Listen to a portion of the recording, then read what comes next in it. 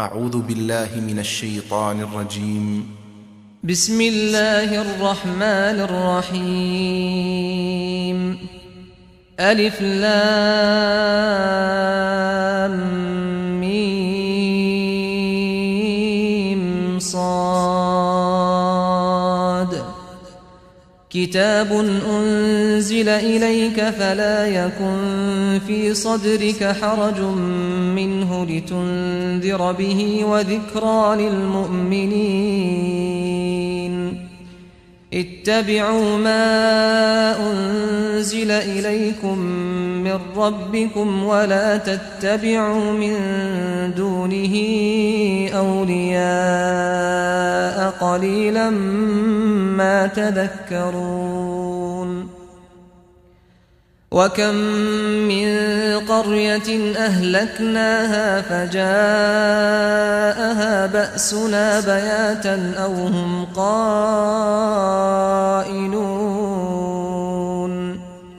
فما كان دعواهم إذ جاءهم بأسنا إلا أن قالوا إنا كنا ظالمين. فلنسألن الذين أرسل إليهم ولنسألن المرسلين. فلنقصن عليهم بعلم وما كنا غائبين. والوزن يومئذ الحق فمن ثقلت موازينه فأولئك هم المفلحون. ومن خفت موازينه فأولئك الذين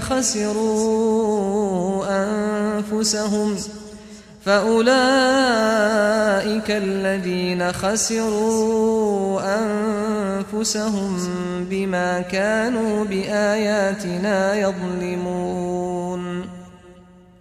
ولقد مكناكم في الأرض وجعلنا لكم فيها معايش قليلا ما تشكرون. ولقد خلقناكم ثم صورناكم ثم قلنا للملائكة اسجدوا لآدم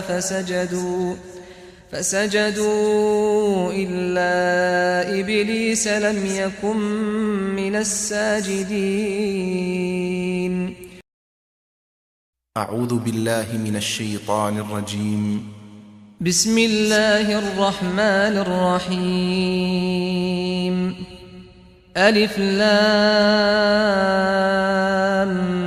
ميم صاد. كتاب أنزل إليك فلا يكن في صدرك حرج منه لتنذر به وذكرى للمؤمنين. اتبعوا ما أنزل إليكم من ربكم ولا تتبعوا من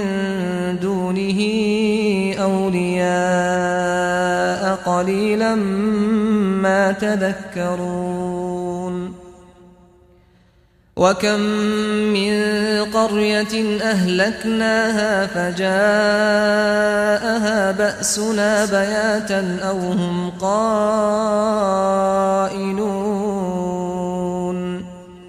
فما كان دعواهم إذ جاءهم بأسنا إلا أن قالوا إنا كنا ظالمين. فلنسألن الذين أرسل إليهم ولنسألن المرسلين. فلنقصن عليهم بعلم وما كنا غائبين. والوزن يومئذ الحق فمن ثقلت موازينه فأولئك هم المفلحون. ومن خفت موازينه فأولئك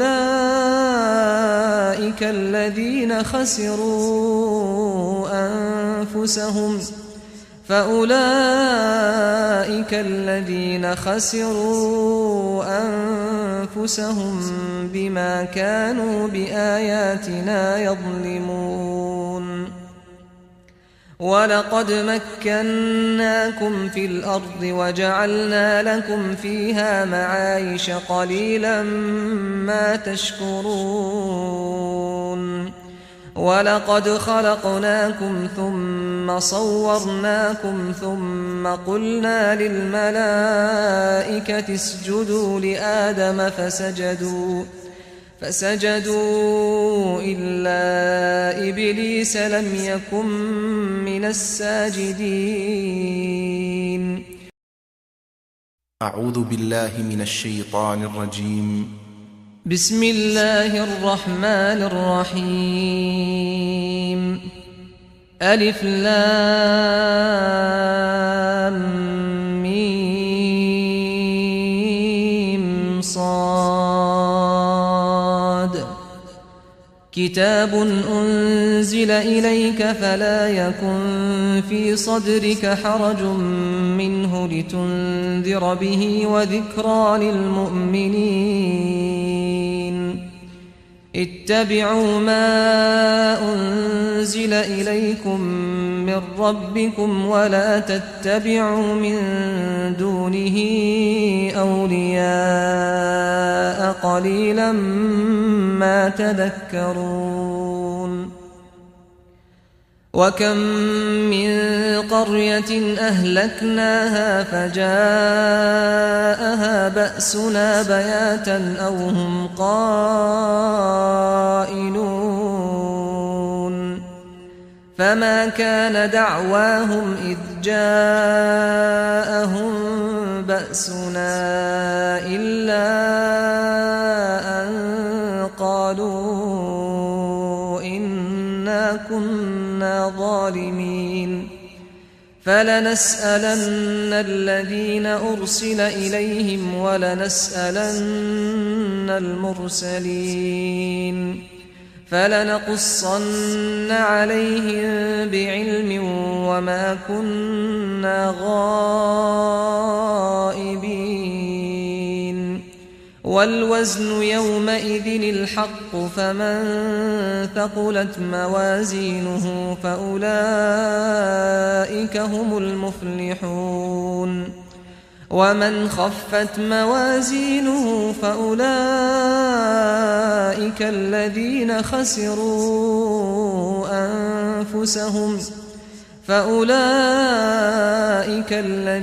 خسروا أنفسهم بما كانوا بآياتنا يظلمون. ولقد مكناكم في الأرض وجعلنا لكم فيها معايش قليلا ما تشكرون. ولقد خلقناكم ثم صورناكم ثم قلنا للملائكة اسجدوا لآدم فسجدوا إلا إبليس لم يكن من الساجدين. أعوذ بالله من الشيطان الرجيم. بسم الله الرحمن الرحيم. ألف لام ميم صاد. كتاب أنزل إليك فلا يكن في صدرك حرج منه لتنذر به وذكرى للمؤمنين. اتبعوا ما أنزل إليكم من ربكم ولا تتبعوا من دونه أولياء قليلا ما تذكرون. وكم من قرية أهلكناها فجاءها بأسنا بياتا أو هم قائلون فما كان دعواهم إذ جاءهم بأسنا إلا أن قالوا إنا كنا ظالمين فلنسألن الذين أرسل إليهم ولنسألن المرسلين فلنقصن عليهم بعلم وما كنا غائبين والوزن يومئذ الحق فمن ثقلت موازينه فأولئك هم المفلحون ومن خفت موازينه فأولئك الذين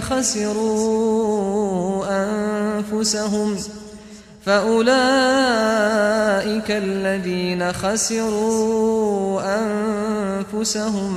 بما كانوا بآياتنا يظلمون ولقد مكناكم في الأرض وجعلنا لكم فيها معايش قليلا ما تشكرون ولقد خلقناكم ثم صورناكم ثم قلنا للملائكة اسجدوا لآدم فسجدوا إلا إبليس لم يكن من الساجدين. أعوذ بالله من الشيطان الرجيم.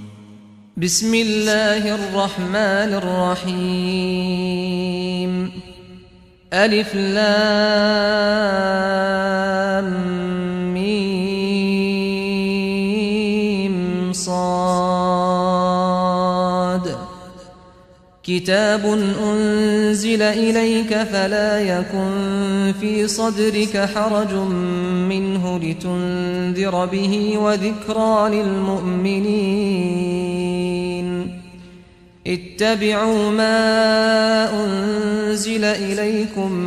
من ربكم ولا تتبعوا من دونه أولياء قليلا ما تذكرون. وكم من قرية أهلكناها فجاءها بأسنا بياتا أو هم قائلون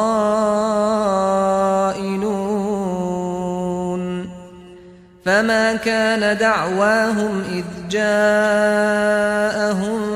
بأسنا إلا أن قالوا إنا كنا ظالمين فلنسألن الذين أرسل إليهم ولنسألن المرسلين فلنقصن عليهم بعلم وما كنا غائبين والوزن يومئذ الحق فمن ثقلت موازينه فأولئك هم المفلحون ومن خفت موازينه فأولئك الذين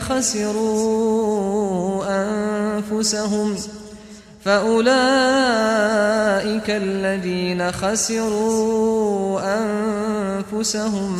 بما كانوا بآياتنا يظلمون. ولقد مكناكم في الأرض وجعلنا لكم فيها معايش قليلا ما تشكرون. ولقد خلقناكم ثم صورناكم ثم قلنا للملائكة اسجدوا لآدم فسجدوا إلا إبليس لم يكن من الساجدين. قال ما منعك ألا تسجد إذ أمرتك؟ قال أنا خير منه خلقتني من نار وخلقته من طين. قال فاهبط منها فما يكون لك أن تتكبر فيها فاخرج إنك من الصاغرين. قال أنظرني إلى يوم يبعثون. قال إنك من المنظرين. قال فبما أغويتني لأقعدن لهم صراطك المستقيم ثم لآتينهم من بين أيديهم ومن خلفهم وعن أيمانهم وعن شمائلهم ولا تجد أكثرهم شاكرين. قال اخرج منها مذءوما مدحورا لمن تبعك منهم لأملأن جهنم منكم أجمعين. ويا آدم اسكن أنت وزوجك الجنة فكلا من حيث شئتما ولا تقربا هذه الشجرة فتكونا من الظالمين. فوسوس لهما الشيطان ليبدي لهما ما وري عنهما من سوآتهما وقال ما نهاكما ربكما عن هذه الشجرة إلا أن تكونا ملكين أو تكونا من الخالدين. وقاسمهما إني لكما لمن الناصحين. فدلاهما بغرور فلما ذاقا الشجرة بدت لهما سوآتهما وطفقا يخصفان عليهما من ورق الجنة وناداهما ربهما ألم أنهكما عن تلكما الشجرة وأقل لكما إن الشيطان لكما عدو مبين. قال ما منعك ألا تسجد إذ أمرتك؟ قال أنا خير منه خلقتني من نار وخلقته من طين. قال فاهبط منها فما يكون لك أن تتكبر فيها فاخرج إنك من الصاغرين. قال أنظرني إلى يوم يبعثون. قال إنك من المنظرين. قال فبما أغويتني لأقعدن لهم صراطك المستقيم ثم لآتينهم من بين أيديهم ومن خلفهم وعن أيمانهم وعن شمائلهم ولا تجد أكثرهم شاكرين. قال اخرج منها مذءوما مدحورا لمن تبعك منهم لأملأن جهنم منكم أجمعين. ويا آدم اسكن أنت وزوجك الجنة فكلا من حيث شئتما ولا تقربا هذه الشجرة فتكونا من الظالمين. فوسوس لهما الشيطان ليبدي لهما ما وري عنهما من سوآتهما وقال ما نهاكما ربكما عن هذه الشجرة إلا أن تكونا ملكين أو تكونا من الخالدين. وقاسمهما إني لكما لمن الناصحين فدلاهما بغرور فلما ذاقا الشجرة بدت لهما سوآتهما وطفقا يخصفان عليهما من ورق الجنة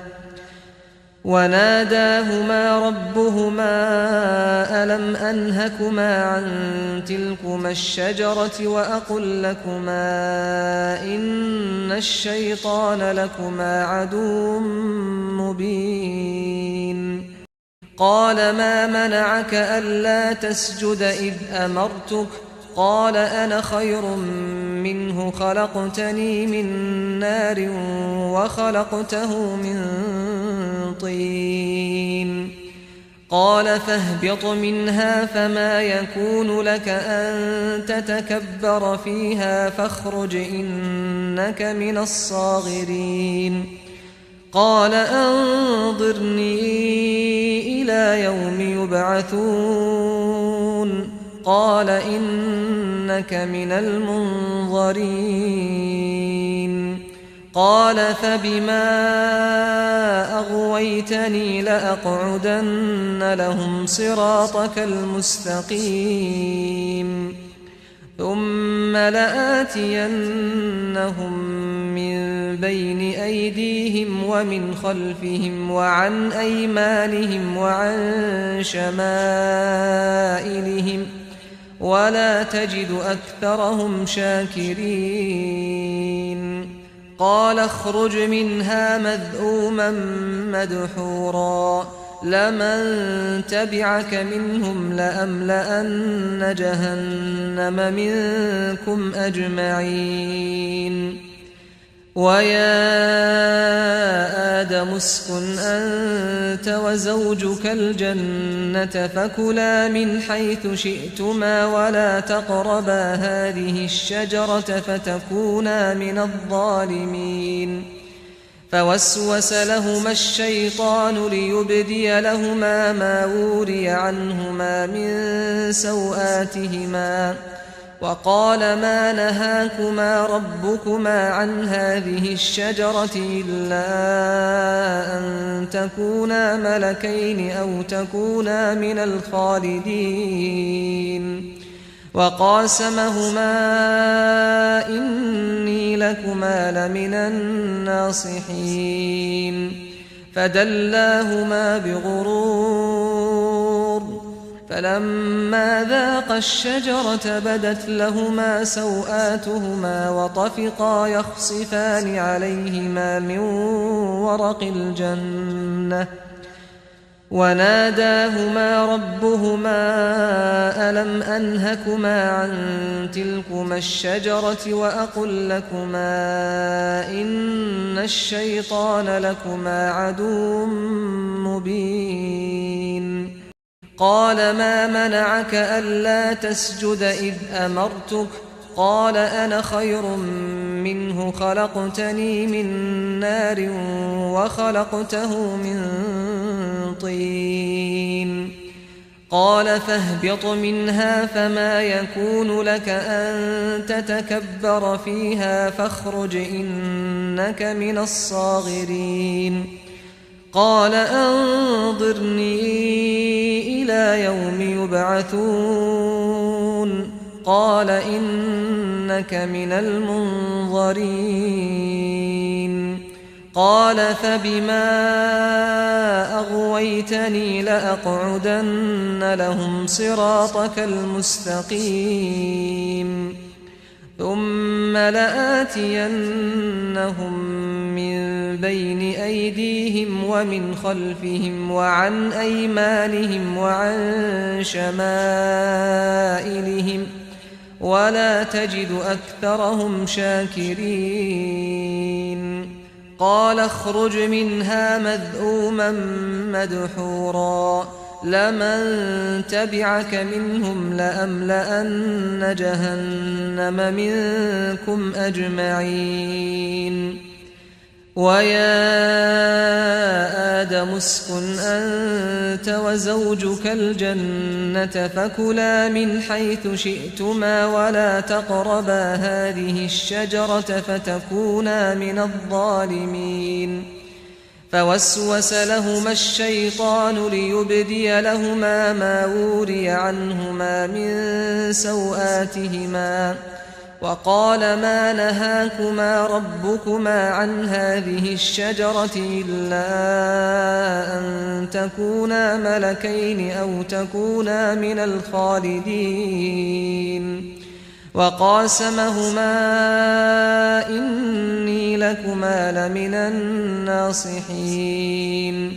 فدلاهما بغرور فلما ذاقا الشجرة بدت لهما سوآتهما وطفقا يخصفان عليهما من ورق الجنة وناداهما ربهما ألم أنهكما عن تلكما الشجرة وأقل لكما إن الشيطان لكما عدو مبين قال ما منعك ألا تسجد إذ أمرتك قال أنا خير منه خلقتني من نار وخلقته من طين قال فاهبط منها فما يكون لك أن تتكبر فيها فاخرج إنك من الصاغرين قال أنظرني إلى يوم يبعثون قال إنك من المنظرين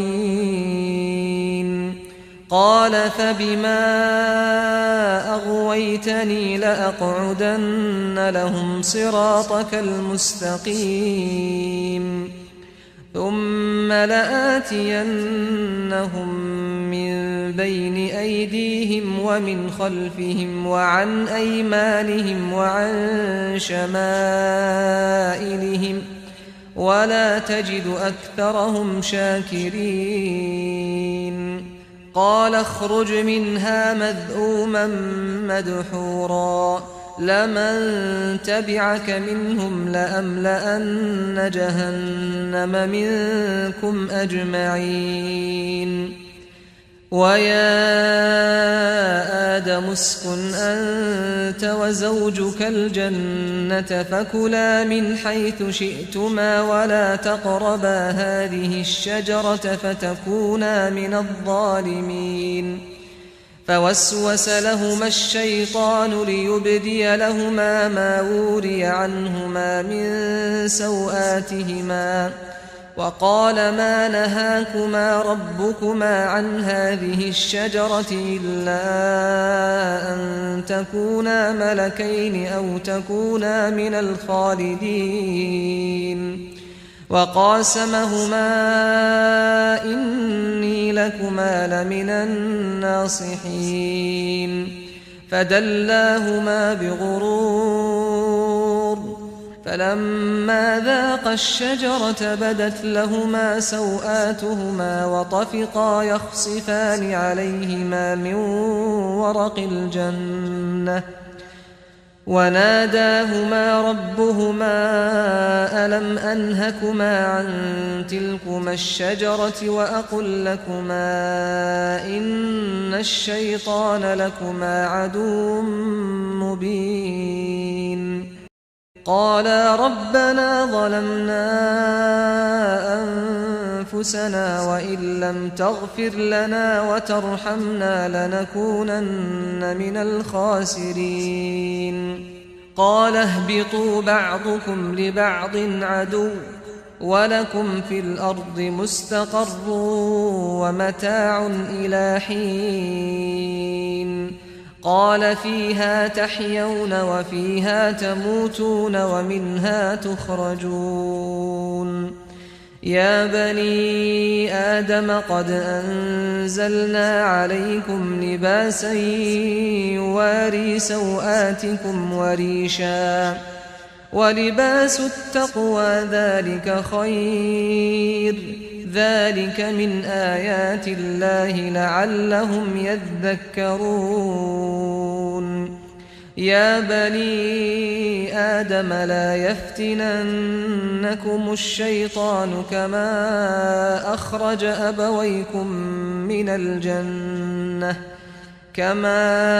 أخرج أبويكم من الجنة ينزع عنهما لباسهما ليريهما سوآتهما إنه يراكم هو وقبيله من حيث لا ترونهم إنا جعلنا الشياطين أولياء للذين لا يؤمنون وإذا فعلوا فاحشة قالوا وجدنا عليها آباءنا والله أمرنا بها قل إن الله لا يأمر بالفحشاء أتقولون على الله ما لا تعلمون قل أمر ربي بالقسط وأقيموا وجوهكم عند كل مسجد وادعوه مخلصين له الدين كما بدأكم تعودون فريقا هدى وفريقا حق عليهم الضلالة إنهم اتخذوا الشياطين أولياء من دون الله ويحسبون أنهم مهتدون قالا ربنا ظلمنا أنفسنا وإن لم تغفر لنا وترحمنا لنكونن من الخاسرين قال اهبطوا بعضكم لبعض عدو ولكم في الأرض مستقر ومتاع إلى حين قال فيها تحيون وفيها تموتون ومنها تخرجون يا بني آدم قد أنزلنا عليكم لباسا يواري سوآتكم وريشا ولباس التقوى ذلك خير ذلك من آيات الله لعلهم يذكرون يا بني آدم لا يفتننكم الشيطان كما أخرج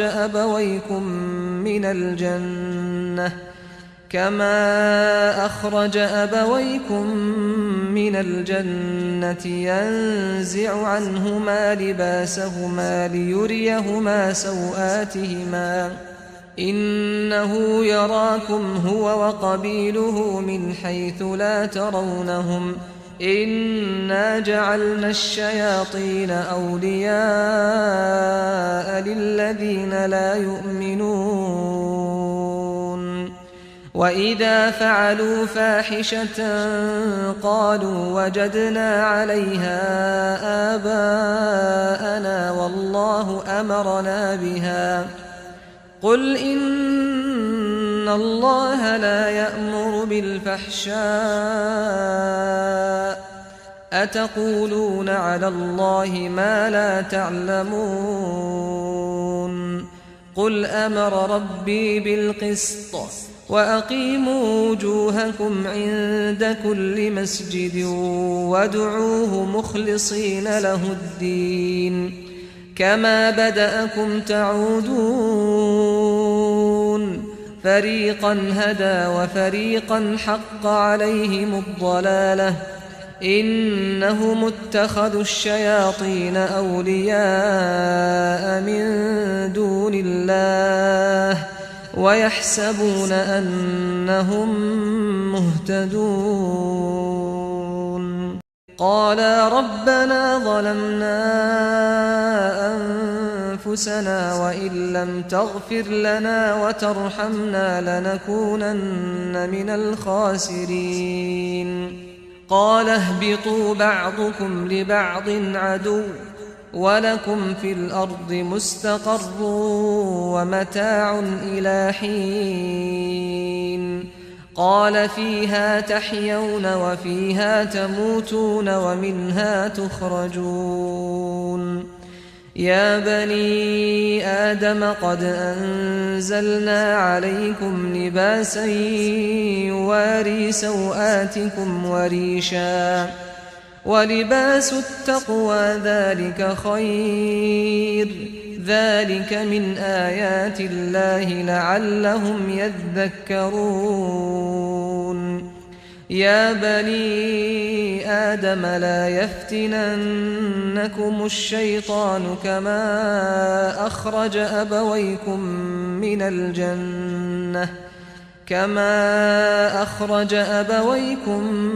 من الجنة ينزع عنهما لباسهما ليريهما سوآتهما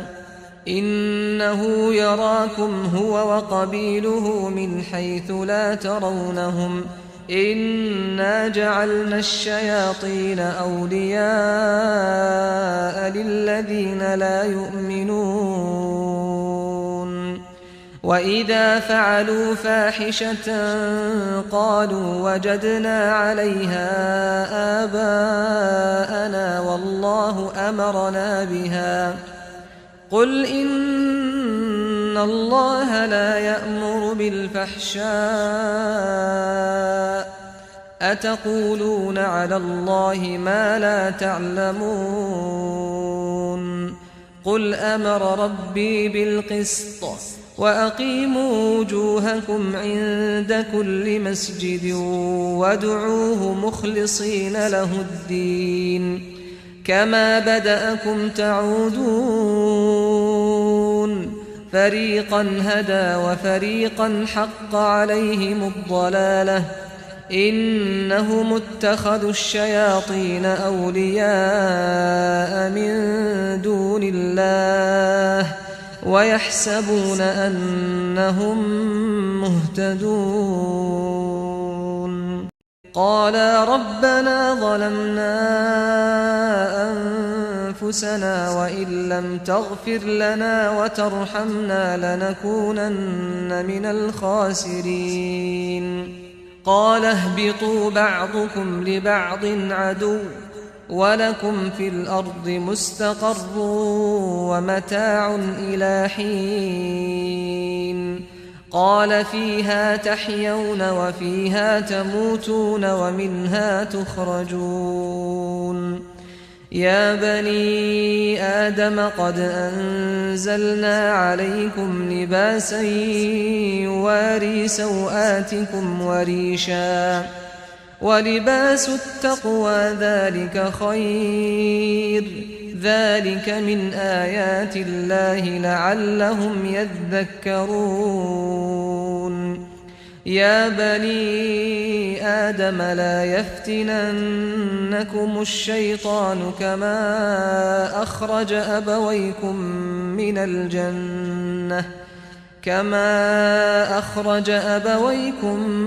من الجنة ينزع عنهما لباسهما ليريهما سوآتهما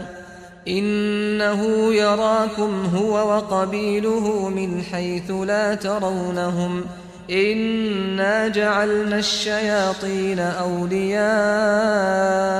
للذين لا يؤمنون وإذا فعلوا فاحشة قالوا وجدنا عليها آباءنا والله أمرنا بها قل إن الله لا يأمر بالفحشاء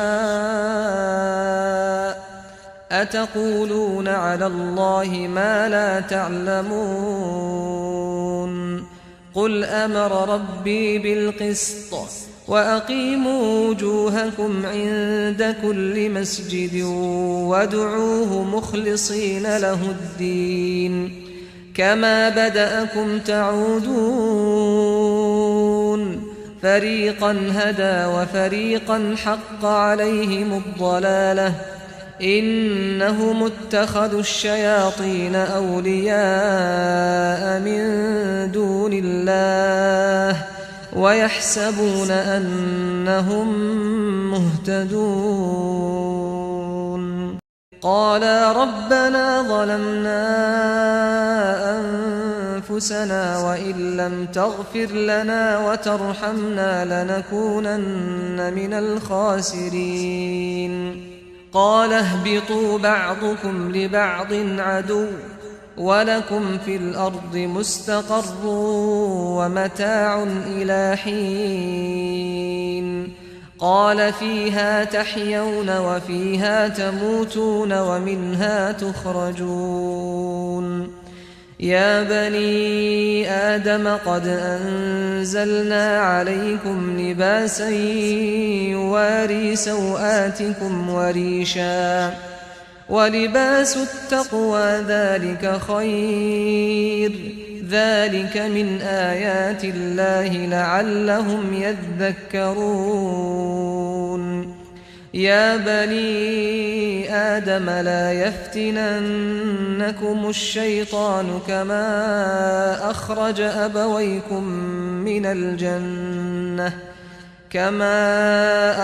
أبويكم من الجنة ينزع عنهما لباسهما ليريهما سوآتهما إنه يراكم هو وقبيله من حيث لا ترونهم إنا جعلنا الشياطين أولياء للذين لا يؤمنون. وإذا فعلوا فاحشة قالوا وجدنا عليها آباءنا والله أمرنا بها. قل إن الله لا يأمر بالفحشاء أتقولون على الله ما لا تعلمون. قل أمر ربي بالقسط وأقيموا وجوهكم عند كل مسجد وادعوه مخلصين له الدين كما بدأكم تعودون. فريقا هدى وفريقا حق عليهم الضلالة إنهم اتخذوا الشياطين أولياء من دون الله ويحسبون أنهم مهتدون. يا بني آدم خذوا زينتكم عند كل مسجد وكلوا واشربوا ولا تسرفوا إنه لا يحب المسرفين. قل من حرم زينة الله التي أخرج لعباده والطيبات من الرزق قل هي للذين آمنوا في الحياة الدنيا خالصة يوم القيامة كذلك نفصل الآيات لقوم يعلمون. قل إنما حرم ربي الفواحش ما ظهر منها وما بطن والإثم والبغي بغير الحق وأن تشركوا بالله ما لم ينزل به سلطانا وأن تقولوا على الله ما لا تعلمون. ولكل أمة أجل فإذا جاء أجلهم لا يستأخرون ساعة ولا يستقدمون. يا بني آدم إما يأتينكم رسل منكم يقصون عليكم آياتي فمن اتقى وأصلح فلا خوف عليهم ولا هم يحزنون. والذين كذبوا بآياتنا واستكبروا عنها أولئك أصحاب النار هم فيها خالدون فمن أظلم ممن افترى على الله كذبا أو كذب بآياته أولئك ينالهم نصيبهم من الكتاب حتى إذا جاءتهم رسلنا يتوفونهم قالوا أين ما كنتم تدعون من دون الله قالوا ضلوا عنا وشهدوا على أنفسهم أنهم كانوا كافرين يا بني آدم خذوا زينتكم عند كل مسجد وكلوا واشربوا ولا تسرفوا إنه لا يحب المسرفين قل من حرم زينة الله التي أخرج لعباده والطيبات من الرزق قل هي للذين آمنوا في الحياة الدنيا خالصة يوم القيامة كذلك نفصل الآيات لقوم يعلمون قل إنما حرم ربي الفواحش ما ظهر منها وما بطن والإثم والبغي بغير الحق وأن تشركوا بالله ما لم ينزل به سلطانا وأن تقولوا على الله ما لا تعلمون ولكل أمة أجل فإذا جاء أجلهم لا يستأخرون ساعة ولا يستقدمون يا بني آدم إما يأتينكم رسل منكم يقصون عليكم آياتي فمن اتقى وأصلح فلا خوف عليهم ولا هم يحزنون والذين كذبوا بآياتنا واستكبروا عنها أولئك أصحاب النار هم فيها خالدون فمن أظلم ممن افترى على الله كذبا أو كذب بآياته أولئك ينالهم نصيبهم من الكتاب حتى إذا جاءتهم رسلنا يتوفونهم قالوا أين ما كنتم تدعون من دون الله قالوا ضلوا عنا وشهدوا على أنفسهم أنهم كانوا كافرين يا بني آدم خذوا زينتكم عند كل مسجد وكلوا واشربوا ولا تسرفوا إنه لا يحب المسرفين قل من حرم زينة الله التي أخرج لعباده والطيبات من الرزق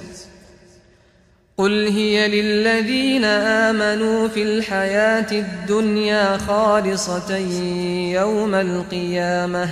كذلك نفصل الآيات لقوم يعلمون قل إنما حرم ربي الفواحش ما ظهر منها وما بطن والإثم والبغي بغير الحق وأن تشركوا بالله ما لم ينزل به سلطانا وأن تقولوا على الله ما لا تعلمون ولكل أمة أجل فإذا جاء أجلهم لا يستأخرون ساعة ولا يستقدمون يا بني آدم إما يأتينكم رسل منكم يقصون عليكم آياتي فمن اتقى وأصلح فلا خوف عليهم ولا هم يحزنون والذين كذبوا بآياتنا واستكبروا عنها أولئك أصحاب النار هم فيها خالدون فمن أظلم ممن افترى على الله كذبا أو كذب بآياته أولئك ينالهم نصيبهم من الكتاب حتى إذا جاءتهم رسلنا يتوفونهم قالوا أين ما كنتم تدعون من دون الله قالوا ضلوا عنا وشهدوا على أنفسهم أنهم كانوا كافرين يا بني آدم خذوا زينتكم عند كل مسجد وكلوا واشربوا ولا تسرفوا إنه لا يحب المسرفين قل من حرم زينة الله التي أخرج لعباده والطيبات من الرزق قل هي للذين آمنوا في الحياة الدنيا خالصة يوم القيامة كذلك نفصل الآيات لقوم يعلمون قل إنما حرم ربي الفواحش ما ظهر منها وما بطن والإثم والبغي بغير الحق وأن تشركوا بالله ما لم ينزل به سلطانا وأن تقولوا على الله ما لا تعلمون ولكل أمة أجل فإذا جاء أجلهم لا يستأخرون ساعة ولا يستقدمون يا بني آدم إما يأتينكم رسل منكم يقصون عليكم آياتي فمن اتقى وأصلح فلا خوف عليهم ولا هم يحزنون والذين كذبوا بآياتنا واستكبروا عنها أولئك أصحاب النار هم فيها خالدون فمن أظلم ممن افترى على الله كذبا أو كذب بآياته أولئك ينالهم نصيبهم من الكتاب حتى إذا جاءتهم رسلنا يتوفونهم قالوا أين ما كنتم تدعون من دون الله قالوا ضلوا عنا وشهدوا على أنفسهم أنهم كانوا كافرين يا بني آدم خذوا زينتكم عند كل مسجد وكلوا واشربوا ولا تسرفوا إنه لا يحب المسرفين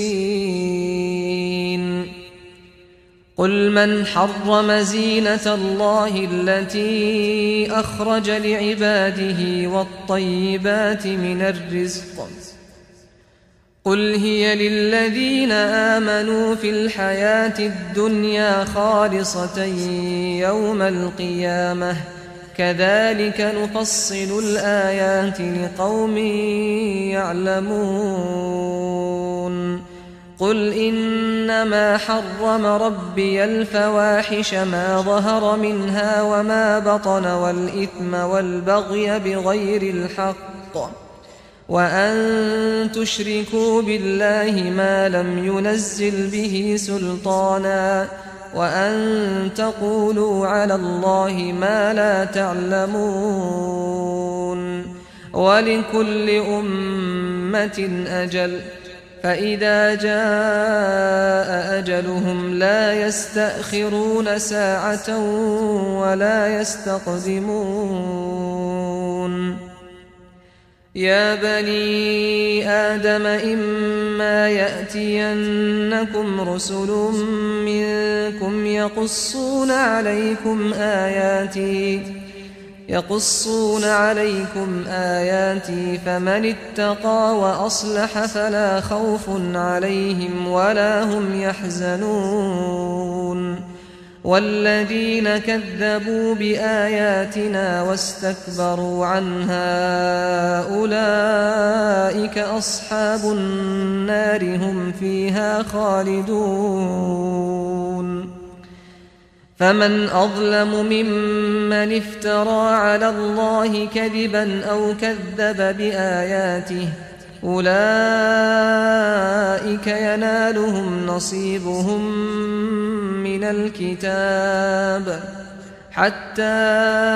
إذا جاءتهم رسلنا يتوفونهم قالوا أين ما كنتم تدعون من دون الله قالوا ضلوا عنا وشهدوا على أنفسهم أنهم كانوا كافرين قال ادخلوا في قد خلت من قبلكم من الجن والإنس في النار كلما دخلت أمة لعنت أختها حتى إذا اداركوا فيها جميعا قالت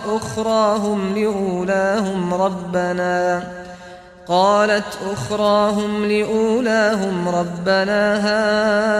هؤلاء أضلونا فآتهم عذابا ضعفا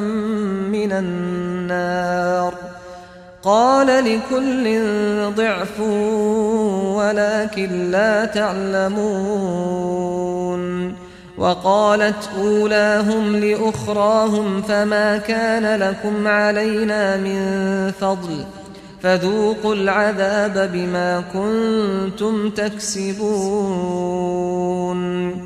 إن الذين كذبوا بآياتنا واستكبروا عنها لا تفتح لهم أبواب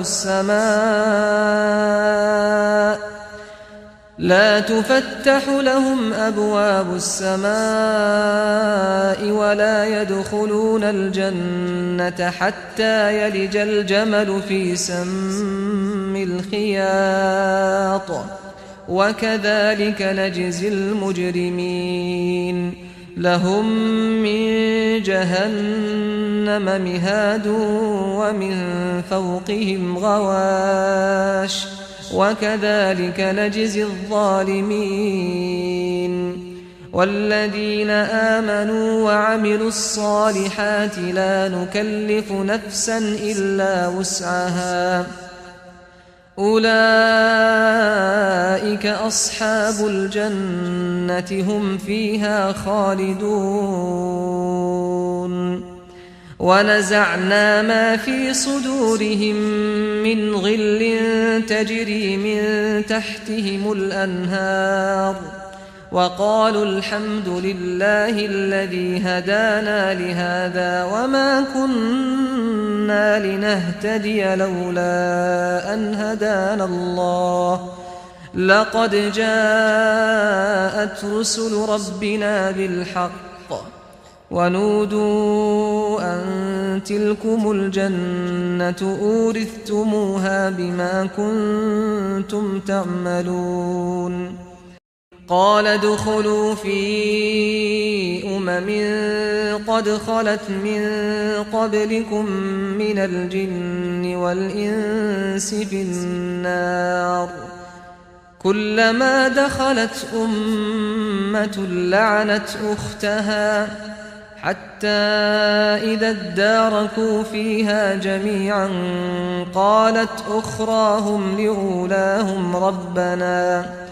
قالت أخراهم لأولاهم ربنا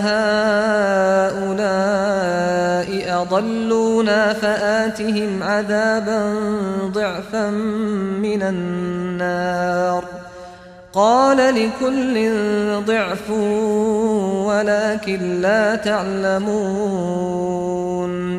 وقالت أولاهم لأخراهم فما كان لكم علينا من فضل فذوقوا العذاب بما كنتم تكسبون إن الذين كذبوا بآياتنا واستكبروا عنها لا تفتح لهم أبواب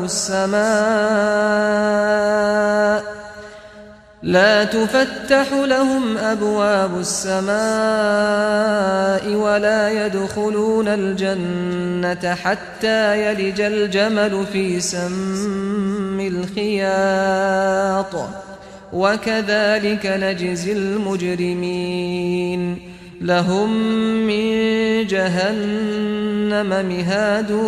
ومن فوقهم غواش وكذلك نجزي الظالمين والذين آمنوا وعملوا الصالحات لا نكلف نفسا إلا وسعها أولئك أصحاب الجنة هم فيها خالدون ونزعنا ما في صدورهم من غل تجري من تحتهم الأنهار وقالوا الحمد لله الذي هدانا لهذا وما كنا لنهتدي لولا أن هدانا الله لقد جاءت رسل ربنا بالحق ونودوا أن تلكم الجنة أورثتموها بما كنتم تعملون قال ادخلوا في قد خلت من قبلكم من الجن والإنس في النار كلما دخلت أمة لعنت أختها حتى إذا اداركوا فيها جميعا قالت أخراهم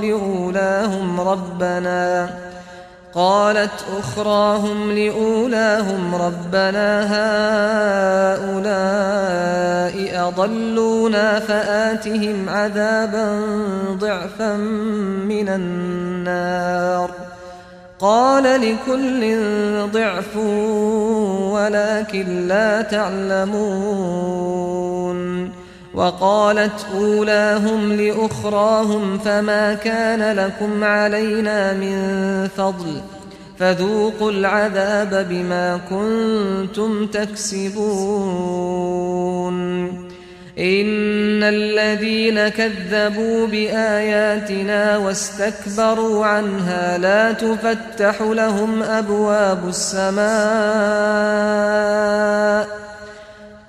تفتح لهم أبواب السماء ولا يدخلون الجنة حتى يلج الجمل في سم الخياط وكذلك نجزي المجرمين لهم من جهنم مهاد ومن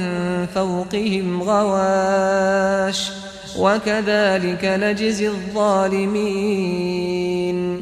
والذين آمنوا وعملوا الصالحات لا نكلف نفسا إلا وسعها أولئك أصحاب الجنة هم فيها خالدون ونزعنا ما في صدورهم من غل تجري من تحتهم الأنهار وقالوا الحمد لله الذي هدانا لهذا وما كنا لنهتدي لولا أن هدانا الله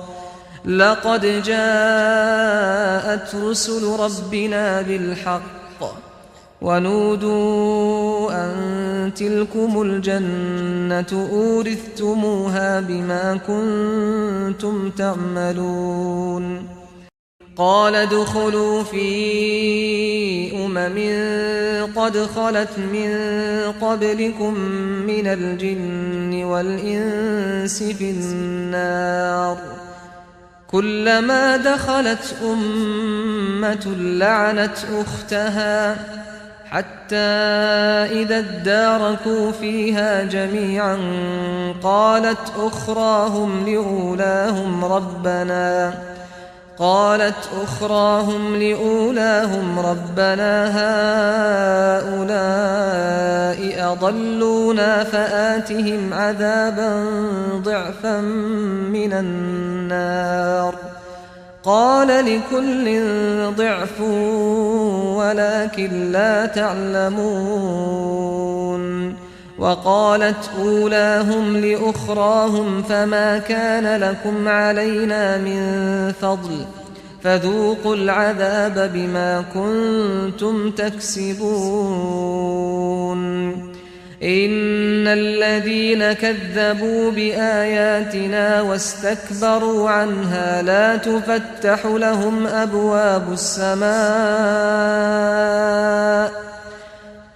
تفتح لهم أبواب السماء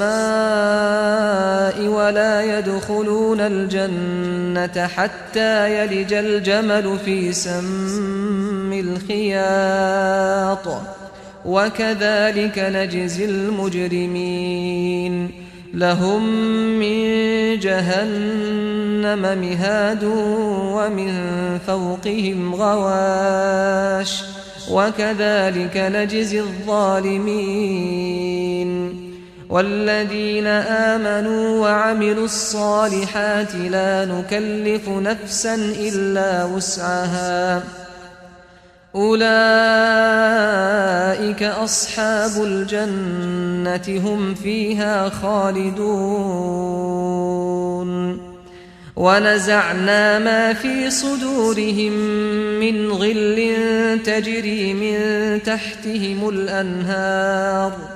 وقالوا الحمد لله الذي هدانا لهذا وما كنا لنهتدي لولا أن هدانا الله لقد جاءت رسل ربنا بالحق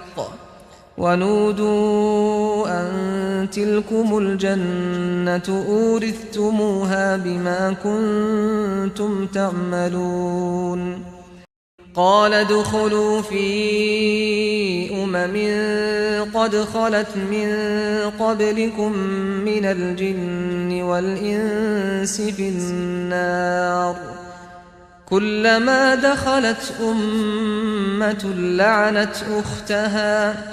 حتى إذا اداركوا فيها جميعا قالت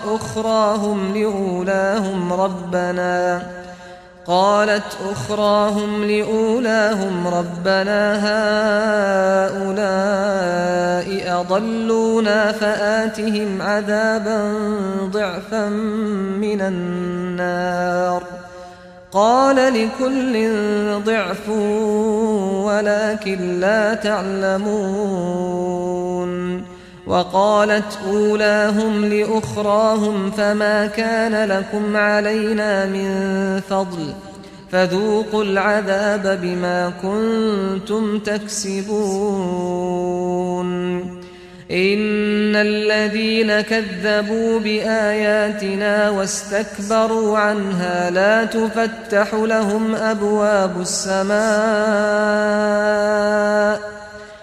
لا تفتح لهم أبواب السماء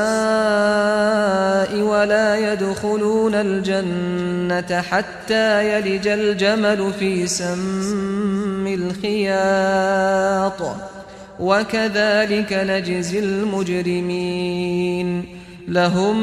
من جهنم مهاد ومن فوقهم غواش وكذلك نجزي الظالمين والذين آمنوا وعملوا الصالحات لا نكلف نفسا إلا وسعها أولئك أصحاب الجنة هم فيها خالدون ونزعنا ما في صدورهم من غل تجري من تحتهم الأنهار وقالوا الحمد لله الذي هدانا لهذا وما كنا لنهتدي لولا أن هدانا الله لقد جاءت رسل ربنا بالحق ونودوا أن تلكم الجنة أورثتموها بما كنتم تعملون ونادى أصحاب الجنة أصحاب النار أن قد وجدنا ما وعدنا ربنا حقا فهل وجدتم ما وعد ربكم حقا قالوا نعم فأذن مؤذن بينهم اللعنة الله على الظالمين الذين يصدون عن سبيل الله ويبغونها عوجا وهم بالآخرة كافرون وبينهما حجاب وعلى الأعراف رجال يعرفون كلا بسيماهم ونادوا أصحاب الجنة أن سلام عليكم لم يدخلوها وهم يطمعون وإذا صرفت أبصارهم تلقاء أصحاب النار قالوا ربنا لا تجعلنا مع القوم الظالمين ونادى أصحاب الأعراف رجالا يعرفونهم بسيماهم قالوا ما أغنى عنكم جمعكم وما كنتم تستكبرون أهؤلاء الذين أقسمتم لا ينالهم الله برحمة ادخلوا الجنة لا خوف عليكم ولا أنتم تحزنون ونادى أصحاب النار أصحاب الجنة أن أفيضوا علينا من الماء أو مما رزقكم الله قالوا إن الله حرمهما على الكافرين الذين اتخذوا دينهم لهوا ولعبا وغرتهم الحياة الدنيا فاليوم ننساهم كما نسوا لقاء يومهم هذا وما كانوا بآياتنا يجحدون ونادى أصحاب الجنة أصحاب النار أن قد وجدنا ما وعدنا ربنا حقا فهل وجدتم ما وعد ربكم حقا قالوا نعم فأذن مؤذن بينهم اللعنة الله على الظالمين الذين يصدون عن سبيل الله ويبغونها عوجا وهم بالآخرة كافرون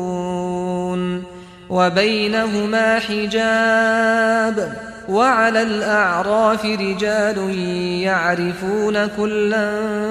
بسيماهم ونادوا أصحاب الجنة أن سلام عليكم لم يدخلوها وهم يطمعون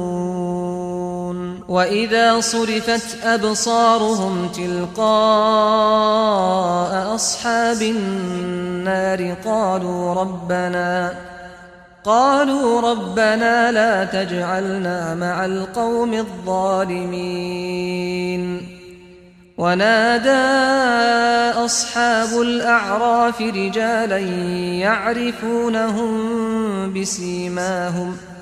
قالوا ما أغنى عنكم جمعكم وما كنتم تستكبرون أهؤلاء الذين أقسمتم لا ينالهم الله برحمة ادخلوا الجنة لا خوف عليكم ولا أنتم تحزنون ونادى أصحاب النار أصحاب الجنة أن أفيضوا علينا من الماء أو مما رزقكم الله قالوا إن الله حرمهما على الكافرين الذين اتخذوا دينهم لهوا ولعبا وغرتهم الحياة الدنيا فاليوم ننساهم كما نسوا لقاء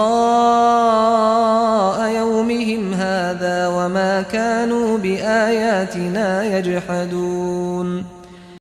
ونادى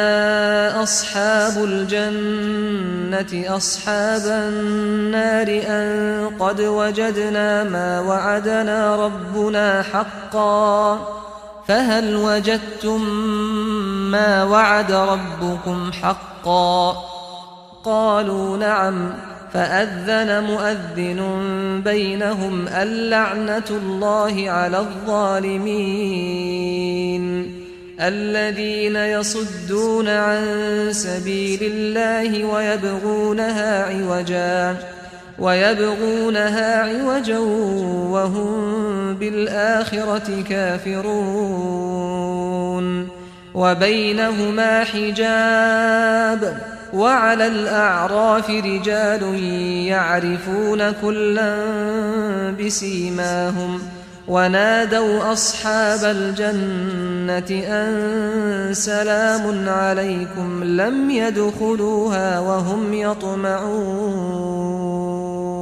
وإذا صرفت أبصارهم تلقاء أصحاب النار قالوا ربنا لا تجعلنا مع القوم الظالمين ونادى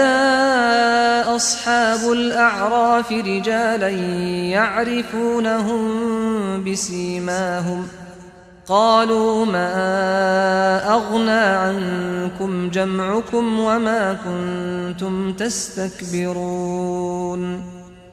أهؤلاء الذين أقسمتم لا ينالهم الله برحمة ادخلوا الجنة لا خوف عليكم ولا أنتم تحزنون ونادى أصحاب النار أصحاب الجنة أن أفيضوا علينا من الماء أو مما رزقكم الله. قالوا إن الله حرمهما على الكافرين. الذين اتخذوا دينهم لهوا ولعبا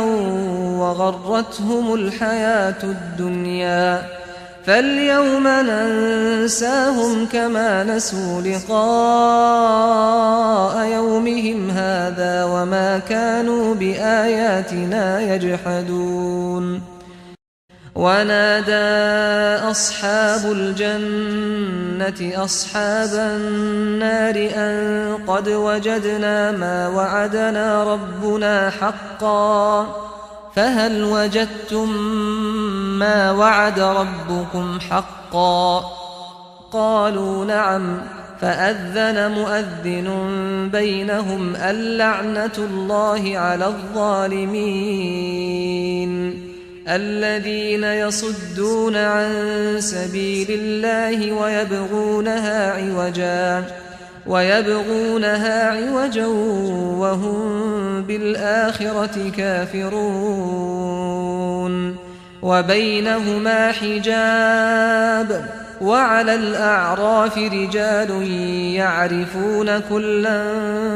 بسيماهم ونادوا أصحاب الجنة أن سلام عليكم لم يدخلوها وهم يطمعون. وإذا صرفت أبصارهم تلقاء أصحاب النار قالوا ربنا لا تجعلنا مع القوم الظالمين. ونادى أصحاب الأعراف رجالا يعرفونهم بسيماهم قالوا ما أغنى عنكم جمعكم وما كنتم تستكبرون أهؤلاء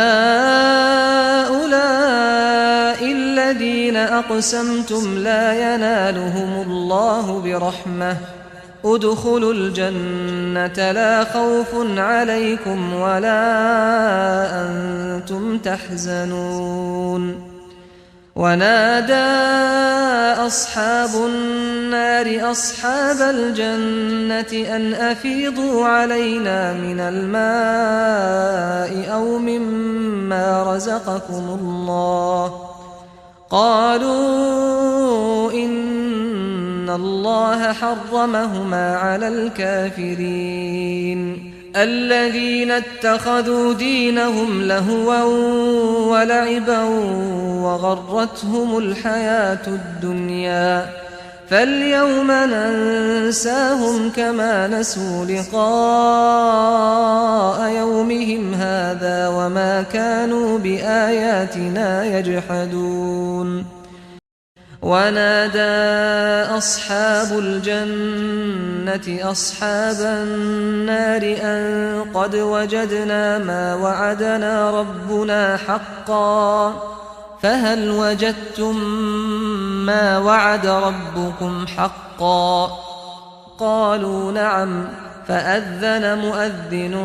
بينهم اللعنة الله على الظالمين الذين يصدون عن سبيل الله ويبغونها عوجا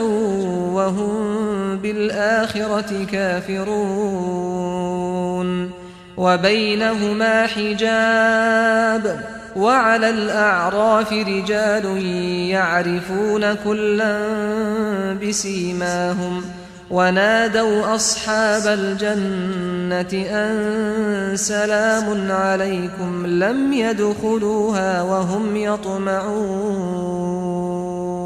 وإذا صرفت أبصارهم تلقاء أصحاب النار قالوا ربنا لا تجعلنا مع القوم الظالمين. ونادى أصحاب الأعراف رجالا يعرفونهم بسيماهم قالوا ما أغنى عنكم جمعكم وما كنتم تستكبرون أهؤلاء الذين أقسمتم لا ينالهم الله برحمة ادخلوا الجنة لا خوف عليكم ولا أنتم تحزنون ونادى أصحاب النار أصحاب الجنة أن أفيضوا علينا من الماء أو مما رزقكم الله قالوا إن الله حرمهما على الكافرين الذين اتخذوا دينهم لهوا ولعبا وغرتهم الحياة الدنيا فاليوم ننساهم كما نسوا لقاء يومهم هذا وما كانوا بآياتنا يجحدون ولقد جئناهم بكتاب فصلناه على علم هدى ورحمة لقوم يؤمنون هل ينظرون إلا تأويله يوم يأتي تأويله يقول الذين نسوه من قبل قد جاءت رسل ربنا بالحق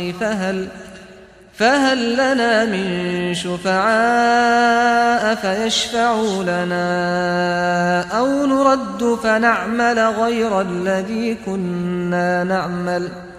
قد خسروا أنفسهم وضل عنهم ما كانوا يفترون إن ربكم الله الذي خلق السماوات والأرض في 6 أيام ثم استوى على العرش يغشي الليل النهار يطلبه حثيثا والشمس والقمر والنجوم مسخرات بأمره ألا له الخلق والأمر تبارك الله رب العالمين ادعوا ربكم تضرعا وخفية إنه لا يحب المعتدين ولا تفسدوا في الأرض بعد إصلاحها وادعوه خوفا وطمعا إن رحمة الله قريب من المحسنين وهو الذي يرسل الرياح بشرا بين يدي رحمته حتى إذا أقلت سحابا ثقالا سقناه لبلد ميت فأنزلنا به الماء فأخرجنا به من كل الثمرات كذلك نخرج الموتى لعلكم تذكرون ولقد جئناهم بكتاب فصلناه على علم هدى ورحمة لقوم يؤمنون هل ينظرون إلا تأويله يوم يأتي تأويله يقول الذين نسوه من قبل قد جاءت رسل ربنا بالحق فهل لنا من شفعاء فيشفعوا لنا أو نرد فنعمل غير الذي كنا نعمل قد خسروا أنفسهم وضل عنهم ما كانوا يفترون إن ربكم الله الذي خلق السماوات والأرض في 6 أيام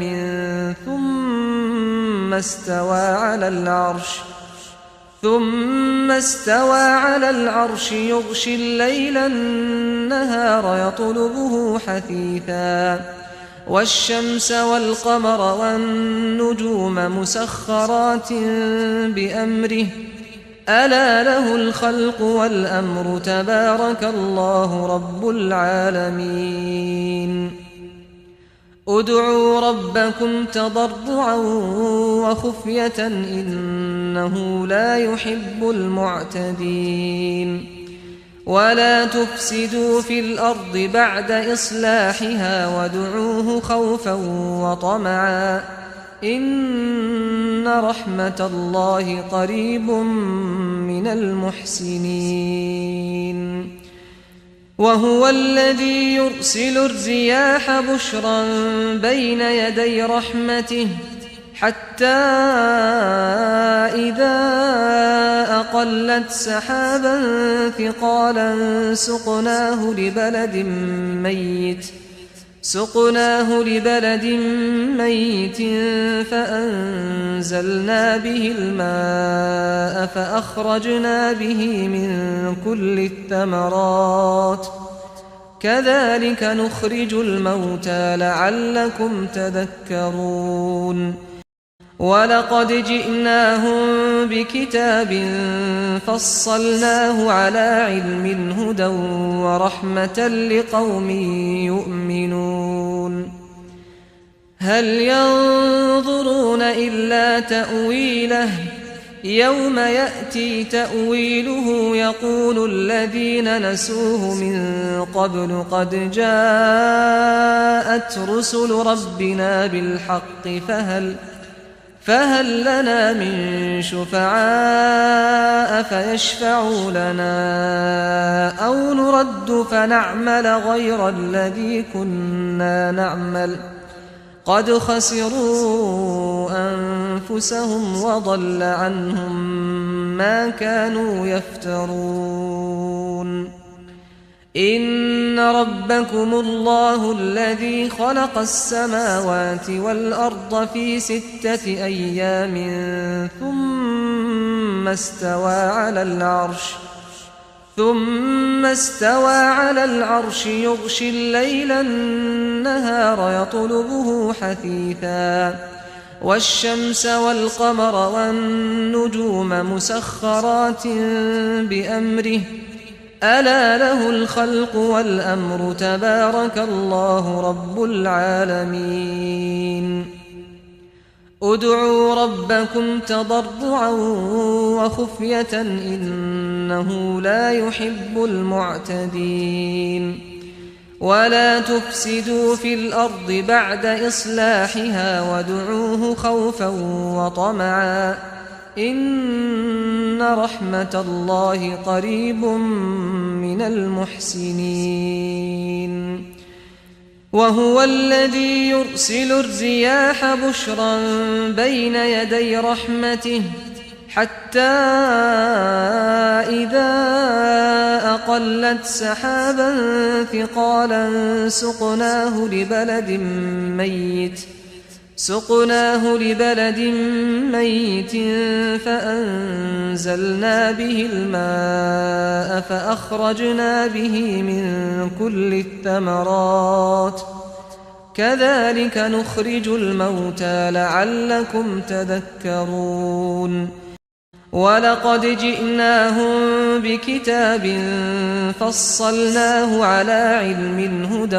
ورحمة لقوم يؤمنون هل ينظرون إلا تأويله يوم يأتي تأويله يقول الذين نسوه من قبل قد جاءت رسل ربنا بالحق فهل لنا من شفعاء فيشفعوا لنا أو نرد فنعمل غير الذي كنا نعمل قد خسروا أنفسهم وضل عنهم ما كانوا يفترون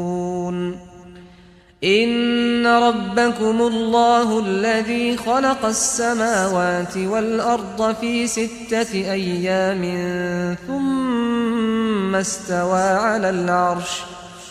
ثم استوى على العرش يغشي الليل النهار يطلبه حثيثا والشمس والقمر والنجوم مسخرات بأمره ألا له الخلق والأمر تبارك الله رب العالمين ادعوا ربكم تضرعا وخفية إنه لا يحب المعتدين ولا تفسدوا في الأرض بعد إصلاحها وادعوه خوفا وطمعا إن رحمة الله قريب من المحسنين وهو الذي يرسل الرياح بشرا بين يدي رحمته حتى إذا أقلت سحابا ثقالا سقناه لبلد ميت فأنزلنا به الماء فأخرجنا به من كل الثمرات كذلك نخرج الموتى لعلكم تذكرون ولقد جئناهم بكتاب فصلناه على علم هدى ورحمة لقوم يؤمنون هل ينظرون إلا تأويله يوم يأتي تأويله يقول الذين نسوه من قبل قد جاءت رسل ربنا بالحق فهل لنا من شفعاء فيشفعوا لنا أو نرد فنعمل غير الذي كنا نعمل قد خسروا أنفسهم وضل عنهم ما كانوا يفترون إن ربكم الله الذي خلق السماوات والأرض في 6 أيام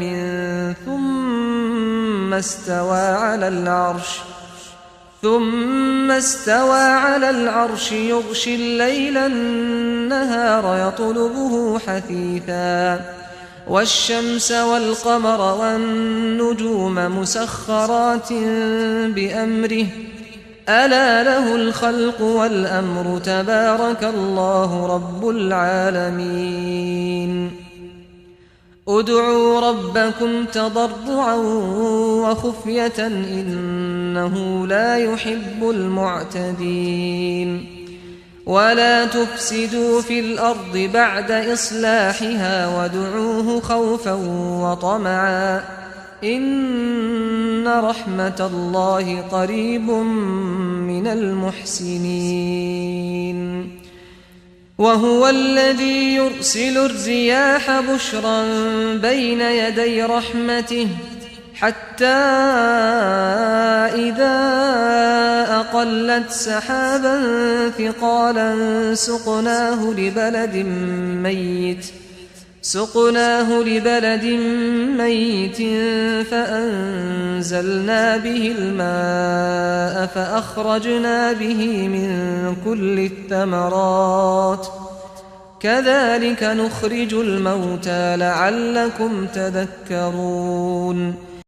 والبلد الطيب يخرج نباته بإذن ربه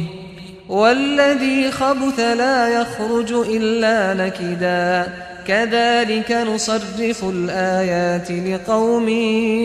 يشكرون لقد أرسلنا نوحا إلى قومه فقال يا قوم اعبدوا الله ما لكم من إله غيره إني أخاف عليكم عذاب يوم عظيم قال الملأ من قومه إنا لنراك في ضلال مبين قال يا قوم ليس بي ضلالة ولكني رسول من رب العالمين أبلغكم رسالات ربي وأنصح لكم وأعلم من الله ما لا تعلمون أوعجبتم أن جاءكم ذكر من ربكم على رجل منكم لينذركم ولتتقوا ولعلكم ترحمون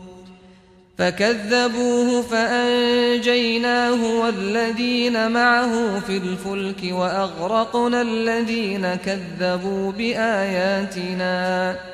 إنهم كانوا قوما عمين وإلى عاد أخاهم هودا قال يا قوم اعبدوا الله ما لكم من إله غيره أفلا تتقون قال الملأ الذين كفروا من قومه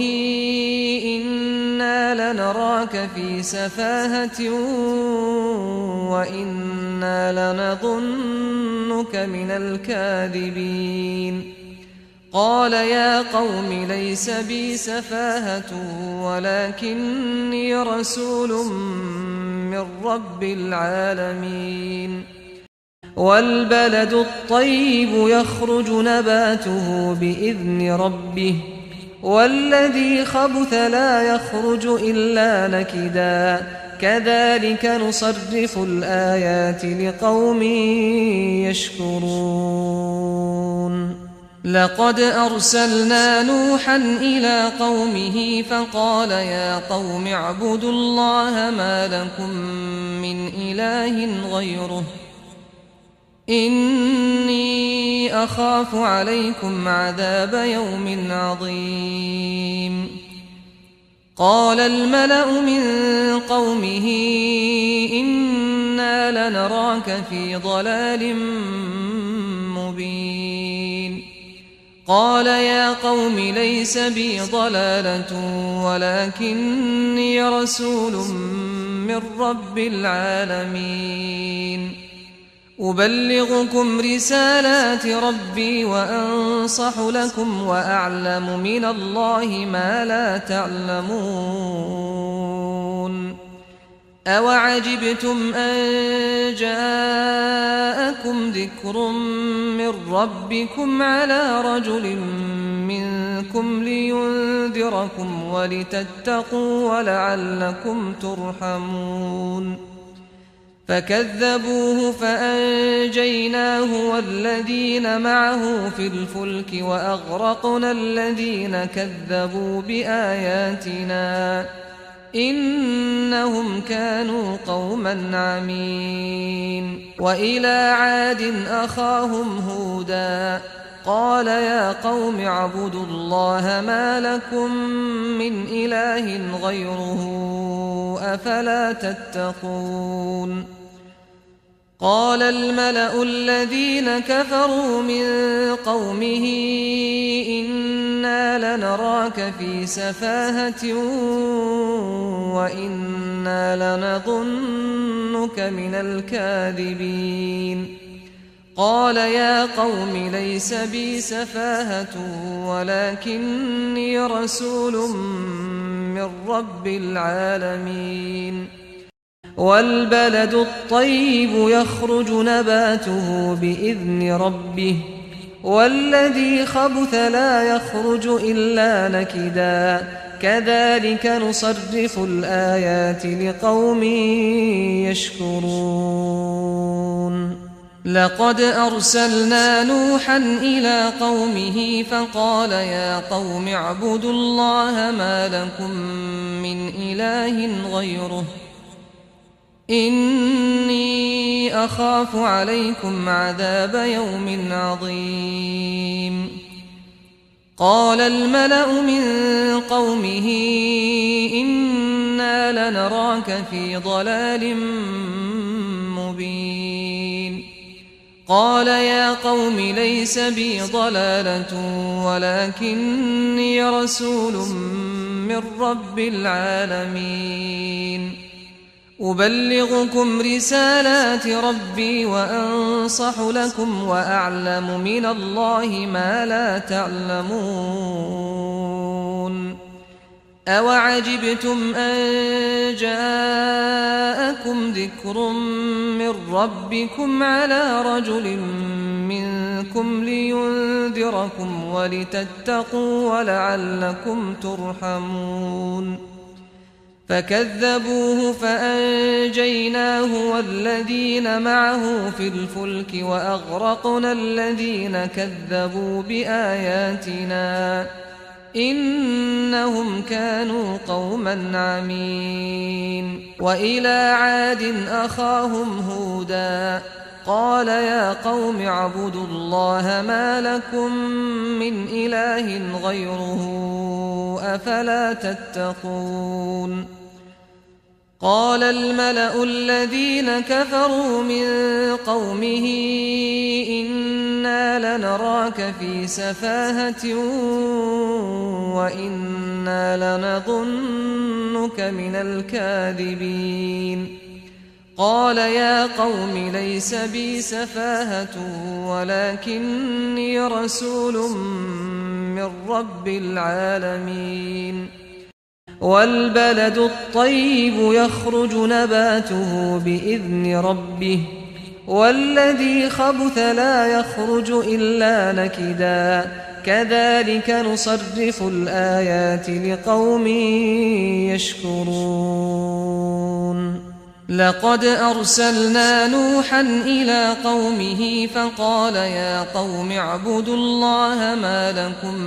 من إله غيره إني أخاف عليكم عذاب يوم عظيم قال الملأ من قومه إنا لنراك في ضلال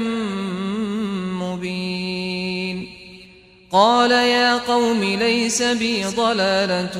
ولكني رسول من رب العالمين أبلغكم رسالات ربي وأنصح لكم وأعلم من الله ما لا تعلمون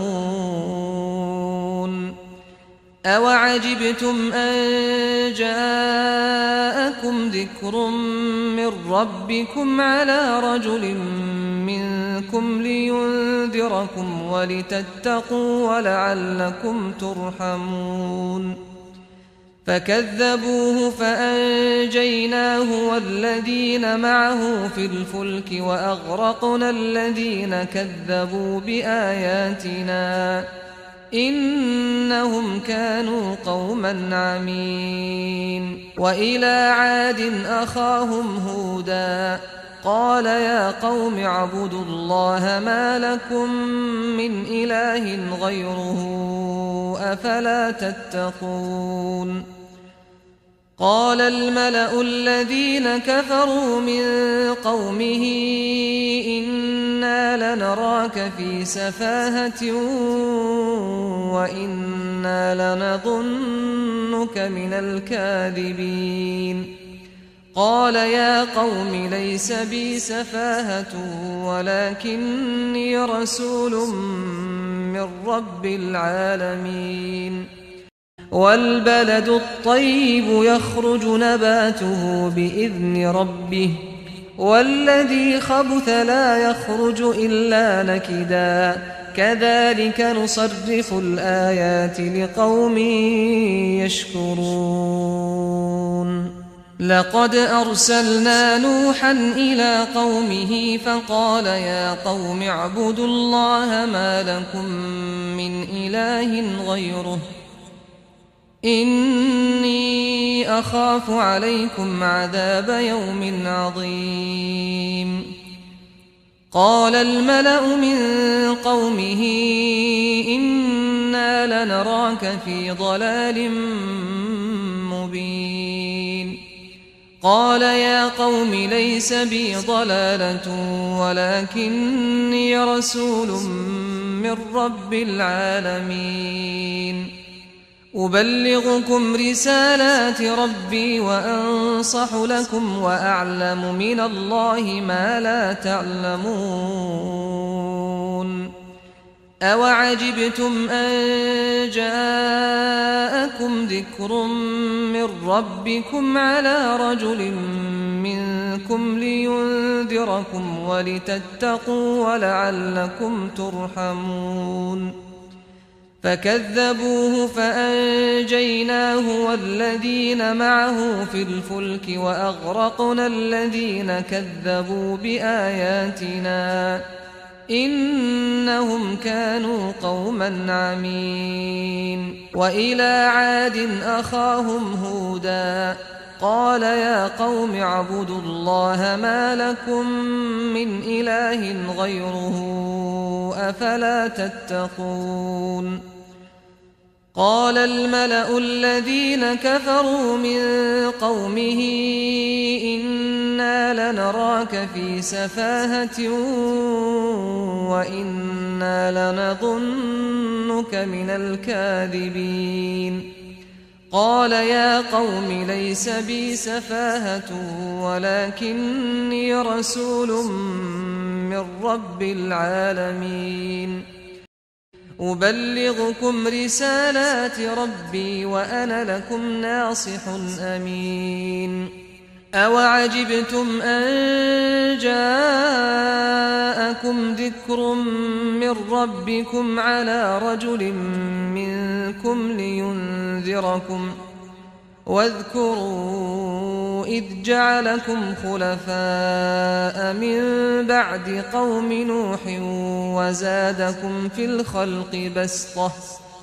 فاذكروا آلاء الله لعلكم تفلحون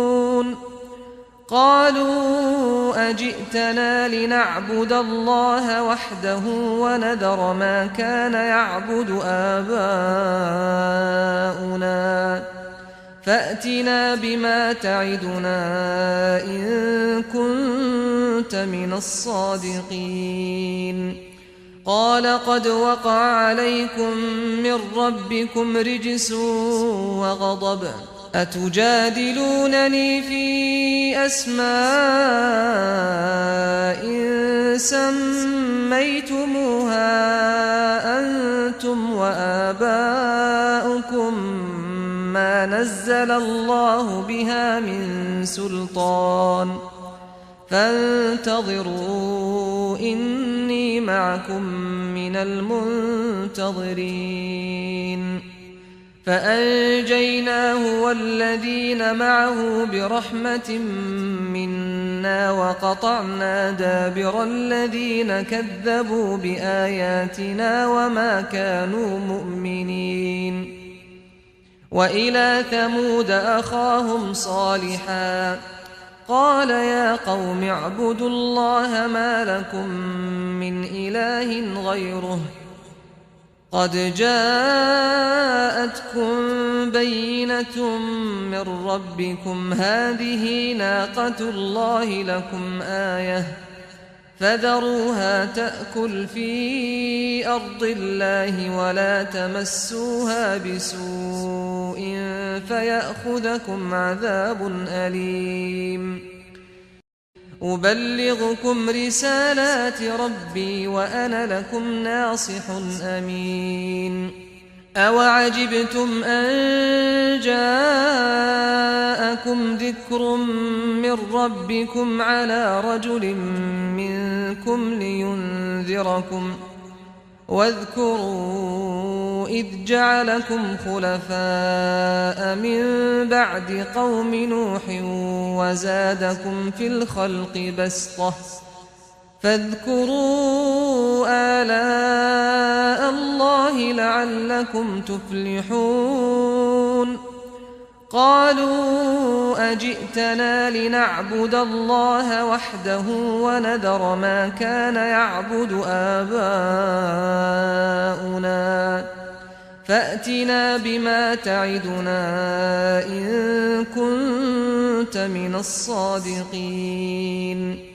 قال قد وقع عليكم من ربكم رجس وغضب أتجادلونني في أسماء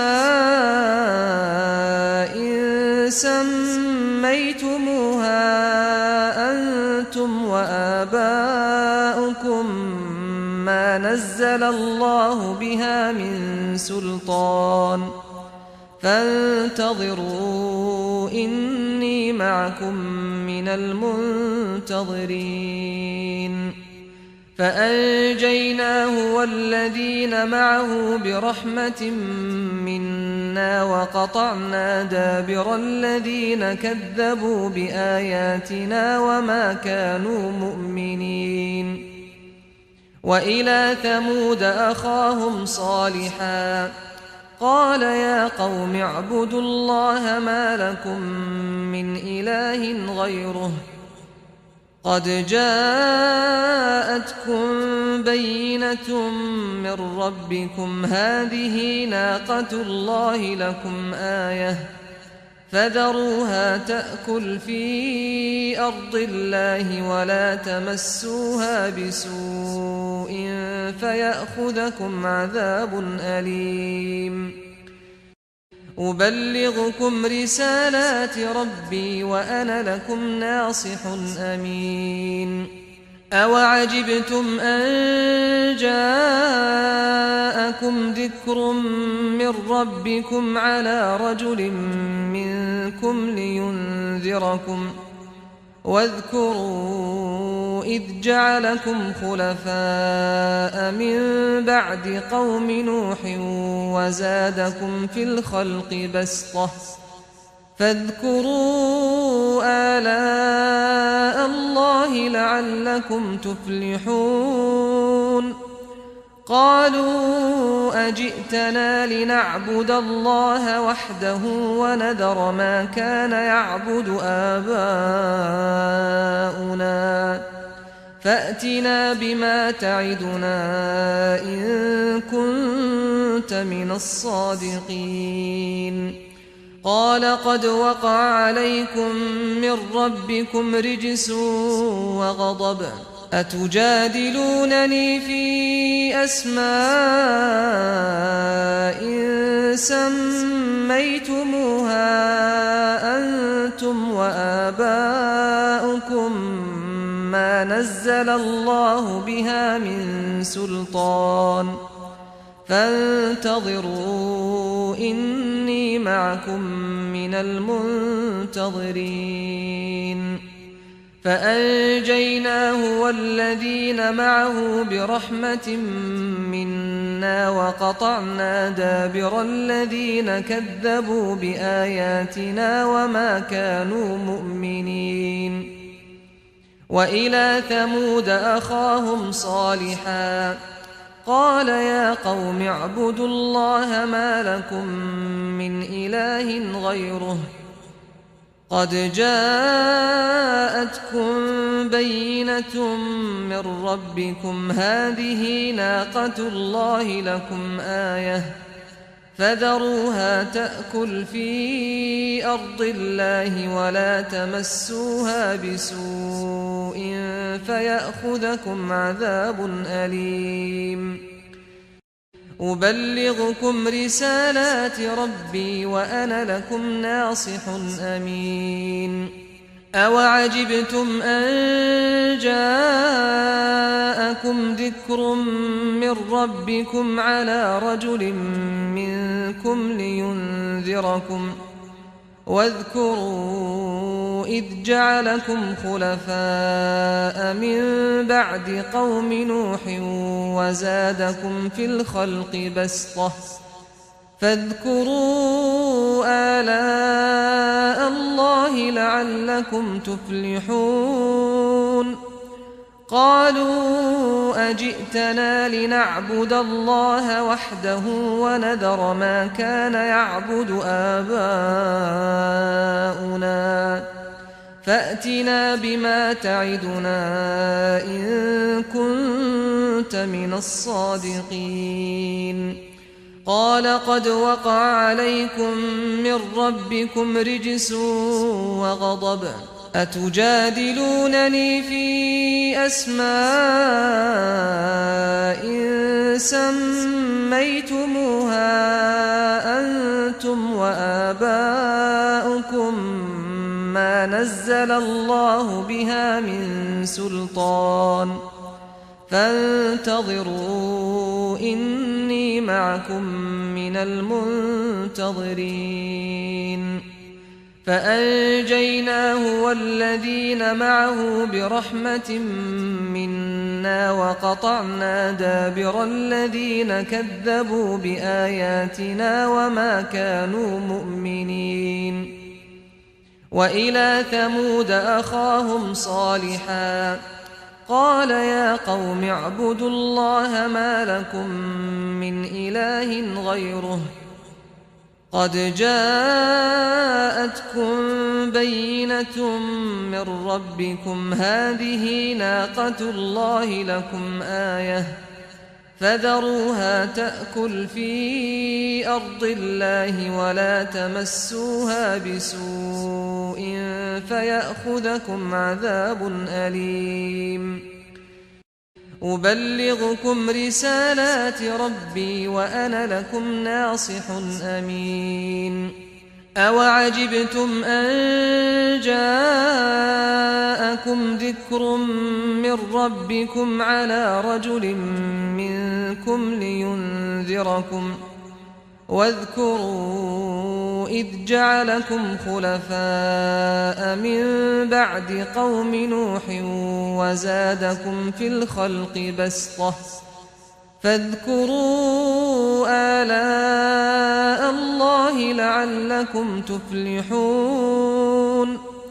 قالوا أجئتنا لنعبد الله وحده ونذر ما كان يعبد آباؤنا فأتنا بما تعدنا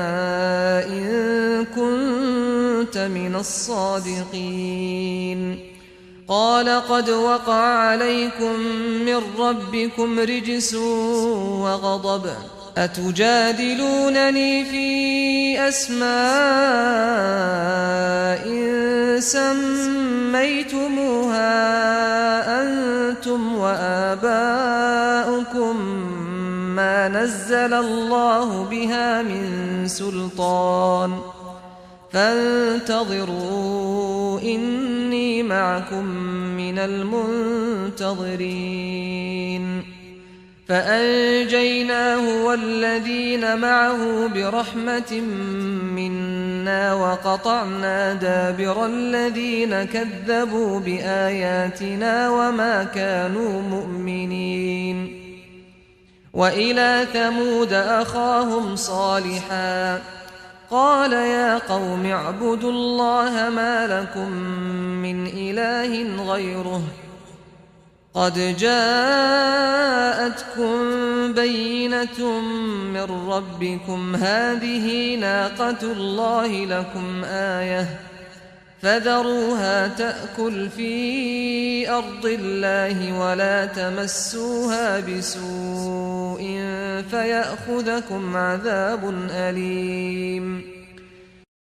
واذكروا إذ جعلكم خلفاء من بعد عاد وبوأكم في الأرض تتخذون من سهولها قصورا وتنحتون الجبال بيوتا فاذكروا آلاء الله ولا تعثوا في الأرض مفسدين قال الملأ الذين استكبروا من قومه للذين استضعفوا لمن آمن منهم أتعلمون أن صالحا مرسل من ربه قالوا إنا بما أرسل به مؤمنون قال الذين استكبروا إنا بالذي آمنتم به كافرون فعقروا الناقة وعتوا عن أمر ربهم وقالوا يا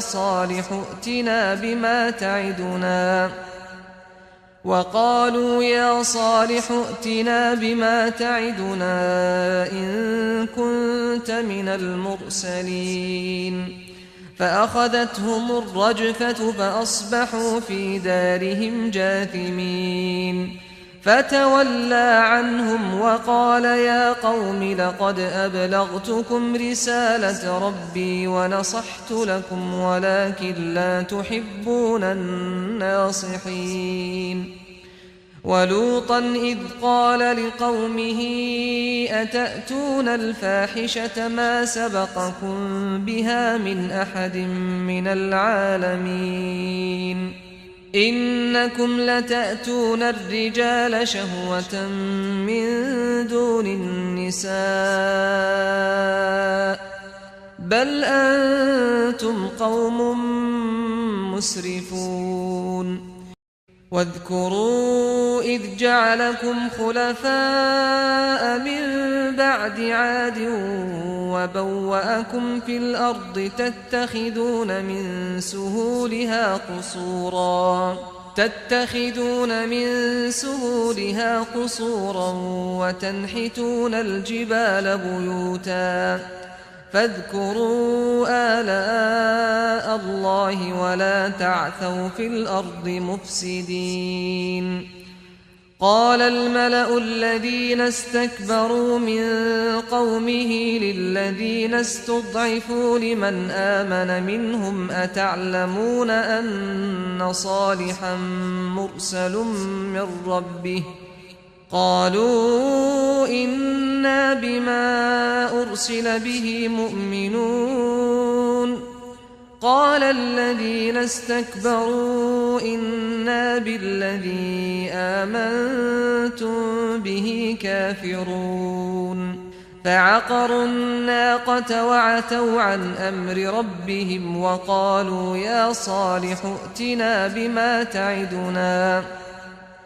وقالوا يا صالح ائتنا بما تعدنا إن كنت من المرسلين فأخذتهم الرجفة فأصبحوا في دارهم جاثمين فتولى عنهم وقال يا قوم لقد أبلغتكم رسالة ربي ونصحت لكم ولكن لا تحبون الناصحين ولوطا إذ قال لقومه أتأتون الفاحشة ما سبقكم بها من أحد من العالمين إنكم لتأتون الرجال شهوة من دون النساء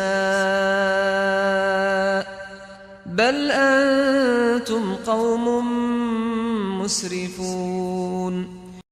واذكروا إذ جعلكم خلفاء من بعد عاد وبوأكم في الأرض تتخذون من سهولها قصورا وتنحتون الجبال بيوتا فاذكروا آلاء الله ولا تعثوا في الأرض مفسدين قال الملأ الذين استكبروا من قومه للذين استضعفوا لمن آمن منهم أتعلمون أن صالحا مرسل من ربه قالوا إنا بما أرسل به مؤمنون قال الذين استكبروا إنا بالذي آمنتم به كافرون فعقروا الناقة وعتوا عن أمر ربهم وقالوا يا صالح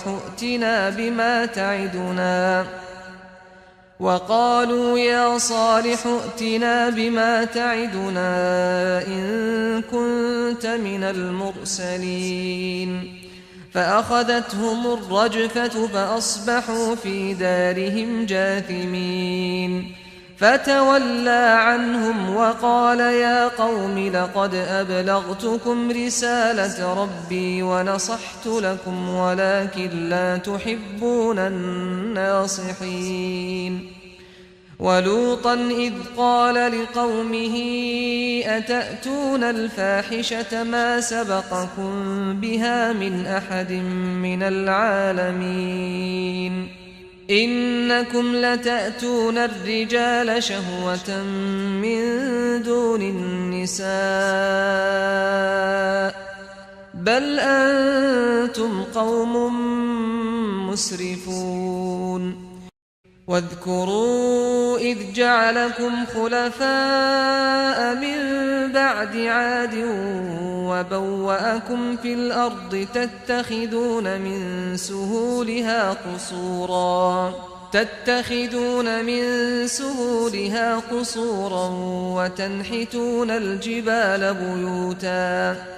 فاذكروا آلاء الله ولا تعثوا في الأرض مفسدين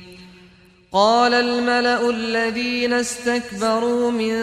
قومه للذين استضعفوا لمن آمن منهم أتعلمون أن صالحا مرسل من ربه قالوا إنا بما أرسل به مؤمنون قال الذين استكبروا إنا بالذي آمنتم به كافرون فعقروا الناقة وعتوا عن أمر ربهم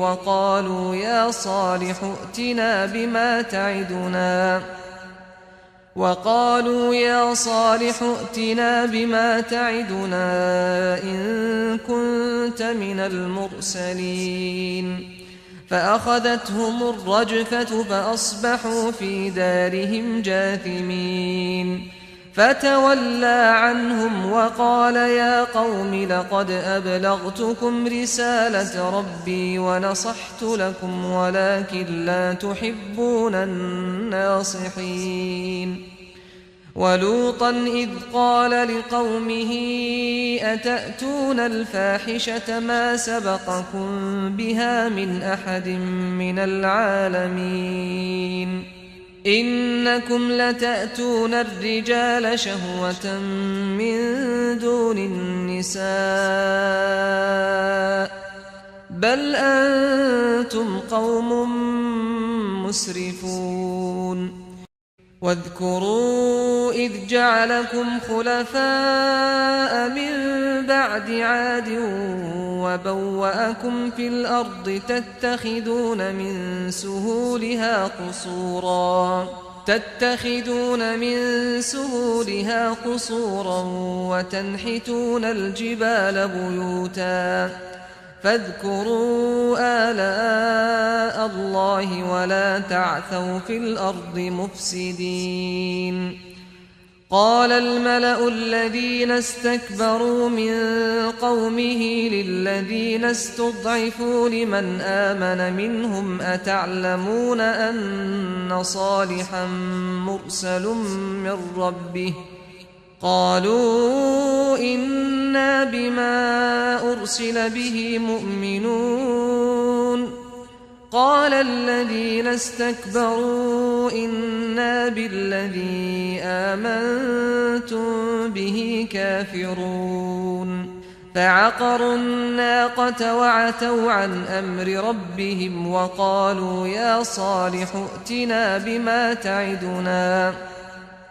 وقالوا يا صالح ائتنا بما تعدنا إن كنت من المرسلين فأخذتهم الرجفة فأصبحوا في دارهم جاثمين فتولى عنهم وقال يا قوم لقد أبلغتكم رسالة ربي ونصحت لكم ولكن لا تحبون الناصحين ولوطا إذ قال لقومه أتأتون الفاحشة ما سبقكم بها من أحد من العالمين إنكم لتأتون الرجال شهوة من دون النساء بل أنتم قوم مسرفون وما كان جواب قومه إلا أن قالوا أخرجوهم من قريتكم إنهم أناس يتطهرون فأنجيناه وأهله إلا امرأته كانت من الغابرين وأمطرنا عليهم مطرا فانظر كيف كان عاقبة المجرمين وإلى مدين أخاهم شعيبا قال يا قوم اعبدوا الله ما لكم من إله غيره قد جاءتكم بينة من ربكم فأوفوا الكيل والميزان ولا تبخسوا الناس أشياءهم ولا تفسدوا في الأرض بعد إصلاحها ذلكم خير لكم إن كنتم مؤمنين ولا تقعدوا بكل صراط توعدون وتصدون عن سبيل الله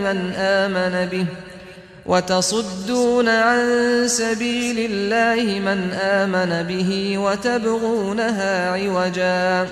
واذكروا إذ كنتم قليلا فكثركم وانظروا كيف كان عاقبة المفسدين وإن كان طائفة منكم آمنوا بالذي أرسلت به وطائفة لم يؤمنوا فاصبروا حتى يحكم الله بيننا وهو خير الحاكمين وما كان جواب قومه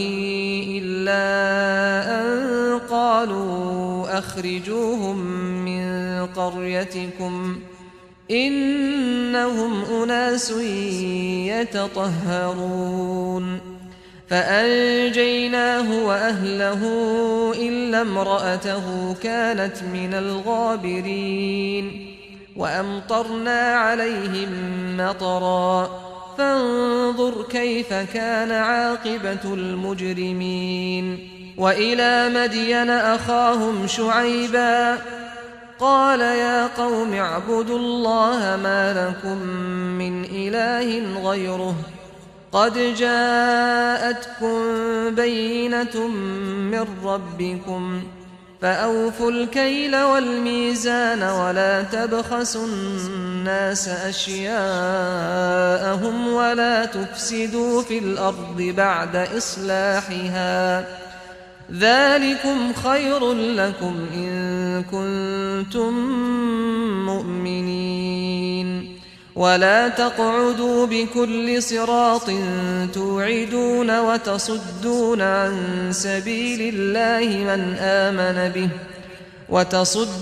عن سبيل الله من آمن به وتبغونها عوجا واذكروا إذ كنتم قليلا فكثركم وانظروا كيف كان عاقبة المفسدين وإن كان طائفة منكم آمنوا بالذي أرسلت به وطائفة لم يؤمنوا فاصبروا حتى يحكم الله بيننا وهو خير الحاكمين وما كان جواب قومه إلا أن قالوا أخرجوهم من قريتكم إنهم أناس يتطهرون فأنجيناه وأهله إلا امرأته كانت من الغابرين وأمطرنا عليهم مطرا فانظر كيف كان عاقبة المجرمين وإلى مدين أخاهم شعيبا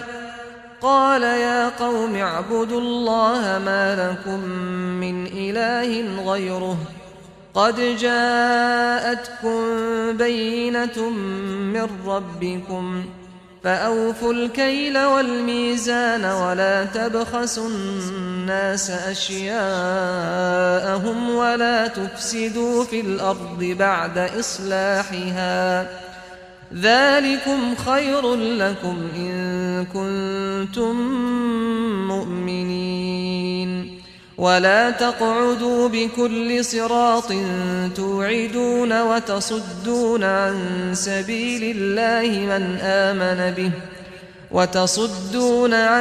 سبيل الله من آمن به وتبغونها عوجا واذكروا إذ كنتم قليلا فكثركم وانظروا كيف كان عاقبة المفسدين وإن كان طائفة منكم آمنوا بالذي أرسلت به وطائفة لم يؤمنوا فاصبروا حتى يحكم الله بيننا وهو خير الحاكمين وما كان جواب قومه إلا أن قالوا أخرجوهم من قريتكم إنهم أناس يتطهرون فأنجيناه وأهله إلا امرأته كانت من الغابرين وأمطرنا عليهم مطرا فانظر كيف كان عاقبة المجرمين وإلى مدين أخاهم شعيبا قال يا قوم اعبدوا الله ما لكم من إله غيره قد جاءتكم بينة من ربكم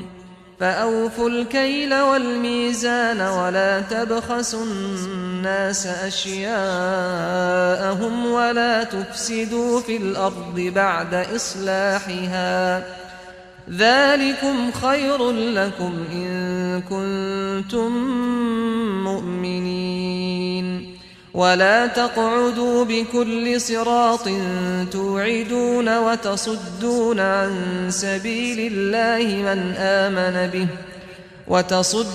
عن سبيل الله من آمن به وتبغونها عوجا واذكروا إذ كنتم قليلا فكثركم وانظروا كيف كان عاقبة المفسدين وإن كان طائفة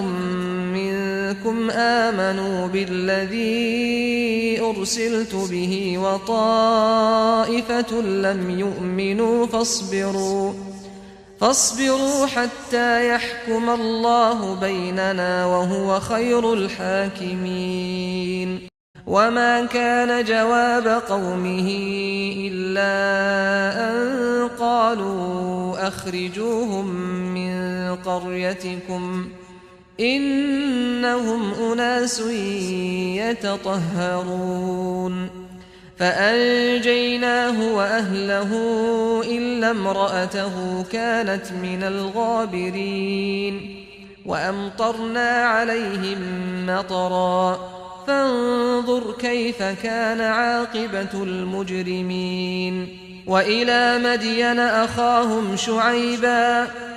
قال يا قوم اعبدوا الله ما لكم من إله غيره قد جاءتكم بينة من ربكم فأوفوا الكيل والميزان ولا تبخسوا الناس أشياءهم ولا تفسدوا في الأرض بعد إصلاحها ذلكم خير لكم إن كنتم مؤمنين ولا تقعدوا بكل صراط توعدون وتصدون عن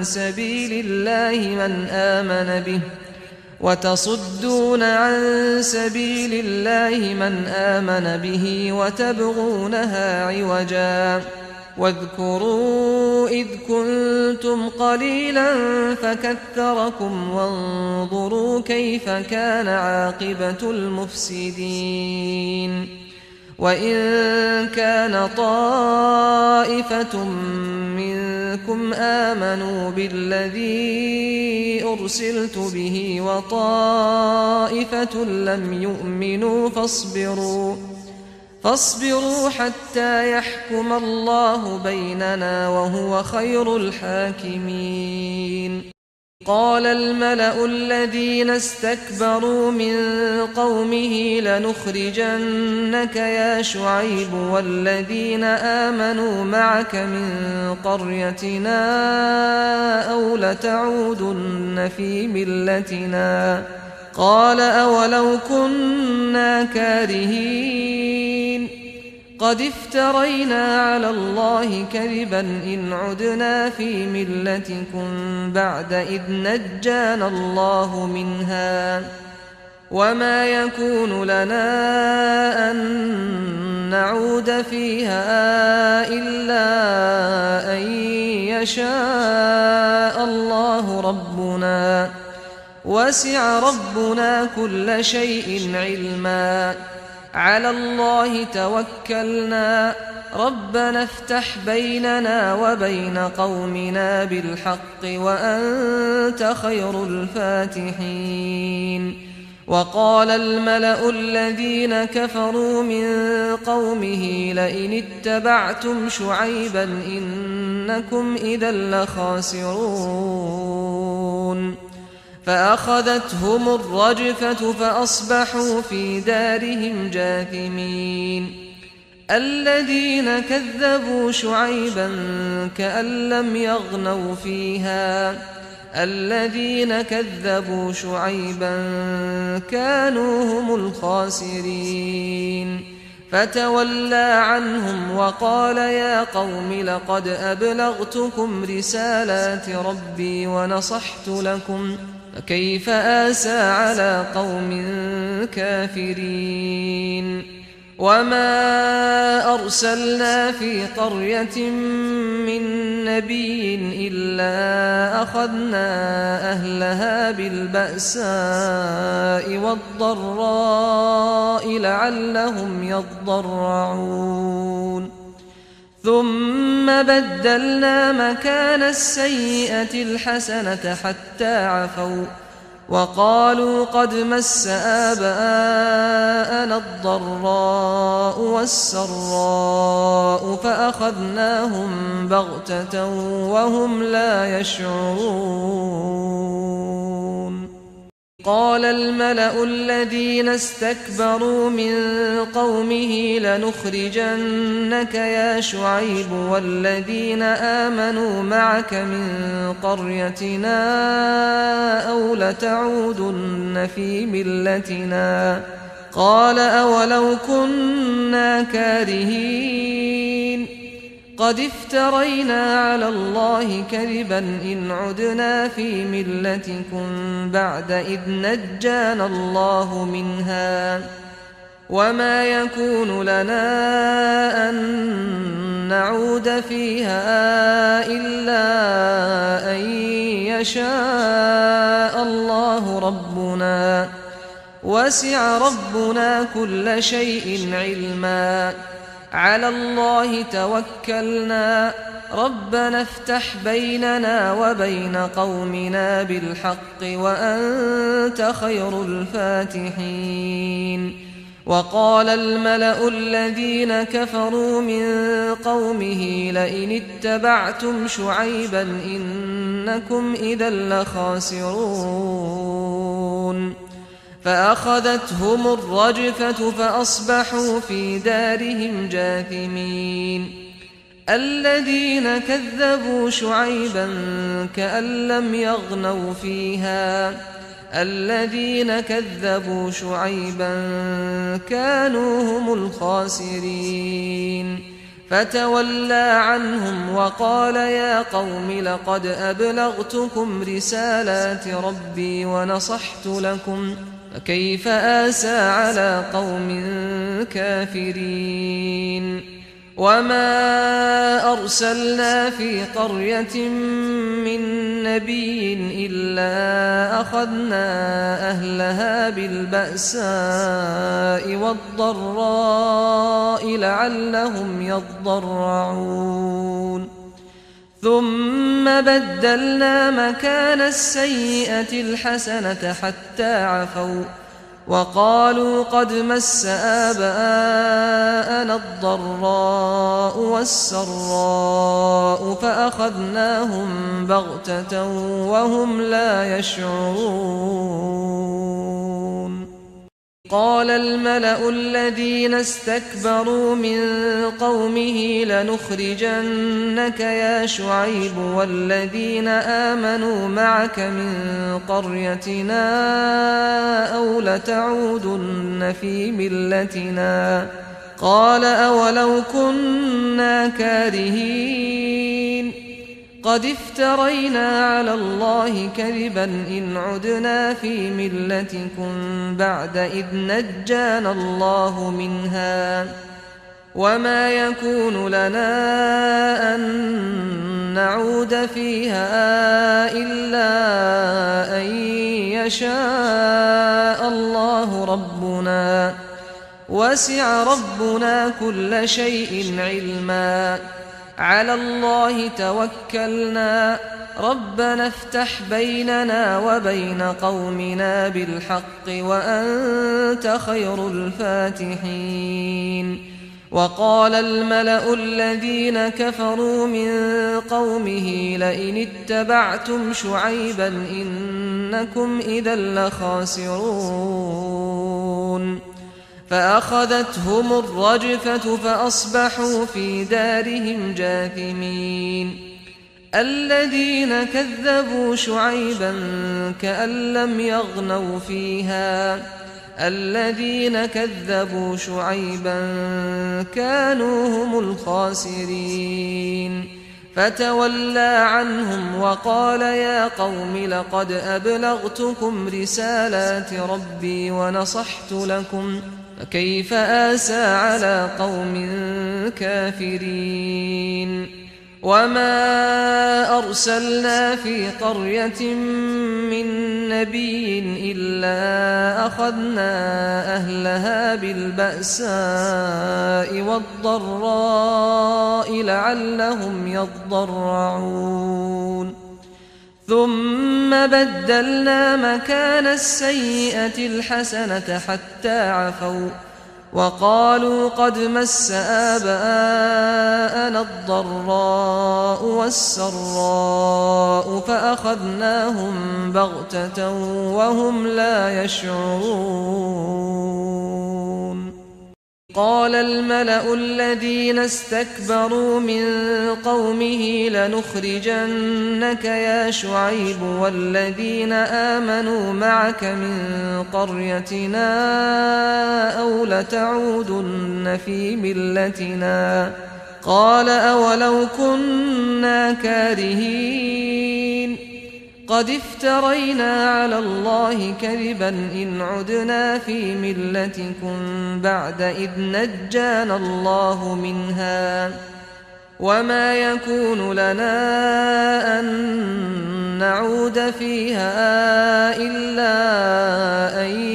يشاء الله ربنا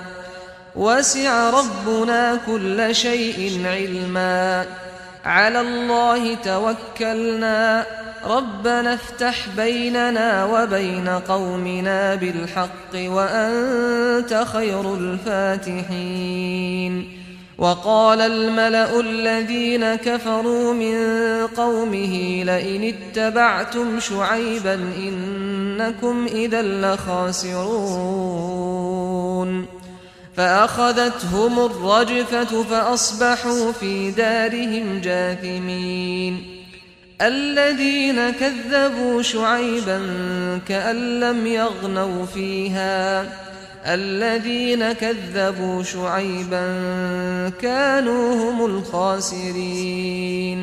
فتولى عنهم وقال يا قوم لقد أبلغتكم رسالات ربي ونصحت لكم فكيف آسى على قوم كافرين وما أرسلنا في قرية من نبي إلا أخذنا أهلها بالبأساء والضراء لعلهم يضرعون ثم بدلنا مكان السيئة الحسنة حتى عفوا وقالوا قد مس آباءنا الضراء والسراء فأخذناهم بغتة وهم لا يشعرون قال الملأ الذين استكبروا من قومه لنخرجنك يا شعيب والذين آمنوا معك من قريتنا أو لتعودن في ملتنا قال أولو كنا كارهين قد افترينا على الله كذبا إن عدنا في ملتكم بعد إذ نجانا الله منها وما يكون لنا أن نعود فيها إلا أن يشاء الله ربنا وسع ربنا كل شيء علما على الله توكلنا ربنا افتح بيننا وبين قومنا بالحق وأنت خير الفاتحين وقال الملأ الذين كفروا من قومه لئن اتبعتم شعيبا إنكم إذا لخاسرون فأخذتهم الرجفة فأصبحوا في دارهم جاثمين الذين كذبوا شعيبا كأن لم يغنوا فيها الذين كذبوا شعيبا كانوا هم الخاسرين فتولى عنهم وقال يا قوم لقد أبلغتكم رسالات ربي ونصحت لكم فكيف آسى على قوم كافرين وما أرسلنا في قرية من نبي إلا أخذنا أهلها بالبأساء والضراء لعلهم يضرعون ثم بدلنا مكان السيئة الحسنة حتى عفوا وقالوا قد مس آباءنا الضراء والسراء فأخذناهم بغتة وهم لا يشعرون ولو أن أهل القرى آمنوا واتقوا لفتحنا عليهم بركات من السماء والأرض ولكن كذبوا فأخذناهم بما كانوا يكسبون أفأمن أهل القرى أن يأتيهم بأسنا بياتا وهم نائمون أوأمن أهل القرى أن يأتيهم بأسنا ضحى وهم يلعبون أفأمنوا مكر الله فلا يأمن مكر الله إلا القوم الخاسرون أولم يهد للذين يرثون الأرض من بعد أهلها أن لو نشاء أصبناهم بذنوبهم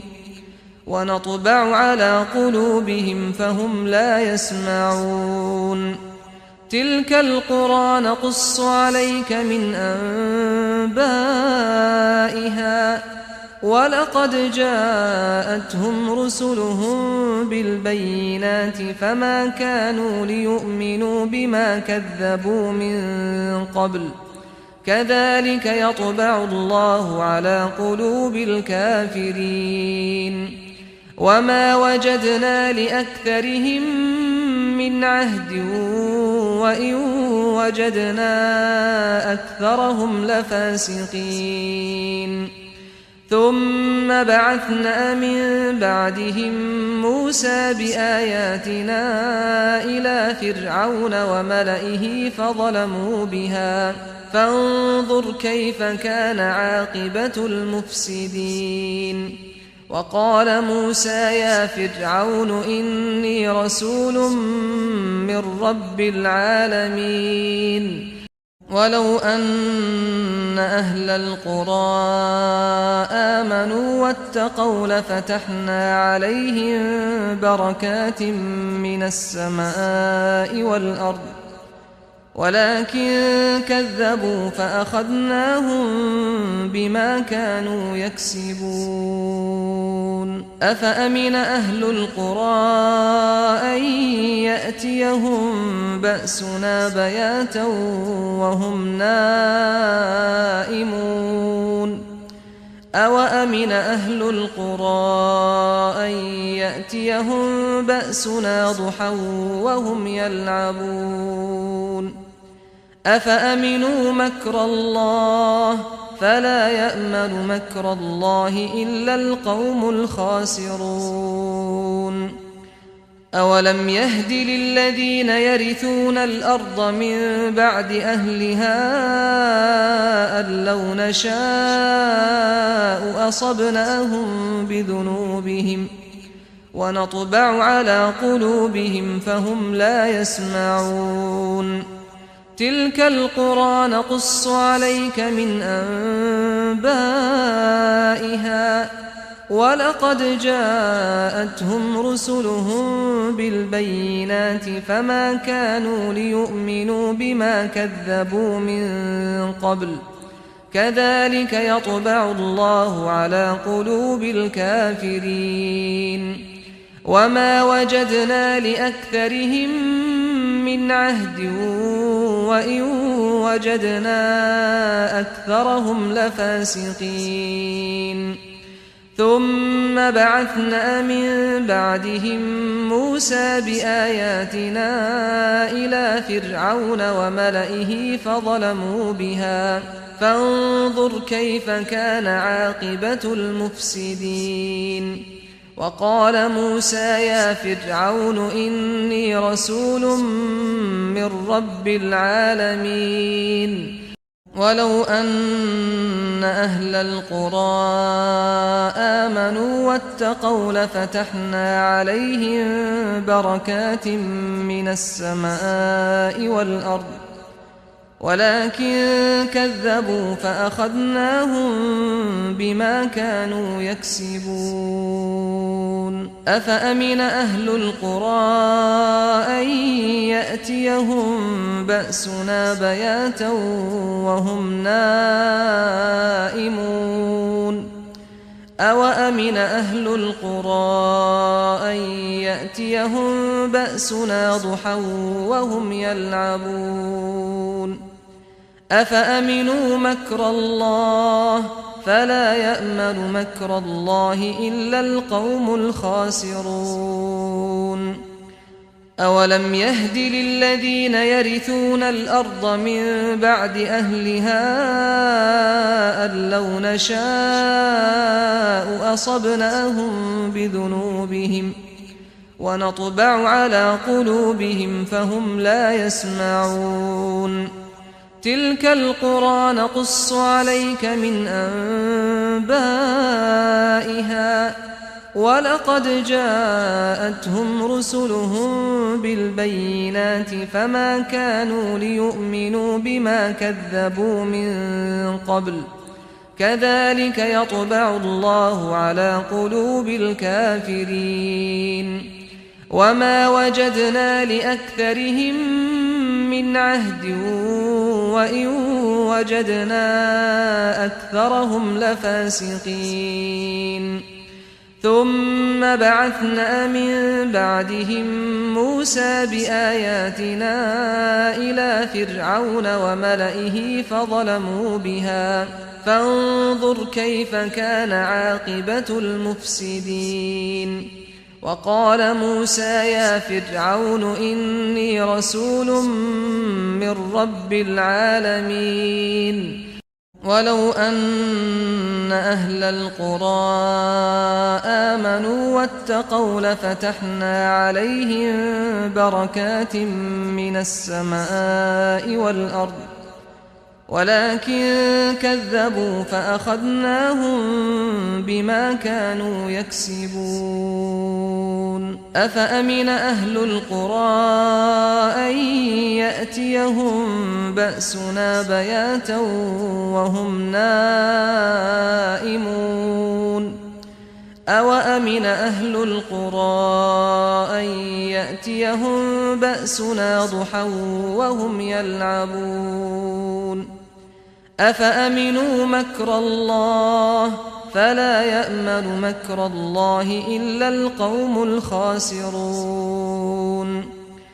أولم يهد للذين يرثون الأرض من بعد أهلها أن لو نشاء أصبناهم بذنوبهم ونطبع على قلوبهم فهم لا يسمعون تلك القرى نقص عليك من أنبائها ولقد جاءتهم رسلهم بالبينات فما كانوا ليؤمنوا بما كذبوا من قبل كذلك يطبع الله على قلوب الكافرين وما وجدنا لأكثرهم من عهد وإن وجدنا أكثرهم لفاسقين ثم بعثنا من بعدهم موسى بآياتنا إلى فرعون وملئه فظلموا بها فانظر كيف كان عاقبة المفسدين وقال موسى يا فرعون إني رسول من رب العالمين ولو أن أهل القرى آمنوا واتقوا لفتحنا عليهم بركات من السماء والأرض ولكن كذبوا فأخذناهم بما كانوا يكسبون أفأمن أهل القرى أن يأتيهم بأسنا بياتا وهم نائمون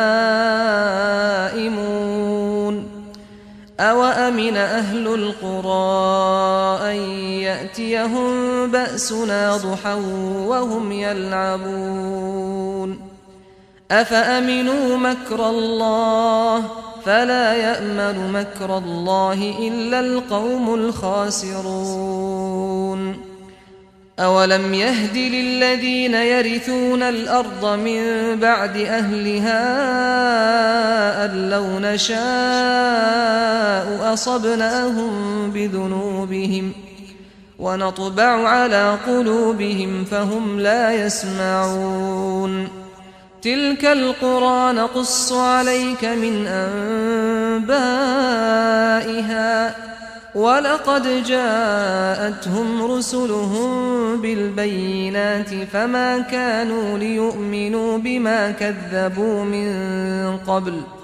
كذلك يطبع الله على قلوب الكافرين وما وجدنا لأكثرهم من عهد وإن وجدنا أكثرهم لفاسقين ثم بعثنا من بعدهم موسى بآياتنا إلى فرعون وملئه فظلموا بها فانظر كيف كان عاقبة المفسدين وقال موسى يا فرعون إني رسول من رب العالمين حقيق على ألا أقول على الله إلا الحق قد جئتكم ببينة من ربكم فأرسل معي بني إسرائيل قال إن كنت جئت بآية فأت بها إن كنت من الصادقين فألقى عصاه فإذا هي ثعبان مبين ونزع يده فإذا هي بيضاء للناظرين قال الملأ من قوم فرعون إن هذا لساحر عليم يريد أن يخرجكم من أرضكم فماذا تأمرون قالوا أرجه وأخاه وأرسل في المدائن حاشرين يأتوك بكل ساحر عليم وجاء السحرة فرعون قالوا إن لنا لأجرا إن كنا نحن الغالبين قال نعم وإنكم لمن المقربين قالوا يا موسى إما أن تلقي وإما أن نكون نحن الملقين قال ألقوا فلما ألقوا سحروا أعين الناس واسترهبوهم وجاءوا بسحر عظيم وأوحينا إلى موسى أن ألق عصاك فإذا هي تلقف ما يأفكون فوقع الحق وبطل ما كانوا يعملون فغلبوا هنالك وانقلبوا صاغرين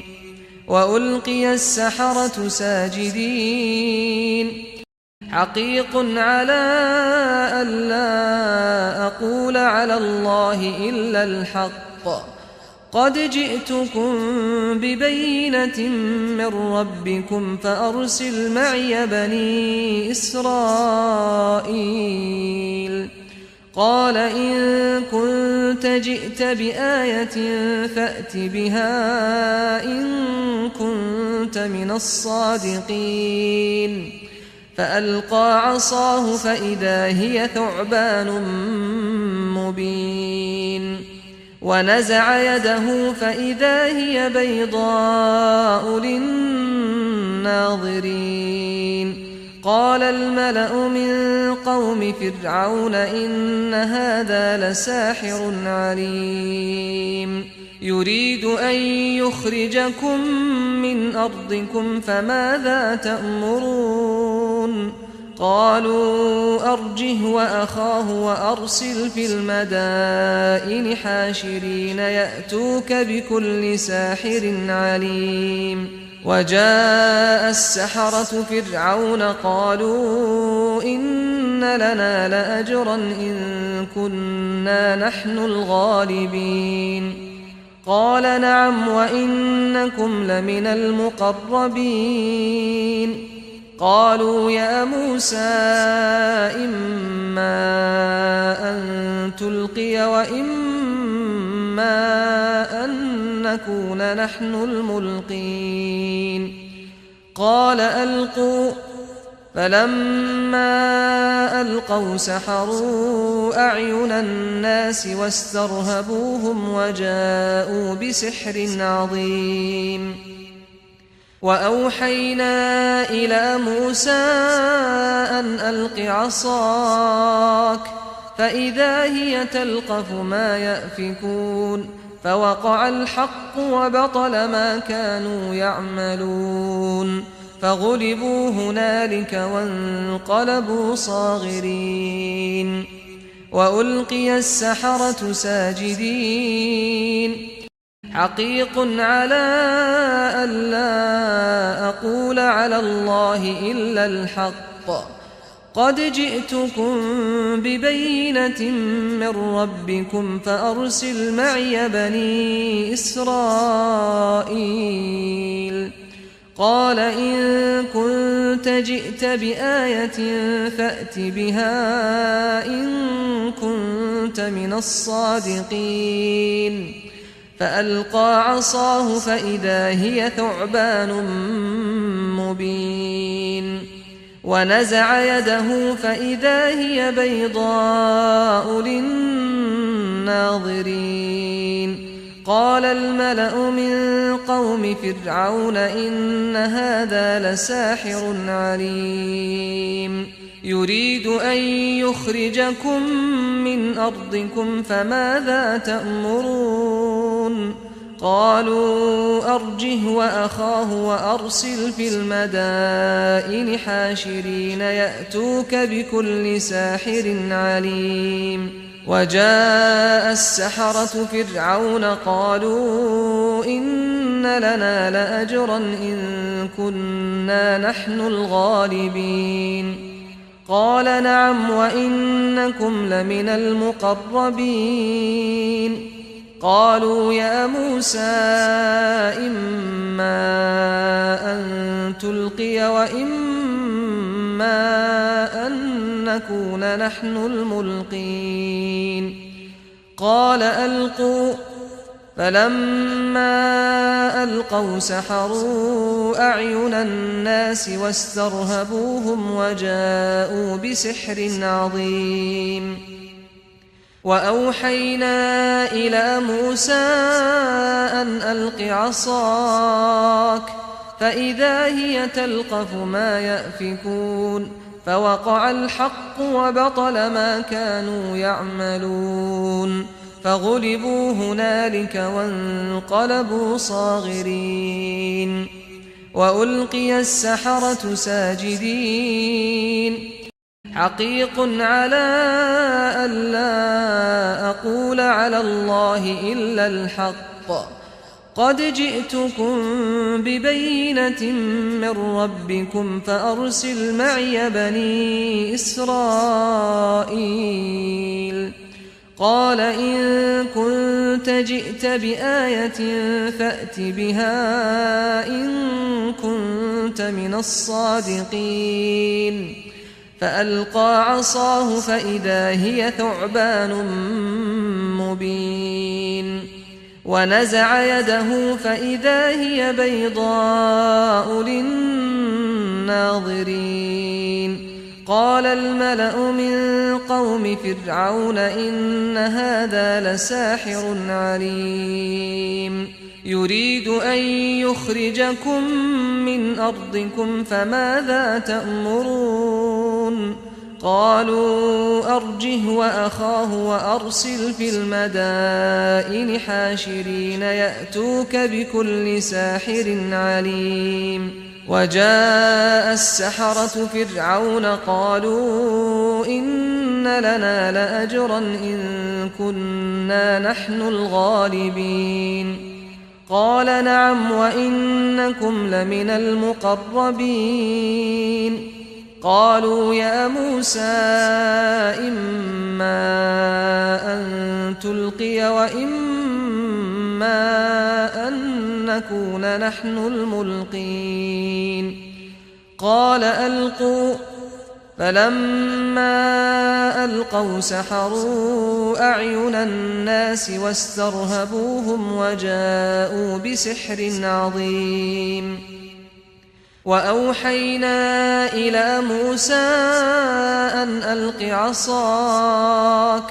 فإذا هي تلقف ما يأفكون فوقع الحق وبطل ما كانوا يعملون فغلبوا هنالك وانقلبوا صاغرين وألقي السحرة ساجدين حقيق على ألا أقول على الله إلا الحق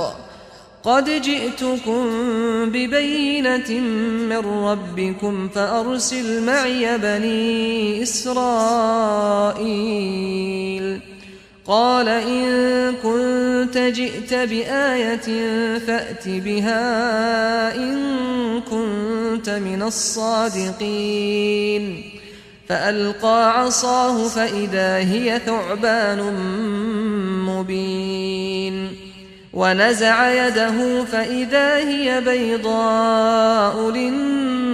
للناظرين. قال الملأ من قوم فرعون إن هذا لساحر عليم يريد أن يخرجكم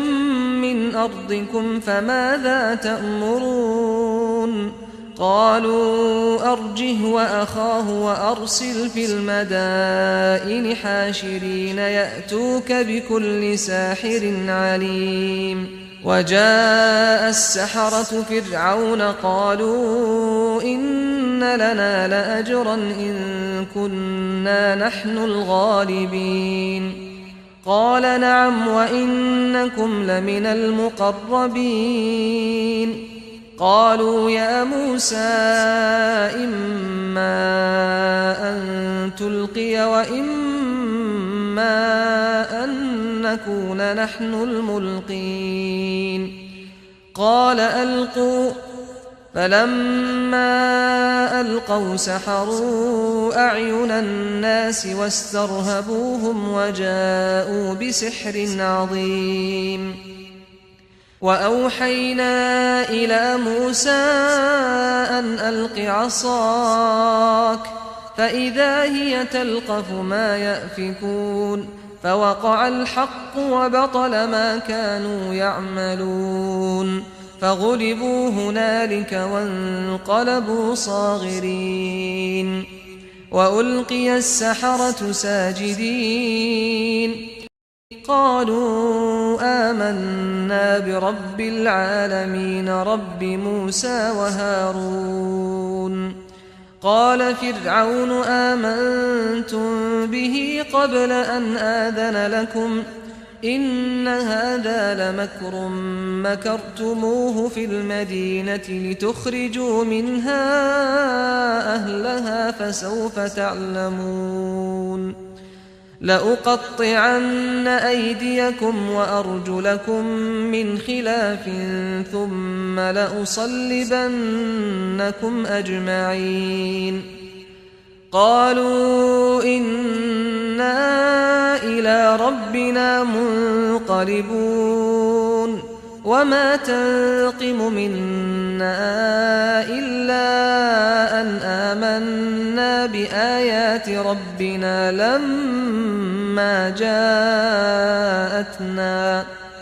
ربنا أفرغ علينا صبرا وتوفنا مسلمين. وقال الملأ من قوم فرعون أتذر موسى وقومه ليفسدوا في الأرض ويذرك وآلهتك قال سنقتل أبناءهم ونستحيي نساءهم وإنا فوقهم قاهرون. قال موسى لقومه استعينوا بالله واصبروا إن الأرض لله يورثها من يشاء من عباده والعاقبة للمتقين. قالوا أوذينا من قبل أن تأتينا ومن بعد ما جئتنا قال عسى ربكم أن يهلك عدوكم ويستخلفكم في الأرض فينظر كيف تعملون. ولقد أخذنا آل فرعون بالسنين ونقص من الثمرات لعلهم يذكرون. قالوا آمنا برب العالمين رب موسى وهارون. قال فرعون آمنتم به قبل أن آذن لكم إن هذا لمكر مكرتموه في المدينة لتخرجوا منها أهلها فسوف تعلمون لأقطعن أيديكم وأرجلكم من خلاف ثم لأصلبنكم أجمعين قالوا إنا إلى ربنا منقلبون وما تنقم منا إلا أن آمنا بآيات ربنا لما جاءتنا ربنا أفرغ علينا صبرا وتوفنا مسلمين وقال الملأ من قوم فرعون أتذر موسى وقومه ليفسدوا في الأرض ويذرك وآلهتك قال سنقتل أبناءهم ونستحيي نساءهم وإنا فوقهم قاهرون قال موسى لقومه استعينوا بالله واصبروا إن الأرض لله يورثها من يشاء من عباده والعاقبة للمتقين قالوا أوذينا من قبل أن تأتينا ومن بعد ما جئتنا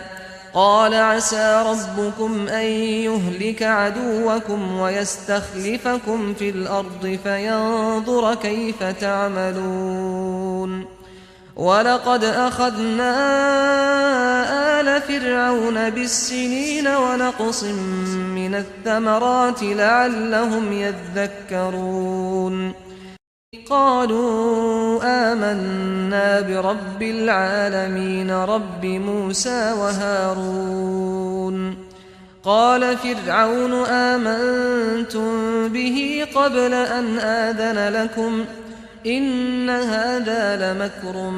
مكرتموه في المدينة لتخرجوا منها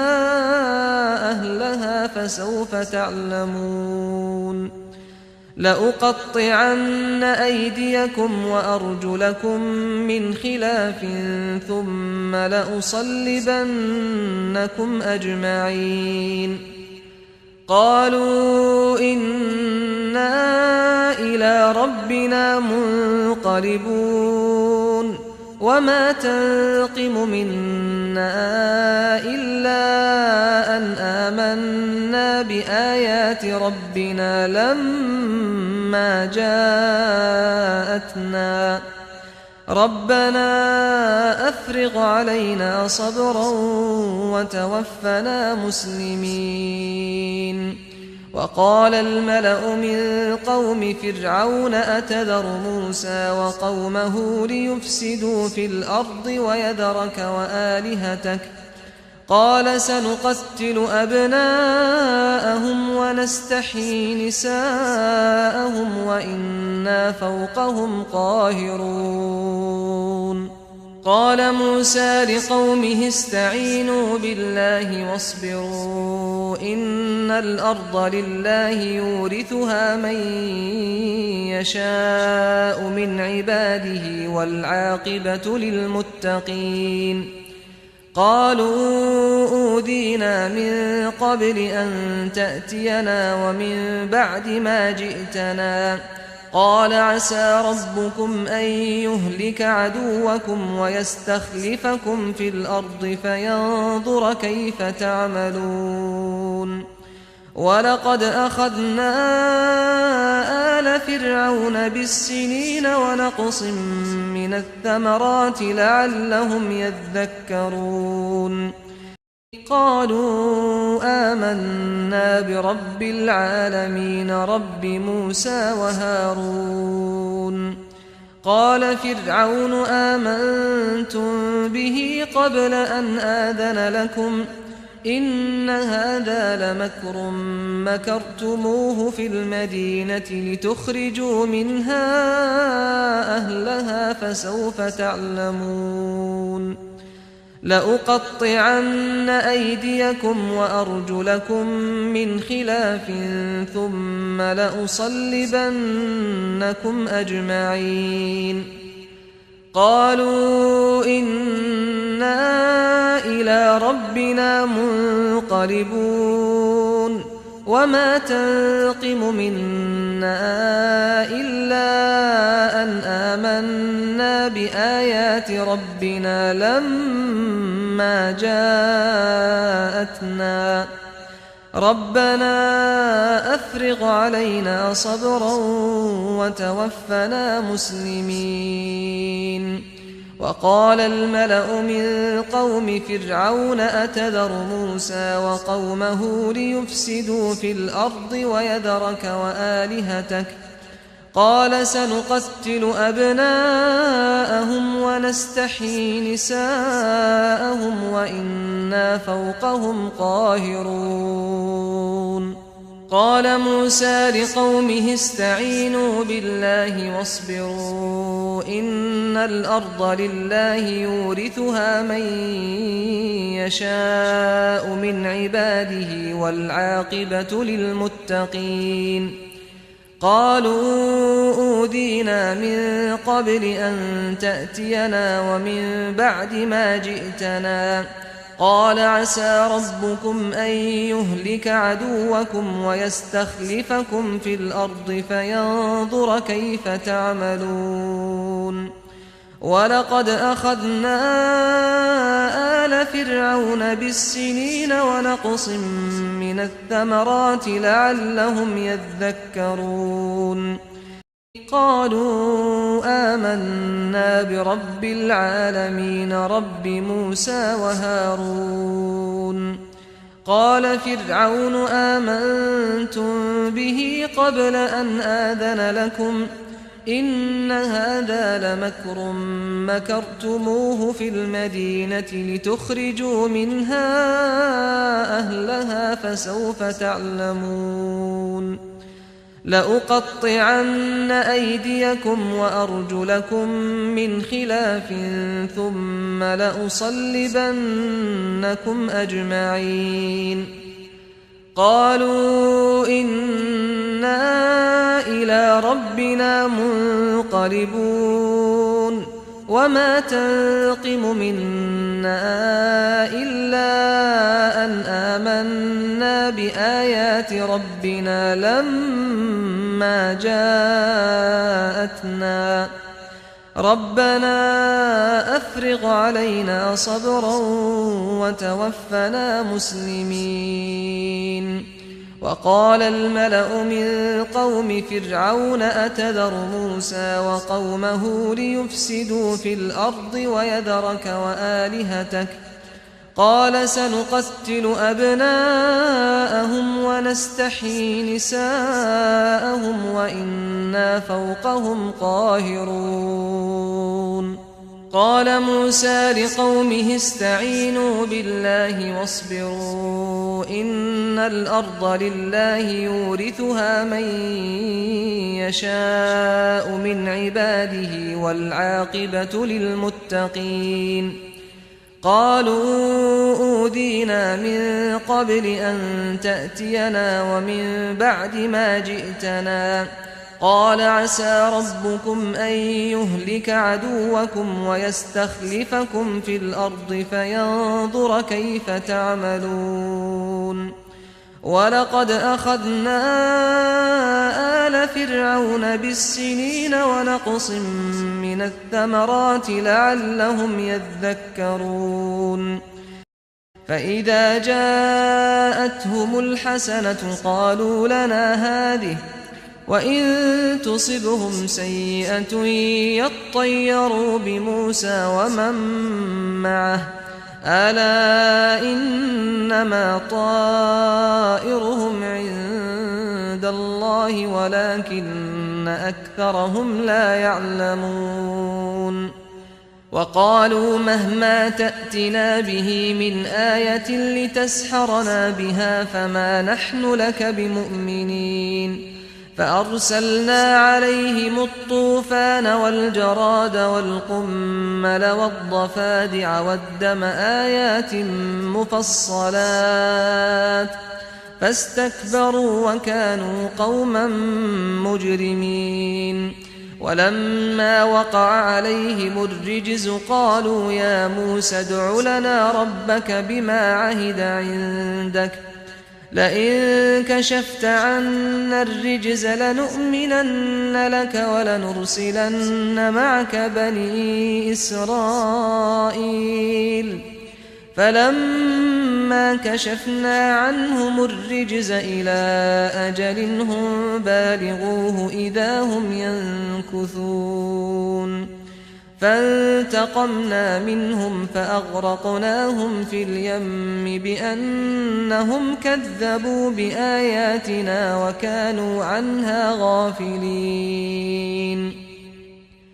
وأورثنا القوم الذين كانوا يستضعفون مشارق الأرض ومغاربها التي باركنا فيها وتمت كلمة ربك الحسنى على بني إسرائيل بما صبروا ودمرنا ما كان يصنع فرعون وقومه وما كانوا يعرشون فإذا جاءتهم الحسنة قالوا لنا هذه وإن تصبهم سيئة يطيروا بموسى ومن معه ألا إنما طائرهم عند الله ولكن أكثرهم لا يعلمون وقالوا مهما تأتنا به من آية لتسحرنا بها فما نحن لك بمؤمنين فأرسلنا عليهم الطوفان والجراد والقمل والضفادع والدم آيات مفصلات فاستكبروا وكانوا قوما مجرمين ولما وقع عليهم الرجز قالوا يا موسى ادع لنا ربك بما عهد عندك لئن كشفت عنا الرجز لنؤمنن لك ولنرسلن معك بني إسرائيل فلما كشفنا عنهم الرجز إلى أجل هم بالغوه إذا هم ينكثون فانتقمنا منهم فأغرقناهم في اليم بأنهم كذبوا بآياتنا وكانوا عنها غافلين وأورثنا القوم الذين كانوا يستضعفون مشارق الأرض ومغاربها التي باركنا فيها وتمت كلمة ربك الحسنى على بني إسرائيل بما صبروا ودمرنا ما كان يصنع فرعون وقومه وما كانوا يعرشون فإذا جاءتهم الحسنة قالوا لنا هذه وإن تصبهم سيئة يطيروا بموسى ومن معه ألا إنما طائرهم عند الله ولكن أكثرهم لا يعلمون وقالوا مهما تأتنا به من آية لتسحرنا بها فما نحن لك بمؤمنين فأرسلنا عليهم الطوفان والجراد والقمل والضفادع والدم آيات مفصلات فاستكبروا وكانوا قوما مجرمين ولما وقع عليهم الرجز قالوا يا موسى ادع لنا ربك بما عهد عندك لئن كشفت عنا الرجز لنؤمنن لك ولنرسلن معك بني إسرائيل فلما كشفنا عنهم الرجز إلى أجل هم بالغوه إذا هم ينكثون فانتقمنا منهم فأغرقناهم في اليم بأنهم كذبوا بآياتنا وكانوا عنها غافلين وأورثنا القوم الذين كانوا يستضعفون مشارق الأرض ومغاربها التي باركنا فيها وتمت كلمة ربك الحسنى على بني إسرائيل بما صبروا ودمرنا ما كان يصنع فرعون وقومه وما كانوا يعرشون فإذا جاءتهم الحسنة قالوا لنا هذه وإن تصبهم سيئة يطيروا بموسى ومن معه ألا إنما طائرهم عند الله ولكن أكثرهم لا يعلمون وقالوا مهما تأتنا به من آية لتسحرنا بها فما نحن لك بمؤمنين فأرسلنا عليهم الطوفان والجراد والقمل والضفادع والدم آيات مفصلات فاستكبروا وكانوا قوما مجرمين ولما وقع عليهم الرجز قالوا يا موسى ادع لنا ربك بما عهد عندك لئن كشفت عنا الرجز لنؤمنن لك ولنرسلن معك بني إسرائيل فلما كشفنا عنهم الرجز إلى أجل هم بالغوه إذا هم ينكثون فانتقمنا منهم فأغرقناهم في اليم بأنهم كذبوا بآياتنا وكانوا عنها غافلين وأورثنا القوم الذين كانوا يستضعفون مشارق الأرض ومغاربها التي باركنا فيها وتمت كلمة ربك الحسنى على بني إسرائيل بما صبروا ودمرنا ما كان يصنع فرعون وقومه وما كانوا يعرشون فإذا جاءتهم الحسنة قالوا لنا هذه وإن تصبهم سيئة يطيروا بموسى ومن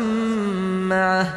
ألا إنما طائرهم عند الله ولكن أكثرهم لا يعلمون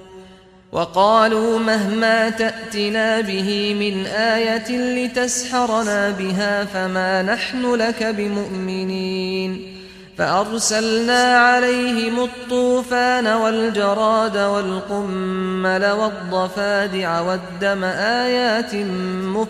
مفصلات فاستكبروا وكانوا قوما مجرمين ولما وقع عليهم الرجز قالوا يا موسى ادع لنا ربك بما عهد عندك لئن كشفت عنا الرجز لنؤمنن لك ولنرسلن معك بني إسرائيل فلما كشفنا عنهم الرجز إلى أجل هم بالغوه إذا هم ينكثون فانتقمنا منهم فأغرقناهم في اليم بأنهم كذبوا بآياتنا وكانوا عنها غافلين وأورثنا القوم الذين كانوا يستضعفون مشارق الأرض ومغاربها التي باركنا فيها وتمت كلمة ربك الحسنى على بني إسرائيل بما صبروا ودمرنا ما كان يصنع فرعون وقومه وما كانوا يعرشون وجاوزنا ببني إسرائيل البحر فأتوا على قوم يعكفون على أصنام لهم قالوا يا موسى اجعل لنا إلها كما لهم آلهة قال إنكم قوم تجهلون إن هؤلاء متبر ما هم فيه وباطل ما كانوا يعملون قال أغير الله أبغيكم إلها وهو فضلكم على العالمين وإذ أنجيناكم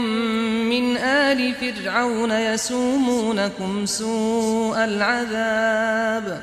يقتلون أبناءكم ويستحيون نساءكم وفي ذلكم بلاء من ربكم عظيم وواعدنا موسى 30 ليلة وأتممناها ب10 فتم ميقات ربه 40 ليلة وقال موسى لأخيه هارون اخلفني في قومي وأصلح ولا تتبع سبيل المفسدين ولما جاء موسى لميقاتنا وكلمه ربه قال رب أرني أنظر إليك قال لن تراني ولكن انظر إلى الجبل فإن استقر مكانه فسوف تراني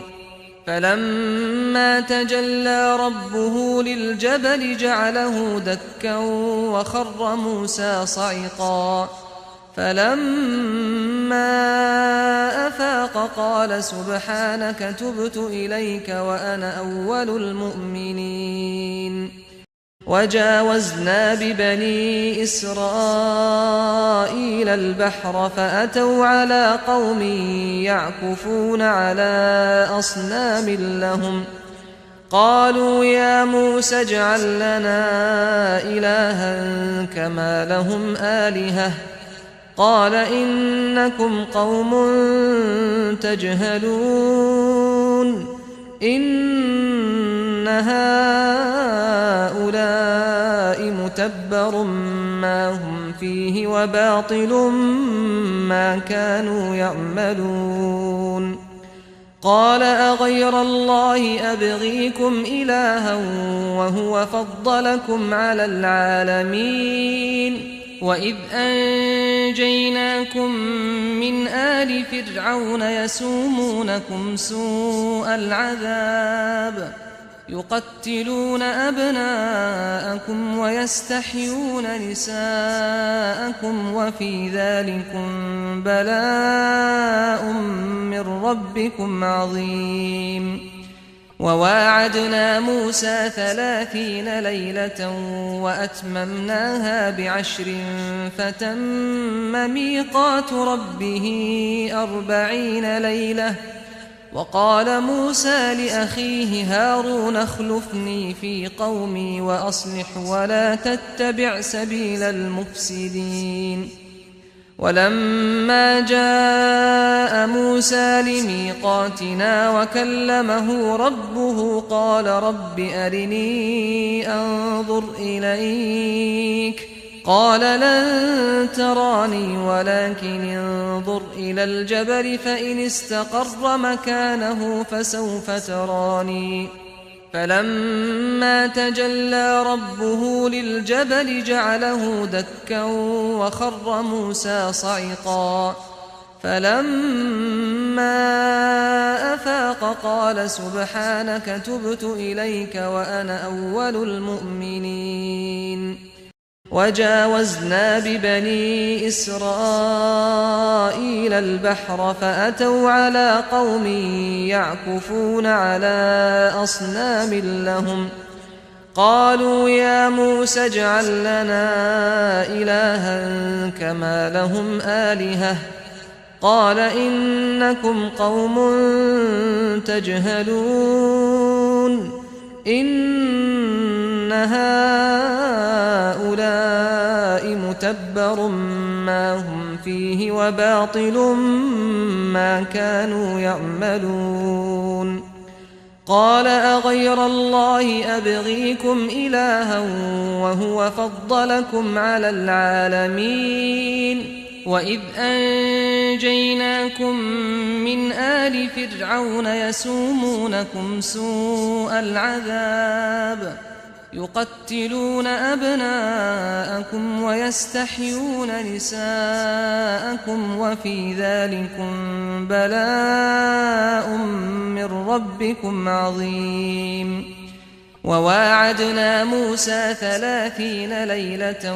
وأتممناها ب10 فتم ميقات ربه 40 ليلة وقال موسى لأخيه هارون اخلفني في قومي وأصلح ولا تتبع سبيل المفسدين ولما جاء موسى لميقاتنا وكلمه ربه قال رب أرني أنظر إليك قال لن تراني ولكن انظر إلى الجبل فإن استقر مكانه فسوف تراني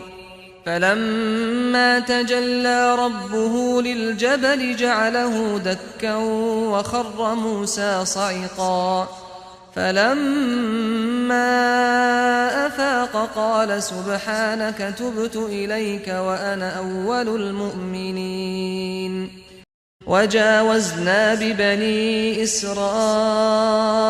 البحر فأتوا على قوم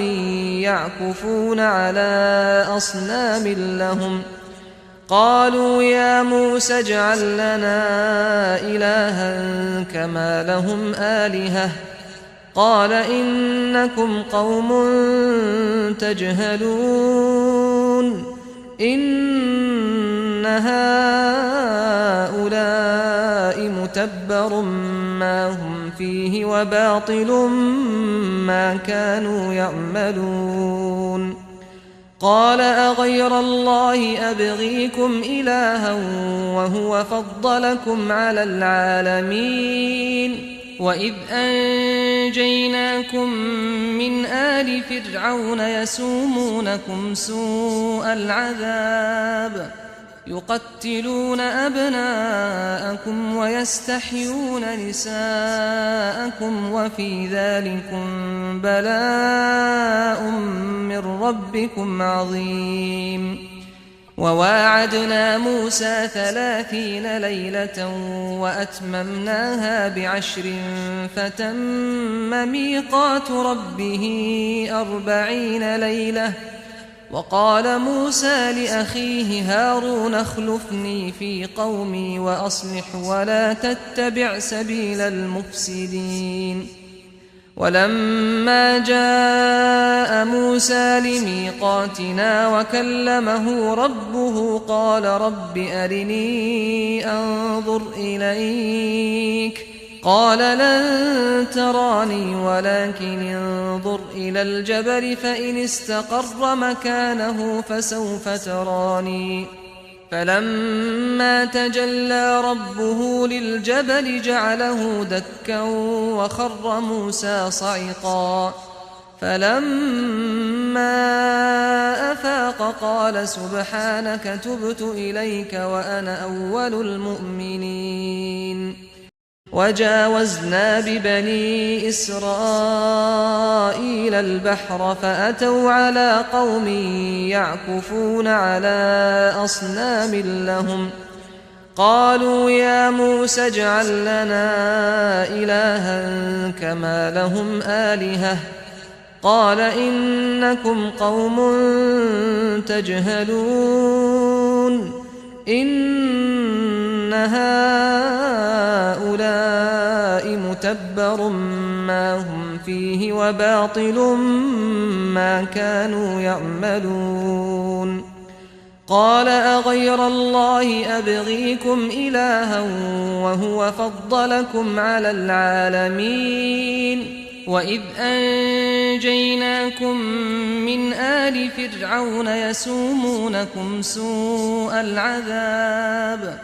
يقتلون أبناءكم ويستحيون نساءكم وفي ذلكم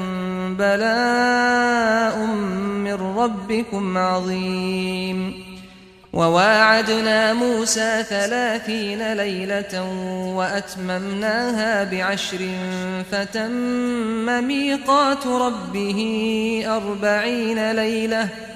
وقال موسى لأخيه هارون اخلفني في قومي وأصلح ولا تتبع سبيل المفسدين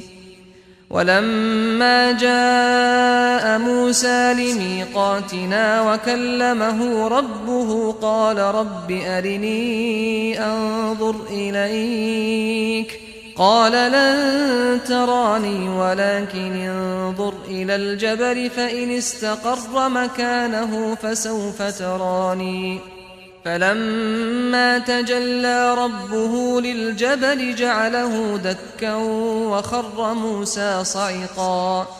فلما أفاق قال سبحانك تبت إليك وأنا أول المؤمنين قال يا موسى إني اصطفيتك على الناس برسالاتي وبكلامي فخذ ما آتيتك وكن من الشاكرين وكتبنا له في الألواح من كل شيء موعظة وتفصيلا لكل شيء فخذها بقوة وأمر قومك يأخذوا بأحسنها سأريكم دار الفاسقين سأصرف عن آياتي الذين يتكبرون في الأرض بغير الحق وإن يروا كل آية لا يؤمنوا بها وإن يروا سبيل الرشد لا يتخذوه سبيلا وإن يروا سبيل الغي يتخذوه سبيلا ذلك بأنهم كذبوا بآياتنا وكانوا عنها غافلين والذين كذبوا بآياتنا ولقاء الآخرة حبطت أعمالهم هل يجزون إلا ما كانوا يعملون واتخذ قوم موسى من بعده من حليهم عجلا جسدا له خوار ألم يروا أنه لا يكلمهم ولا يهديهم سبيلا اتخذوه وكانوا ظالمين ولما سقط في أيديهم ورأوا أنهم قد ضلوا قالوا لئن لم يرحمنا ربنا ويغفر لنا لنكونن من الخاسرين قال يا موسى إني اصطفيتك على الناس برسالاتي وبكلامي فخذ ما آتيتك وكن من الشاكرين وكتبنا له في الألواح من كل شيء موعظة وتفصيلا لكل شيء فخذها بقوة وأمر قومك يأخذوا بأحسنها سأريكم دار الفاسقين سأصرف عن آياتي الذين يتكبرون في الأرض بغير الحق وإن يروا كل آية لا يؤمنوا بها وإن يروا سبيل الرشد لا يتخذوه سبيلا وإن يروا سبيل الغي يتخذوه سبيلا ذلك بأنهم كذبوا بآياتنا وكانوا عنها غافلين والذين كذبوا بآياتنا ولقاء الآخرة حبطت أعمالهم هل يجزون إلا ما كانوا يعملون واتخذ قوم موسى من بعده من حليهم عجلا جسدا له خوار ألم يروا أنه لا يكلمهم ولا يهديهم سبيلا اتخذوه وكانوا ظالمين ولما سقط في أيديهم ورأوا أنهم قد ضلوا قالوا لئن لم يرحمنا ربنا ويغفر لنا لنكونن من الخاسرين قال يا موسى إني اصطفيتك على الناس برسالاتي وبكلامي فخذ ما آتيتك وكن من الشاكرين وكتبنا له في الألواح من كل شيء موعظة وتفصيلا لكل شيء فخذها بقوة وأمر قومك يأخذوا بأحسنها سأريكم دار الفاسقين سأصرف عن آياتي الذين يتكبرون في الأرض بغير الحق وإن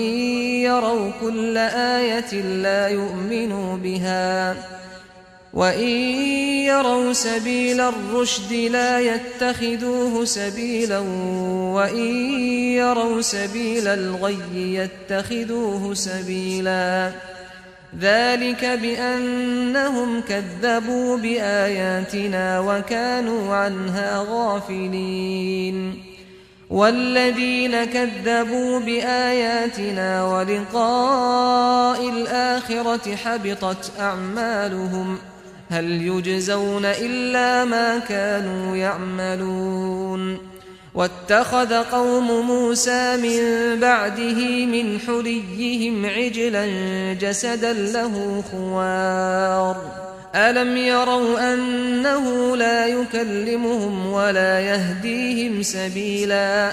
اتخذوه وكانوا ظالمين ولما سقط في أيديهم ورأوا أنهم قد ضلوا قالوا لئن لم يرحمنا ربنا ويغفر لنا لنكونن من الخاسرين قال يا موسى إني اصطفيتك على الناس برسالاتي وبكلامي فخذ ما آتيتك وكن من الشاكرين وكتبنا له في الألواح من كل شيء موعظة وتفصيلا لكل شيء فخذها بقوة وأمر قومك يأخذوا بأحسنها سأريكم دار الفاسقين سأصرف عن آياتي الذين يتكبرون في الأرض بغير الحق وإن يروا كل آية لا يؤمنوا بها وإن يروا سبيل الرشد لا يتخذوه سبيلا وإن يروا سبيل الغي يتخذوه سبيلا ذلك بأنهم كذبوا بآياتنا وكانوا عنها غافلين والذين كذبوا بآياتنا ولقاء الآخرة حبطت أعمالهم هل يجزون إلا ما كانوا يعملون واتخذ قوم موسى من بعده من حليهم عجلا جسدا له خوار ألم يروا أنه لا يكلمهم ولا يهديهم سبيلا اتخذوه وكانوا ظالمين ولما سقط في أيديهم ورأوا أنهم قد ضلوا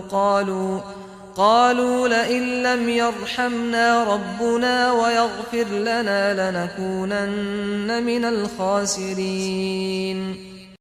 قال يا موسى إني اصطفيتك على الناس برسالاتي وبكلامي فخذ ما آتيتك وكن من الشاكرين. وكتبنا له في الألواح من كل شيء موعظة وتفصيلا لكل شيء فخذها بقوة وأمر قومك يأخذوا بأحسنها سأريكم دار الفاسقين. سأصرف عن آياتي الذين يتكبرون في الأرض بغير الحق وإن يروا كل آية لا يؤمنوا بها وإن يروا سبيل الرشد لا يتخذوه سبيلا وإن يروا سبيل الغي يتخذوه سبيلا ذلك بأنهم كذبوا بآياتنا وكانوا عنها غافلين. والذين كذبوا بآياتنا ولقاء الآخرة حبطت أعمالهم هل يجزون إلا ما كانوا يعملون. واتخذ قوم موسى من بعده من حليهم عجلا جسدا له خوار ألم يروا أنه لا يكلمهم ولا يهديهم سبيلا اتخذوه وكانوا ظالمين. ولما سقط في أيديهم ورأوا أنهم قد ضلوا قالوا لئن لم يرحمنا ربنا ويغفر لنا لنكونن من الخاسرين. ولما رجع موسى إلى قومه غضبان أسفا قال بئس ما خلفتموني من بعدي أعجلتم أمر ربكم وألقى الألواح وأخذ برأس أخيه يجره إليه قال ابن أم إن القوم استضعفوني وكادوا يقتلونني فلا تشمت بي الأعداء ولا تجعلني مع القوم الظالمين. قال رب اغفر لي ولأخي وأدخلنا في رحمتك وأنت أرحم الراحمين. إن الذين اتخذوا العجل سينالهم غضب من ربهم وذلة في الحياة الدنيا وكذلك نجزي المفترين. والذين عملوا السيئات ثم تابوا من بعدها وآمنوا إن ربك من بعدها لغفور رحيم. ولما سكت عن موسى الغضب أخذ الألواح وفي نسختها هدى ورحمة للذين هم لربهم يرهبون. واختار موسى قومه 70 رجلا لميقاتنا فلما أخذتهم الرجفة قال رب لو شئت أهلكتهم من قبل وإياي أتهلكنا بما فعل السفهاء منا إن هي إلا فتنتك تضل بها من تشاء وتهدي من تشاء أنت ولينا فاغفر لنا وارحمنا وأنت خير الغافرين. ولما رجع موسى إلى قومه غضبان أسفا قال بئس ما خلفتموني من بعدي أعجلتم أمر ربكم وألقى الألواح وأخذ برأس أخيه يجره إليه قال ابن أم إن القوم استضعفوني وكادوا يقتلونني فلا تشمت بي الأعداء ولا تجعلني مع القوم الظالمين قال رب اغفر لي ولأخي وأدخلنا في رحمتك وأنت أرحم الراحمين إن الذين اتخذوا العجل سينالهم غضب من ربهم وذلة في الحياة الدنيا وكذلك نجزي المفترين والذين عملوا السيئات ثم تابوا من بعدها وآمنوا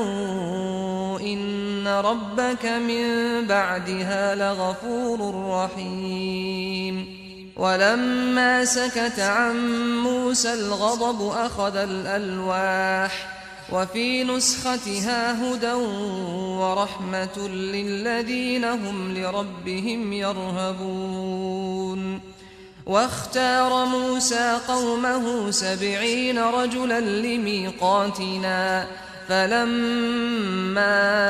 أخذتهم الرجفة قال رب لو شئت أهلكتهم من قبل وإياي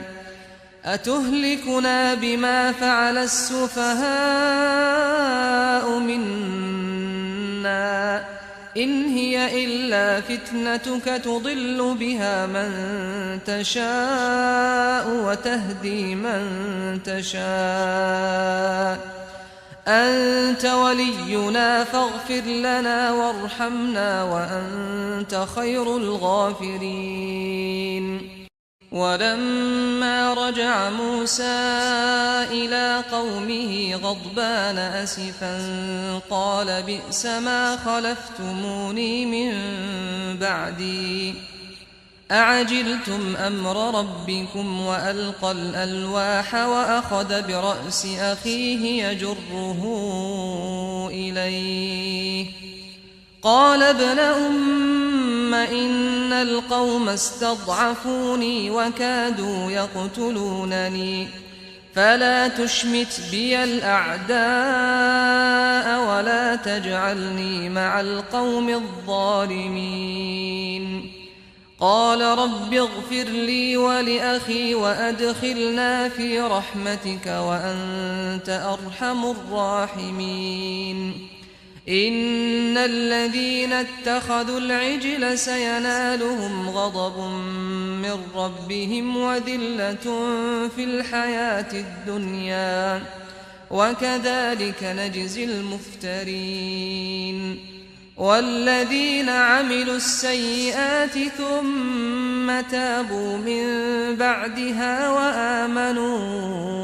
إن ربك من بعدها لغفور رحيم ولما سكت عن موسى الغضب أخذ الألواح وفي نسختها هدى ورحمة للذين هم لربهم يرهبون واختار موسى قومه 70 رجلا لميقاتنا فلما أخذتهم الرجفة قال رب لو شئت أهلكتهم من قبل وإياي أتهلكنا بما فعل السفهاء منا إن هي إلا فتنتك تضل بها من تشاء وتهدي من تشاء أنت ولينا فاغفر لنا وارحمنا وأنت خير الغافرين ولما رجع موسى إلى قومه غضبان أسفا قال بئس ما خلفتموني من بعدي أعجلتم أمر ربكم وألقى الألواح وأخذ برأس أخيه يجره إليه قال ابن أم إن القوم استضعفوني وكادوا يقتلونني فلا تشمت بي الأعداء ولا تجعلني مع القوم الظالمين قال رب اغفر لي ولأخي وأدخلنا في رحمتك وأنت أرحم الراحمين إن الذين اتخذوا العجل سينالهم غضب من ربهم وذلة في الحياة الدنيا وكذلك نجزي المفترين والذين عملوا السيئات ثم تابوا من بعدها وآمنوا إن ربك من بعدها لغفور رحيم ولما سكت عن موسى الغضب أخذ الألواح وفي نسختها هدى ورحمة للذين هم لربهم يرهبون واختار موسى قومه 70 رجلا لميقاتنا فلما أخذتهم الرجفة قال رب لو شئت أهلكتهم من قبل وإياي أتهلكنا بما فعل السفهاء منا إن هي إلا فتنتك تضل بها من تشاء وتهدي من تشاء أنت ولينا فاغفر لنا وارحمنا وأنت خير الغافرين ولما رجع موسى إلى قومه غضبان أسفا قال بئس ما خلفتموني من بعدي أعجلتم أمر ربكم وألقى الألواح وأخذ برأس أخيه يجره إليه قال ابن أم إن القوم استضعفوني وكادوا يقتلونني فلا تشمت بي الأعداء ولا تجعلني مع القوم الظالمين قال رب اغفر لي ولأخي وأدخلنا في رحمتك وأنت أرحم الراحمين إن الذين اتخذوا العجل سينالهم غضب من ربهم وذلة في الحياة الدنيا وكذلك نجزي المفترين والذين عملوا السيئات ثم تابوا من بعدها وآمنوا إن ربك من بعدها لغفور رحيم ولما سكت عن موسى الغضب أخذ الألواح وفي نسختها هدى ورحمة للذين هم لربهم يرهبون واختار موسى قومه 70 رجلا لميقاتنا فلما أخذتهم الرجفة قال رب لو شئت أهلكتهم من قبل وإياي أتهلكنا بما فعل السفهاء منا إن هي إلا فتنتك تضل بها من تشاء وتهدي من تشاء أنت ولينا فاغفر لنا وارحمنا وأنت خير الغافرين واكتب لنا في هذه الدنيا حسنة وفي الآخرة إنا هدنا إليك. قال عذابي أصيب به من أشاء ورحمتي وسعت كل شيء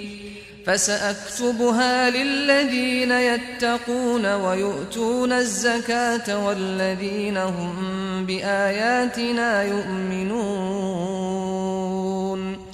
الذين يتبعون الرسول النبي الأمي الذي يجدونه مكتوبا عندهم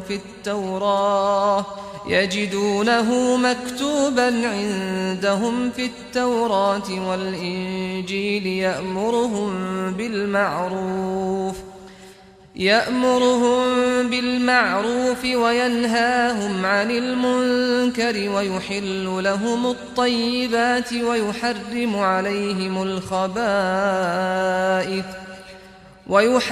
عليهم الخبائث ويضع عنهم إصرهم والأغلال التي كانت عليهم. فالذين آمنوا به وعزروه ونصروه واتبعوا النور الذي أنزل معه أولئك هم المفلحون. قل يا أيها الناس إني رسول الله إليكم جميعا الذي له ملك السماوات والأرض لا إله إلا هو يحيي ويميت. فآمنوا بالله ورسوله النبي الأمي الذي يؤمن بالله وكلماته واتبعوه لعلكم تهتدون. ومن قوم موسى أمة يهدون بالحق وبه يعدلون. واكتب لنا في هذه الدنيا حسنة وفي الآخرة إنا هدنا إليك. قال عذابي أصيب به من أشاء ورحمتي وسعت كل شيء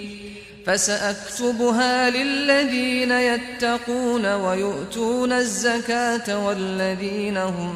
بآياتنا يؤمنون. الذين يتبعون الرسول النبي الأمي الذي يجدونه مكتوبا عندهم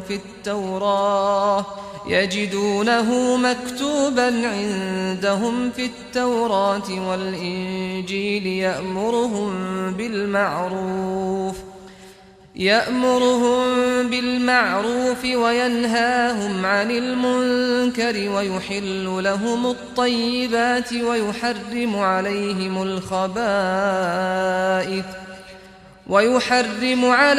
الخبائث ويضع عنهم إصرهم والأغلال التي كانت عليهم. فالذين آمنوا به وعزروه ونصروه واتبعوا النور الذي أنزل معه أولئك هم المفلحون. قل يا أيها الناس إني رسول الله إليكم جميعا الذي له ملك السماوات والأرض لا إله إلا هو يحيي ويميت. فآمنوا بالله ورسوله النبي الأمي الذي يؤمن بالله وكلماته واتبعوه لعلكم تهتدون. ومن قوم موسى أمة يهدون بالحق وبه يعدلون. واكتب لنا في هذه الدنيا حسنة وفي الآخرة إنا هدنا إليك. قال عذابي أصيب به من أشاء ورحمتي وسعت كل شيء فسأكتبها للذين يتقون ويؤتون الزكاة والذين هم بآياتنا يؤمنون. الذين يتبعون الرسول النبي الأمي الذي يجدونه مكتوبا عندهم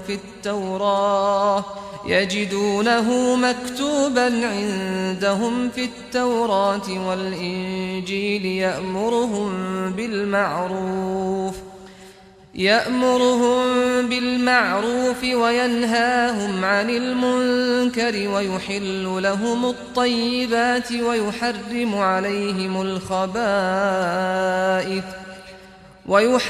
عليهم الخبائث ويضع عنهم إصرهم والأغلال التي كانت عليهم. فالذين آمنوا به وعزروه ونصروه واتبعوا النور الذي أنزل معه أولئك هم المفلحون. قل يا أيها الناس إني رسول الله إليكم جميعا الذي له ملك السماوات والأرض لا إله إلا هو يحيي ويميت. فآمنوا بالله ورسوله النبي الأمي الذي يؤمن بالله وكلماته واتبعوه لعلكم تهتدون. ومن قوم موسى أمة يهدون بالحق وبه يعدلون. واكتب لنا في هذه الدنيا حسنة وفي الآخرة إنا هدنا إليك. قال عذابي أصيب به من أشاء ورحمتي وسعت كل شيء فسأكتبها للذين يتقون ويؤتون الزكاة والذين هم بآياتنا يؤمنون. الذين يتبعون الرسول النبي الأمي الذي يجدونه مكتوبا عندهم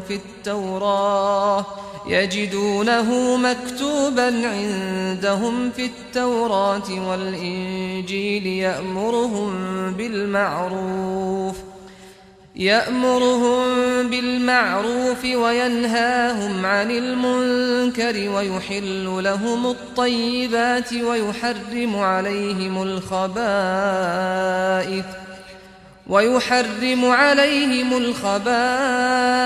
ويضع عنهم إصرهم والأغلال التي كانت عليهم. فالذين آمنوا به وعزروه ونصروه واتبعوا النور الذي أنزل معه أولئك هم المفلحون. قل يا أيها الناس إني رسول الله إليكم جميعا الذي له ملك السماوات والأرض لا إله إلا هو يحيي ويميت. فآمنوا بالله ورسوله النبي الأمي الذي يؤمن بالله وكلماته واتبعوه لعلكم تهتدون. ومن قوم موسى أمة يهدون بالحق وبه يعدلون. واكتب لنا في هذه الدنيا حسنة وفي الآخرة إنا هدنا إليك.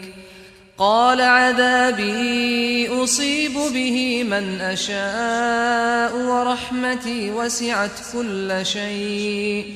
فسأكتبها للذين يتقون ويؤتون الزكاة والذين هم بآياتنا يؤمنون.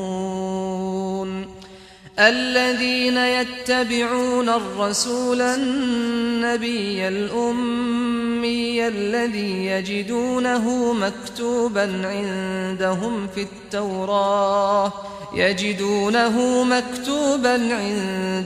في التوراة والإنجيل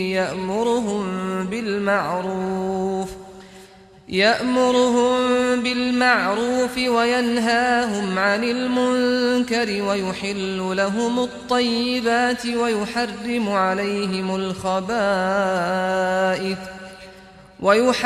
عليهم الخبائث ويضع عنهم إصرهم والأغلال التي كانت عليهم. فالذين آمنوا به وعزروه ونصروه واتبعوا النور الذي أنزل معه أولئك هم المفلحون. قل يا أيها الناس إني رسول الله إليكم جميعا الذي له ملك السماوات والأرض لا إله إلا هو يحيي ويميت. فآمنوا بالله ورسوله النبي الأمي الذي يؤمن بالله وكلماته واتبعوه لعلكم تهتدون. ومن قوم موسى أمة يهدون بالحق وبه يعدلون. وقطعناهم 12 أسباطا أمما وأوحينا إلى موسى إذ استسقاه قومه أن اضرب بعصاك الحجر فانبجست منه 12 عينا قد علم كل أناس مشربهم وظللنا عليهم الغمام وأنزلنا عليهم المن والسلوى كلوا من طيبات ما رزقناكم وما ظلمونا ولكن كانوا أنفسهم يظلمون. وإذ قيل لهم اسكنوا هذه القرية وكلوا منها حيث شئتم وقولوا حطة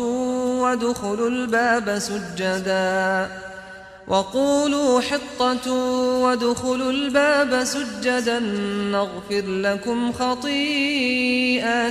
سنزيد المحسنين.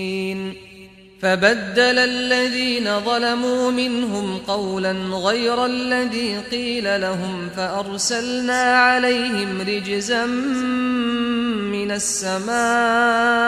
بما كانوا يظلمون. واسألهم عن القرية التي كانت حاضرة البحر إذ يعدون في السبت إذ تأتيهم حيتانهم يوم سبتهم شرعا ويوم لا يسبتون لا تأتيهم كذلك نبلوهم بما كانوا يفسقون. وقطعناهم 12 أسباطا أمما وأوحينا إلى موسى إذ استسقاه قومه أن اضرب بعصاك الحجر فانبجست منه 12 عينا قد علم كل أناس مشربهم وظللنا عليهم الغمام وأنزلنا عليهم المن والسلوى كلوا من طيبات ما رزقناكم وما ظلمونا ولكن كانوا أنفسهم يظلمون وإذ قيل لهم اسكنوا هذه القرية وكلوا منها حيث شئتم وقولوا حطة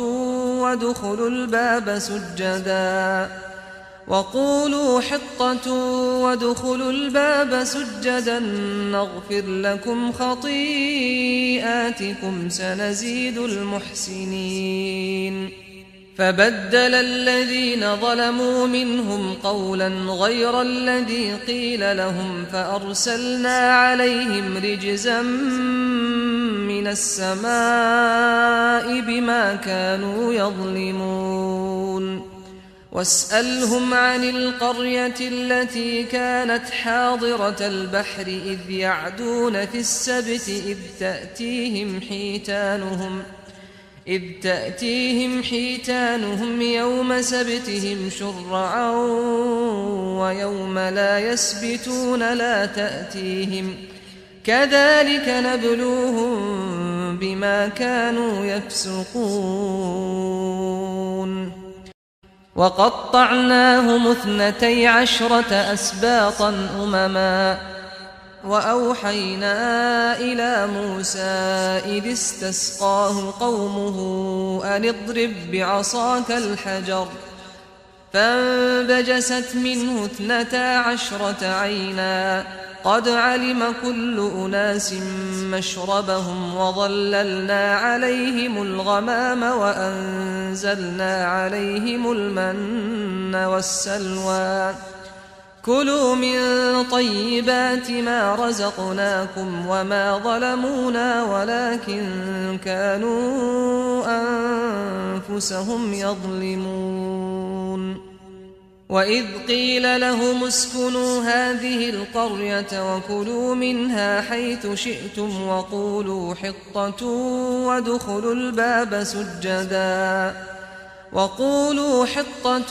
وادخلوا الباب سجدا نغفر لكم خطيئاتكم سنزيد المحسنين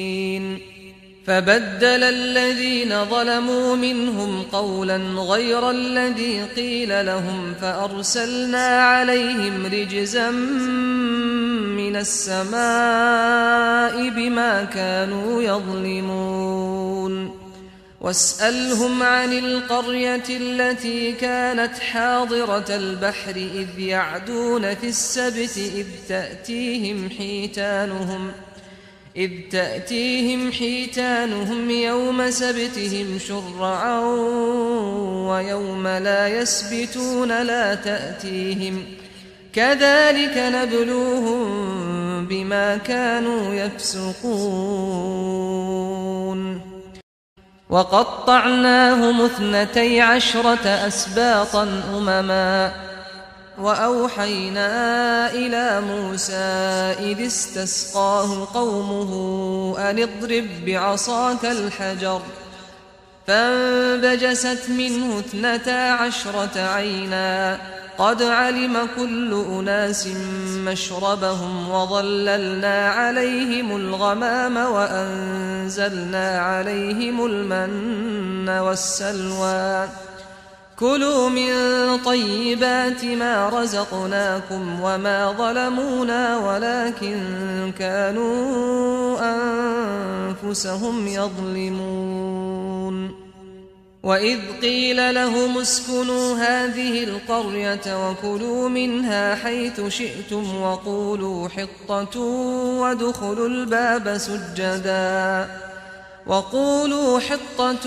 وادخلوا الباب سجدا نغفر لكم خطيئاتكم سنزيد المحسنين فبدل الذين ظلموا منهم قولا غير الذي قيل لهم فأرسلنا عليهم رجزا من السماء بما كانوا يظلمون واسألهم عن القرية التي كانت حاضرة البحر إذ يعدون في السبت إذ تأتيهم حيتانهم يوم سبتهم شرعا ويوم لا يسبتون لا تأتيهم كذلك نبلوهم بما كانوا يفسقون وقطعناهم 12 أسباطا أمما وأوحينا إلى موسى إذ استسقاه قومه أن اضرب بعصاك الحجر فانبجست منه 12 عينا قد علم كل أناس مشربهم وظللنا عليهم الغمام وأنزلنا عليهم المن والسلوى كلوا من طيبات ما رزقناكم وما ظلمونا ولكن كانوا أنفسهم يظلمون وإذ قيل لهم اسكنوا هذه القرية وكلوا منها حيث شئتم وقولوا حطة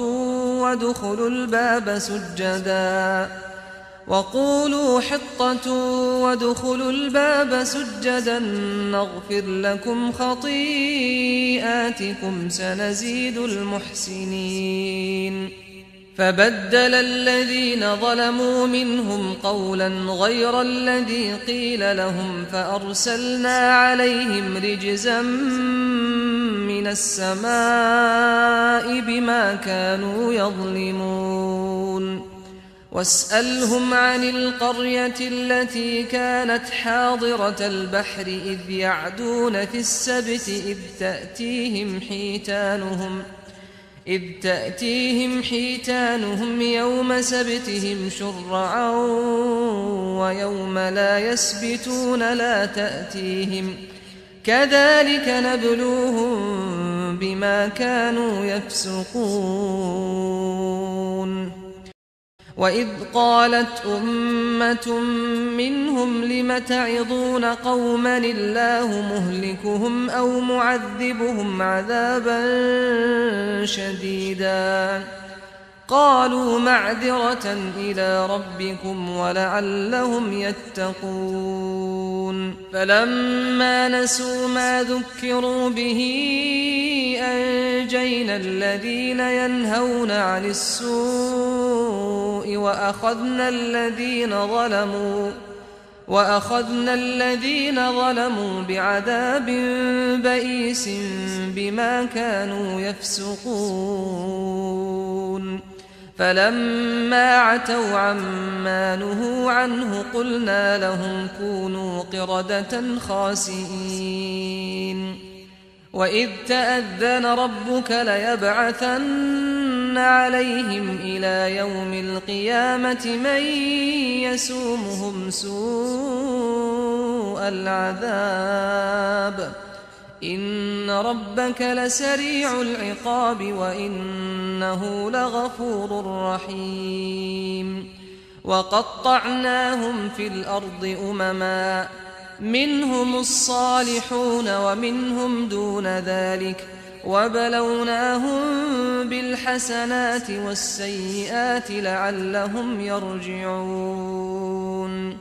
فخلف من بعدهم خلف ورثوا الكتاب يأخذون عرض هذا الأدنى ويقولون سيغفر لنا وإن يأتهم عرض مثله يأخذوه ألم يؤخذ عليهم ميثاق الكتاب ألا يقولوا على الله إلا الحق ودرسوا ما فيه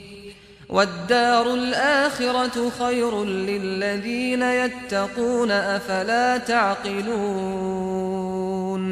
والذين يمسكون بالكتاب وأقاموا الصلاة إنا لا نضيع أجر المصلحين وإذ قالت أمة منهم لم تعظون قوما الله مهلكهم أو معذبهم عذابا شديدا قالوا معذرة إلى ربكم ولعلهم يتقون فلما نسوا ما ذكروا به أنجينا الذين ينهون عن السوء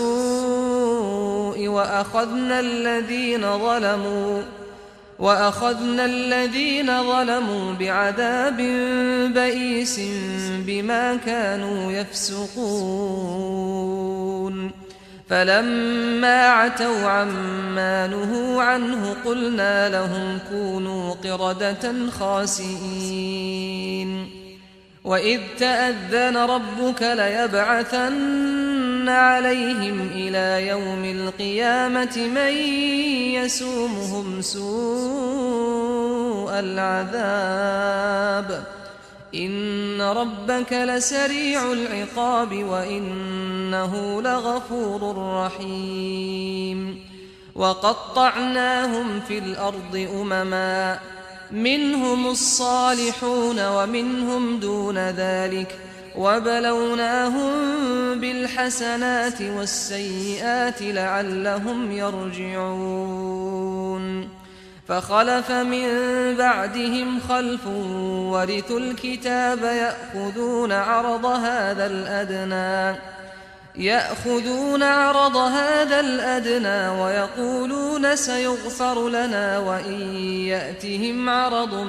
مثله يأخذوه ألم يؤخذ عليهم ميثاق الكتاب ألا يقولوا على الله إلا الحق ودرسوا ما فيه والدار الآخرة خير للذين يتقون أفلا تعقلون والذين يمسكون بالكتاب وأقاموا الصلاة إنا لا نضيع أجر المصلحين وإذ قالت أمة منهم لم تعظون قوما الله مهلكهم أو معذبهم عذابا شديدا قالوا معذرة إلى ربكم ولعلهم يتقون فلما نسوا ما ذكروا به أنجينا الذين ينهون عن السوء وأخذنا الذين ظلموا بعذاب بئيس بما كانوا يفسقون فلما عتوا عما نهوا عنه قلنا لهم كونوا قردة خاسئين وإذ تأذن ربك ليبعثن عليهم إلى يوم القيامة من يسومهم سوء العذاب إن ربك لسريع العقاب وإنه لغفور رحيم وقطعناهم في الأرض أمما منهم الصالحون ومنهم دون ذلك وبلوناهم بالحسنات والسيئات لعلهم يرجعون فخلف من بعدهم خلف ورثوا الكتاب يأخذون عرض هذا الأدنى ويقولون سيغفر لنا وإن يأتهم عرض مثله يأخذوه ألم يؤخذ عليهم ميثاق الكتاب ألا يقولوا على الله إلا الحق ودرسوا ما فيه والدار الآخرة خير للذين يتقون أفلا تعقلون والذين يمسكون بالكتاب وأقاموا الصلاة إنا لا نضيع أجر المصلحين وإذ قالت أمة منهم لم تعظون قوما الله مهلكهم أو معذبهم عذابا شديدا قالوا معذرة إلى ربكم ولعلهم يتقون فلما نسوا ما ذكروا به أنجينا الذين ينهون عن السوء وأخذنا الذين ظلموا بعذاب بئيس بما كانوا يفسقون فلما عتوا عما نهوا عنه قلنا لهم كونوا قردة خاسئين وإذ تأذن ربك ليبعثن عليهم إلى يوم القيامة من يسومهم سوء العذاب إن ربك لسريع العقاب وإنه لغفور رحيم وقطعناهم في الأرض أمما منهم الصالحون ومنهم دون ذلك وبلوناهم بالحسنات والسيئات لعلهم يرجعون فخلف من بعدهم خلف ورثوا الكتاب يأخذون عرض هذا الأدنى ويقولون سيغفر لنا وإن يأتهم عرض مثله يأخذوه ألم يؤخذ عليهم ميثاق الكتاب ألا يقولوا على الله إلا الحق ودرسوا ما فيه والدار الآخرة خير للذين يتقون أفلا تعقلون والذين يمسكون بالكتاب وأقاموا الصلاة إنا لا نضيع أجر المصلحين وإذ قالت أمة منهم لم تعظون قوما الله مهلكهم أو معذبهم عذابا شديدا قالوا معذرة إلى ربكم ولعلهم يتقون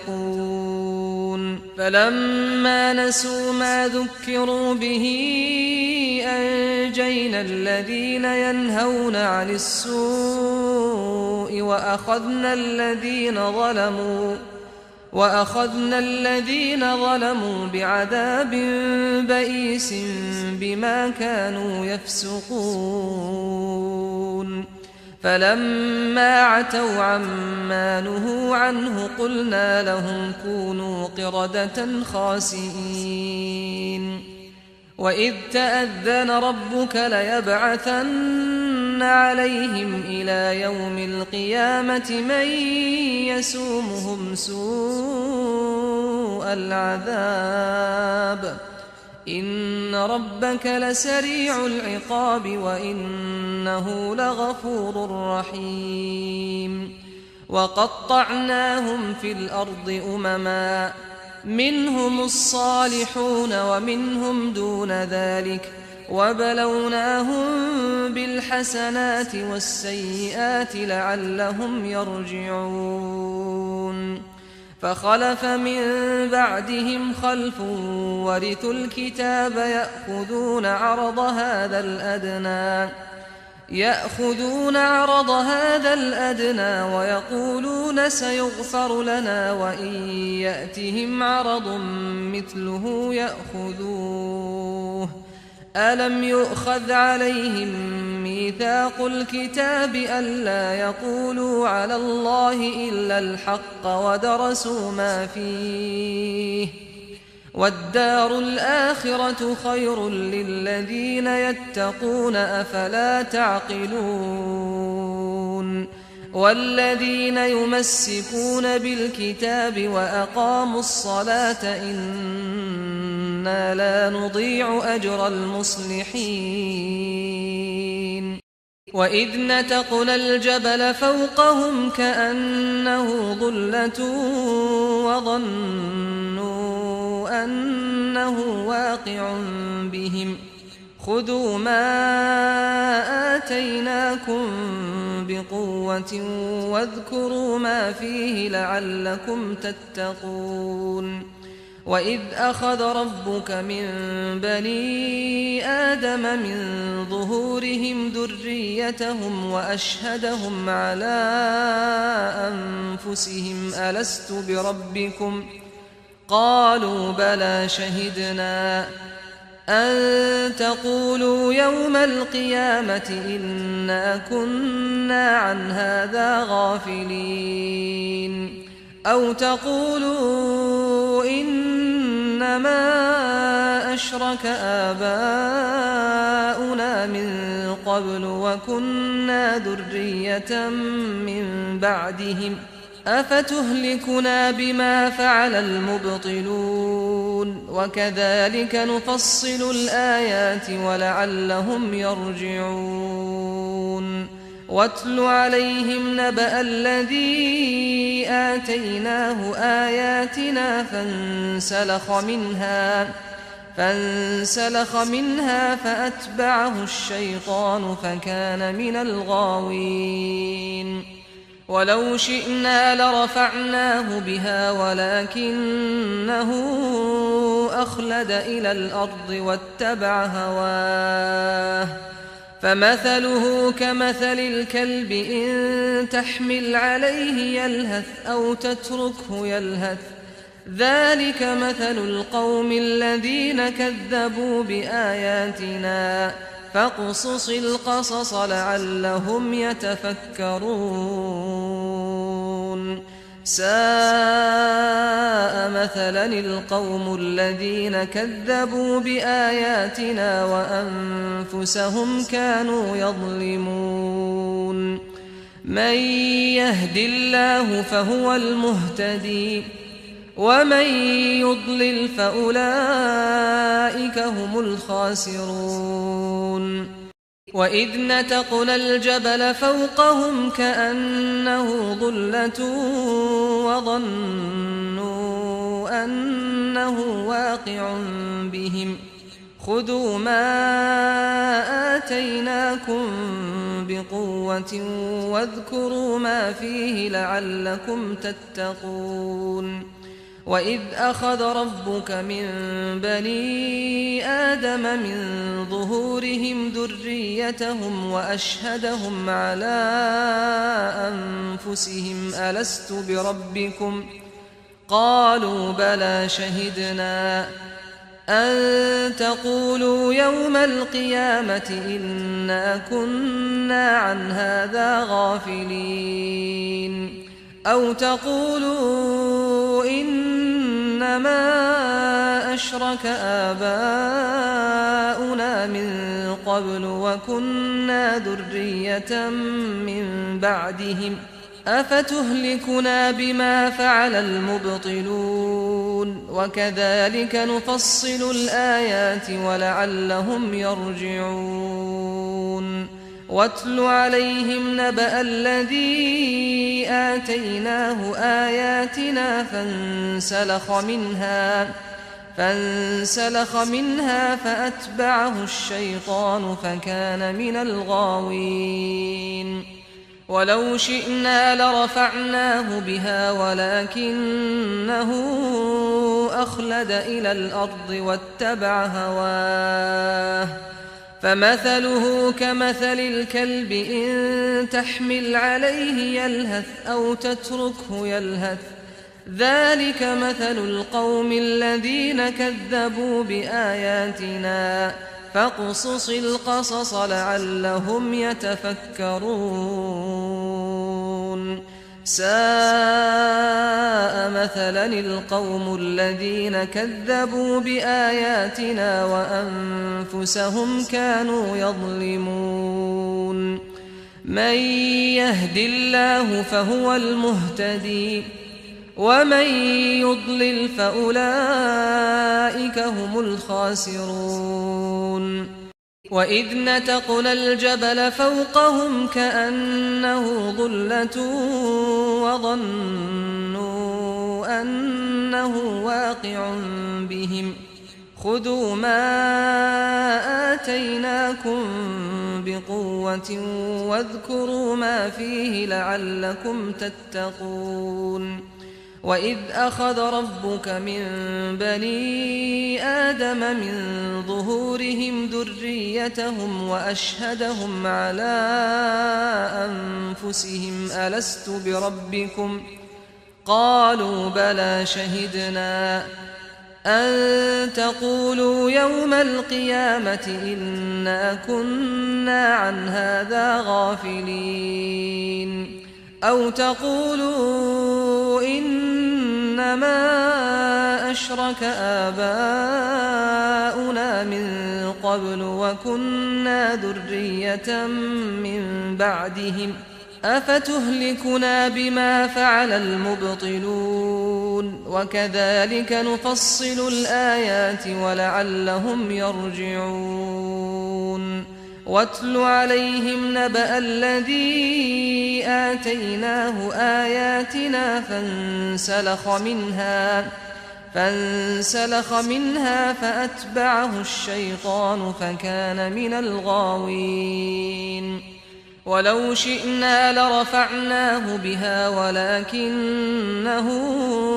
أخلد إلى الأرض واتبع هواه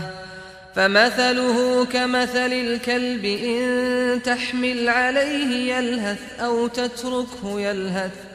ذلك مثل القوم الذين كذبوا بآياتنا فاقصص القصص لعلهم يتفكرون ساء مثلا القوم الذين كذبوا بآياتنا وأنفسهم كانوا يظلمون من يهد الله فهو المهتدي ومن يضلل فأولئك هم الخاسرون وإذ نتقنا الجبل فوقهم كأنه ظلة وظنوا أنه واقع بهم خذوا ما آتيناكم بقوة واذكروا ما فيه لعلكم تتقون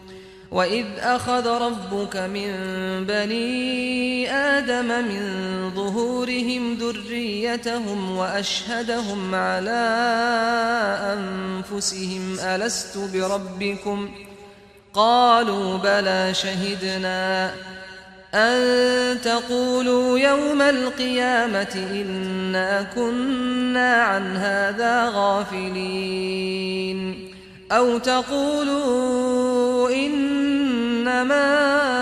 أشرك آباؤنا من قبل وكنا ذرية من بعدهم أفتهلكنا بما فعل المبطلون وكذلك نفصل الآيات ولعلهم يرجعون واتل عليهم نبأ الذي آتيناه آياتنا فانسلخ منها فأتبعه الشيطان فكان من الغاوين ولو شئنا لرفعناه بها ولكنه أخلد إلى الأرض واتبع هواه فمثله كمثل الكلب إن تحمل عليه يلهث أو تتركه يلهث ذلك مثل القوم الذين كذبوا بآياتنا فاقصص القصص لعلهم يتفكرون ساء مثلا القوم الذين كذبوا بآياتنا وأنفسهم كانوا يظلمون من يهد الله فهو المهتدي ومن يضلل فأولئك هم الخاسرون وإذ نتقنا الجبل فوقهم كأنه ظلة وظنوا أنه واقع بهم خذوا ما آتيناكم بقوة واذكروا ما فيه لعلكم تتقون وإذ أخذ ربك من بني آدم من ظهورهم ذريتهم وأشهدهم على أنفسهم ألست بربكم قالوا بلى شهدنا أن تقولوا يوم القيامة إنا كنا عن هذا غافلين أو تقولوا إنما أشرك آباؤنا من قبل وكنا ذرية من بعدهم أفتهلكنا بما فعل المبطلون وكذلك نفصل الآيات ولعلهم يرجعون واتل عليهم نبأ الذي آتيناه آياتنا فانسلخ منها فأتبعه الشيطان فكان من الغاوين ولو شئنا لرفعناه بها ولكنه أخلد إلى الأرض واتبع هواه فمثله كمثل الكلب إن تحمل عليه يلهث أو تتركه يلهث ذلك مثل القوم الذين كذبوا بآياتنا فاقصص القصص لعلهم يتفكرون ساء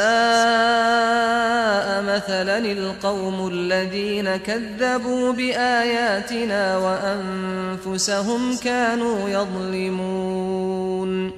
من يهد الله فهو المهتدي ومن يضلل فأولئك هم الخاسرون ولقد ذرأنا لجهنم كثيرا من الجن والإنس لهم قلوب لا يفقهون بها ولهم أعين لا يبصرون بها ولهم آذان لا يسمعون بها أولئك كالأنعام بل هم أضل أولئك هم الغافلون ولله الأسماء الحسنى فادعوه بها وذروا الذين يلحدون في أسمائه سيجزون ما كانوا يعملون وممن خلقنا أمة يهدون بالحق وبه يعدلون والذين كذبوا بآياتنا سنستدرجهم من حيث لا يعلمون وأملي لهم إن كيدي متين أولم يتفكروا ما بصاحبهم من جنة إن هو إلا نذير مبين أولم ينظروا في ملكوت السماوات والأرض وما خلق الله من شيء وأن عسى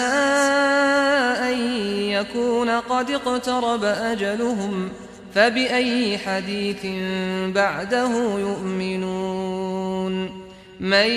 يضلل الله فلا هادي له ويذرهم في طغيانهم يعمهون يسألونك عن الساعة أيان مرساها قل إنما علمها عند ربي لا يجليها لوقتها إلا هو ثقلت في السماوات والأرض لا تأتيكم إلا بغتة يسألونك كأنك حفي عنها قل إنما علمها عند الله ولكن أكثر الناس لا يعلمون ولقد ذرأنا لجهنم كثيرا من الجن والإنس لهم قلوب لا يفقهون بها ولهم أعين لا يبصرون بها ولهم آذان لا يسمعون بها أولئك كالأنعام بل هم أضل أولئك هم الغافلون ولله الأسماء الحسنى فادعوه بها وذروا الذين يلحدون في أسمائه سيجزون ما كانوا يعملون وممن خلقنا أمة يهدون بالحق وبه يعدلون والذين كذبوا بآياتنا سنستدرجهم من حيث لا يعلمون وأملي لهم إن كيدي متين أولم يتفكروا ما بصاحبهم من جنة إن هو إلا نذير مبين أولم ينظروا في ملكوت السماوات والأرض وما خلق الله من شيء وأن عسى أن يكون قد اقترب أجلهم فبأي حديث بعده يؤمنون من يضلل الله فلا هادي له ويذرهم في طغيانهم يعمهون يسألونك عن الساعة أيان مرساها قل إنما علمها عند ربي لا يجليها لوقتها إلا هو ثقلت في السماوات والأرض لا تأتيكم إلا بغتة يسألونك كأنك حفي عنها قل إنما علمها عند الله ولكن أكثر الناس لا يعلمون ولقد ذرأنا لجهنم كثيرا من الجن والإنس لهم قلوب لا يفقهون بها ولهم أعين لا يبصرون بها ولهم آذان لا يسمعون بها أولئك كالأنعام بل هم أضل أولئك هم الغافلون ولله الأسماء الحسنى فادعوه بها وذروا الذين يلحدون في أسمائه سيجزون ما كانوا يعملون وممن خلقنا أمة يهدون بالحق وبه يعدلون والذين كذبوا بآياتنا سنستدرجهم من حيث لا يعلمون وأملي لهم إن كيدي متين أولم يتفكروا ما بصاحبهم من جنة إن هو إلا نذير مبين أولم ينظروا في ملكوت السماوات والأرض وما خلق الله من شيء وأن عسى أن يكون قد اقترب أجلهم فبأي حديث بعده يؤمنون من يضلل الله فلا هادي له ويذرهم في طغيانهم يعمهون يسألونك عن الساعة أيان مرساها قل إنما علمها عند ربي لا يجليها لوقتها إلا هو ثقلت في السماوات والأرض لا تأتيكم إلا بغتة يسألونك كأنك حفي عنها قل إنما علمها عند الله ولكن أكثر الناس لا يعلمون ولقد ذرأنا لجهنم كثيرا من الجن والإنس لهم قلوب لا يفقهون بها ولهم أعين لا يبصرون بها ولهم آذان لا يسمعون بها أولئك كالأنعام بل هم أضل أولئك هم الغافلون ولله الأسماء الحسنى فادعوه بها وذروا الذين يلحدون في أسمائه سيجزون ما كانوا يعملون وممن خلقنا أمة يهدون بالحق وبه يعدلون والذين كذبوا بآياتنا سنستدرجهم من حيث لا يعلمون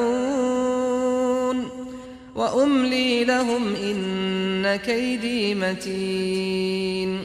أولم يتفكروا ما بصاحبهم من جنة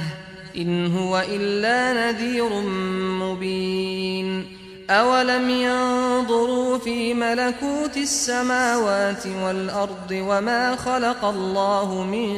شيء وأن عسى أن يكون قد اقترب أجلهم فبأي حديث بعده يؤمنون من يضلل الله فلا هادي له ويذرهم في طغيانهم يعمهون يسألونك عن الساعة أيان مرساها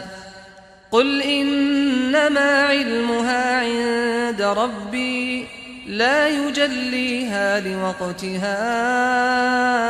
إلا هو ثقلت في السماوات والأرض لا تأتيكم إلا بغتة يسألونك كأنك حفي عنها قل إنما علمها عند الله ولكن أكثر الناس لا يعلمون ولقد ذرأنا لجهنم كثيرا من الجن والإنس لهم قلوب لا يفقهون بها ولهم أعين لا يبصرون بها ولهم آذان لا يسمعون بها أولئك كالأنعام بل هم أضل أولئك هم الغافلون ولله الأسماء الحسنى فادعوه بها وذروا الذين يلحدون في أسمائه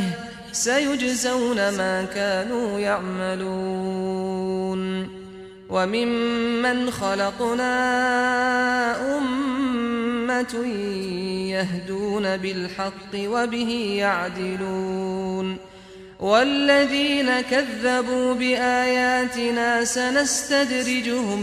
من حيث لا يعلمون وأملي لهم إن كيدي متين أولم يتفكروا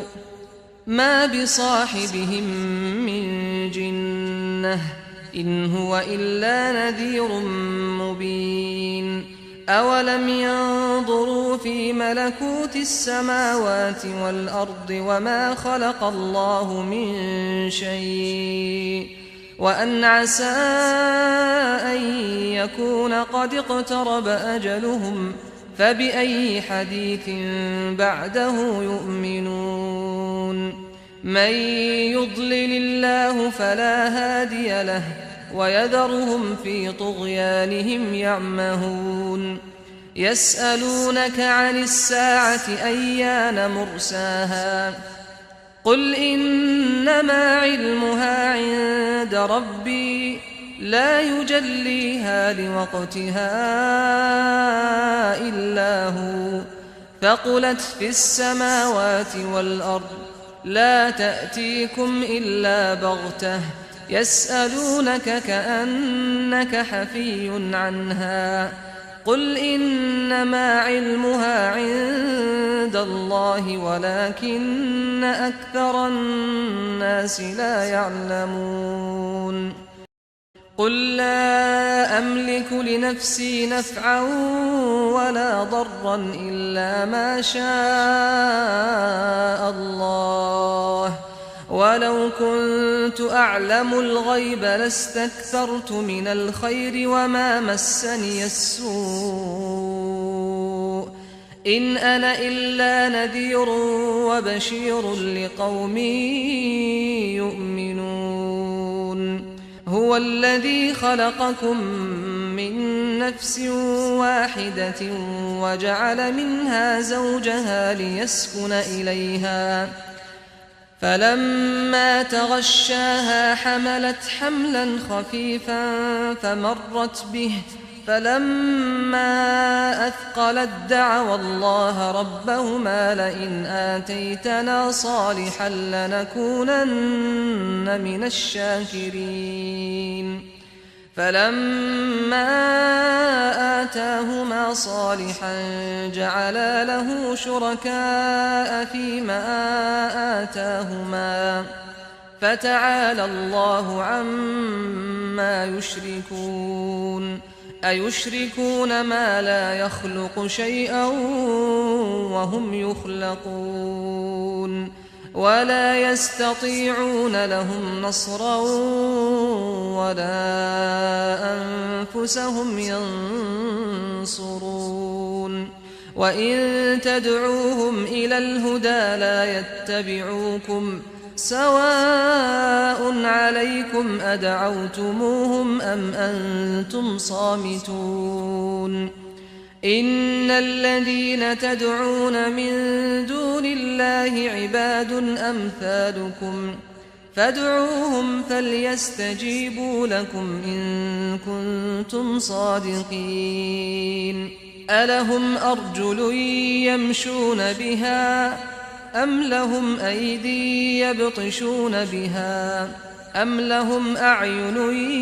يبصرون بها أم لهم آذان يسمعون بها قل ادعوا شركاءكم ثم كيدون فلا تنظرون قل لا أملك لنفسي نفعا ولا ضرا إلا ما شاء الله ولو كنت أعلم الغيب لاستكثرت من الخير وما مسني السوء إن أنا إلا نذير وبشير لقوم يؤمنون هو الذي خلقكم من نفس واحدة وجعل منها زوجها ليسكن إليها فلما تغشاها حملت حملا خفيفا فمرت به فلما أثقلت دعوا الله ربهما لئن آتيتنا صالحا لنكونن من الشاكرين فلما آتاهما صالحا جعلا له شركاء فيما آتاهما فتعالى الله عما يشركون أيشركون ما لا يخلق شيئا وهم يخلقون ولا يستطيعون لهم نصرا ولا أنفسهم ينصرون وإن تدعوهم إلى الهدى لا يتبعوكم سواء عليكم أدعوتموهم أم أنتم صامتون إن الذين تدعون من دون الله عباد أمثالكم فادعوهم فليستجيبوا لكم إن كنتم صادقين ألهم أرجل يمشون بها أم لهم أيدي يبطشون بها أم لهم أعين يبصرون بها أم لهم آذان يسمعون بها قل ادعوا شركاءكم ثم كيدون فلا تنظرون قل لا أملك لنفسي نفعا ولا ضرا إلا ما شاء الله ولو كنت أعلم الغيب لاستكثرت من الخير وما مسني السوء إن أنا إلا نذير وبشير لقوم يؤمنون هو الذي خلقكم من نفس واحدة وجعل منها زوجها ليسكن إليها فلما تغشاها حملت حملا خفيفا فمرت به فلما أثقلت دعوا الله ربهما لئن آتيتنا صالحا لنكونن من الشاكرين فلما آتاهما صالحا جعلا له شركاء فيما آتاهما فتعالى الله عما يشركون أيشركون ما لا يخلق شيئا وهم يخلقون ولا يستطيعون لهم نصرا ولا أنفسهم ينصرون وإن تدعوهم إلى الهدى لا يتبعوكم سواء عليكم أدعوتموهم أم أنتم صامتون إن الذين تدعون من دون الله عباد أمثالكم فادعوهم فليستجيبوا لكم إن كنتم صادقين ألهم أرجل يمشون بها أم لهم أيدي يبطشون بها أم لهم أعين يبصرون بها أم لهم آذان يسمعون بها قل ادعوا شركاءكم ثم كيدون فلا تنظرون قل لا أملك لنفسي نفعا ولا ضرا إلا ما شاء الله ولو كنت أعلم الغيب لاستكثرت من الخير وما مسني السوء إن أنا إلا نذير وبشير لقوم يؤمنون هو الذي خلقكم من نفس واحدة وجعل منها زوجها ليسكن إليها فلما تغشاها حملت حملا خفيفا فمرت به فلما أثقلت دعوا الله ربهما لئن آتيتنا صالحا لنكونن من الشاكرين فلما آتاهما صالحا جعلا له شركاء فيما آتاهما فتعالى الله عما يشركون أيشركون ما لا يخلق شيئا وهم يخلقون ولا يستطيعون لهم نصرا ولا أنفسهم ينصرون وإن تدعوهم إلى الهدى لا يتبعوكم سواء عليكم أدعوتموهم أم أنتم صامتون إن الذين تدعون من دون الله عباد أمثالكم فادعوهم فليستجيبوا لكم إن كنتم صادقين ألهم أرجل يمشون بها أم لهم أيدي يبطشون بها أم لهم أعين يبصرون بها أم لهم آذان يسمعون بها قل ادعوا شركاءكم ثم كيدون فلا تنظرون قل لا أملك لنفسي نفعا ولا ضرا إلا ما شاء الله ولو كنت أعلم الغيب لاستكثرت من الخير وما مسني السوء إن أنا إلا نذير وبشير لقوم يؤمنون هو الذي خلقكم من نفس واحدة وجعل منها زوجها ليسكن إليها فلما تغشاها حملت حملا خفيفا فمرت به فلما أثقلت دعوا الله ربهما لئن آتيتنا صالحا لنكونن من الشاكرين فلما آتاهما صالحا جعلا له شركاء فيما آتاهما فتعالى الله عما يشركون أيشركون ما لا يخلق شيئا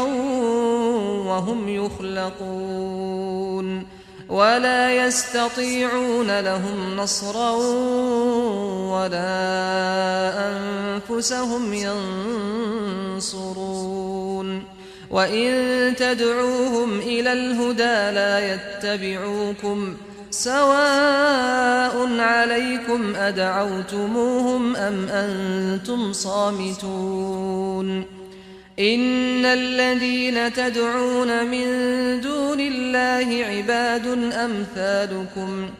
فادعوهم فليستجيبوا لكم إن كنتم صادقين ألهم أرجل يمشون بها أم لهم أيدي يبطشون بها أم لهم أعين يبصرون بها أم لهم آذان يسمعون بها قل ادعوا شركاءكم ثم كيدون فلا تنظرون إن وليي الله الذي نزل الكتاب وهو يتولى الصالحين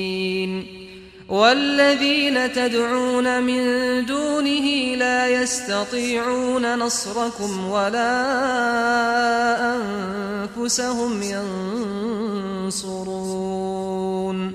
وإن تدعوهم إلى الهدى لا يسمعوا وتراهم ينظرون إليك وهم لا يبصرون خذ العفو وأمر بالعرف وأعرض عن الجاهلين وإما ينزغنك من الشيطان نزغ فاستعذ بالله إنه سميع عليم إن الذين اتقوا إذا مسهم طائف من الشيطان تذكروا فإذا هم مبصرون وإخوانهم يمدونهم في الغي ثم لا يقصرون وإذا لم تأتهم بآية قالوا لولا اجتبيتها قل إنما أتبع ما يوحى إلي من ربي هذا بصائر من ربكم وهدى ورحمة لقوم يؤمنون وإذا قرئ القرآن فاستمعوا له وأنصتوا لعلكم ترحمون واذكر ربك في نفسك تضرعا وخيفة ودون الجهر من القول بالغدو والآصال ولا تكن من الغافلين إن الذين عند ربك لا يستكبرون عن عبادته ويسبحونه وله يسجدون.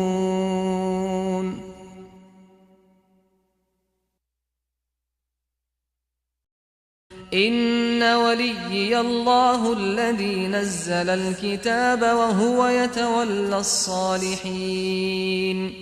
والذين تدعون من دونه لا يستطيعون نصركم ولا أنفسهم ينصرون وإن تدعوهم إلى الهدى لا يسمعون وتراهم ينظرون إليك وهم لا يبصرون خذ العفو وأمر بالعرف وأعرض عن الجاهلين وإما ينزغنك من الشيطان نزغ فاستعذ بالله إنه سميع عليم إن الذين اتقوا إذا مسهم طائف من الشيطان تذكروا فإذا هم مبصرون وإخوانهم يمدونهم في الغي ثم لا يقصرون وإذا لم تأتهم بآية قالوا لولا اجتبيتها قل إنما أتبع ما يوحى إلي من ربي هذا بصائر من ربكم وهدى ورحمة لقوم يؤمنون وإذا قرئ القرآن فاستمعوا له وأنصتوا لعلكم ترحمون واذكر ربك في نفسك تضرعا وخيفة ودون الجهر من القول بالغدو والآصال ولا تكن من الغافلين إن الذين عند ربك لا يستكبرون عن عبادته ويسبحونه وله يسجدون.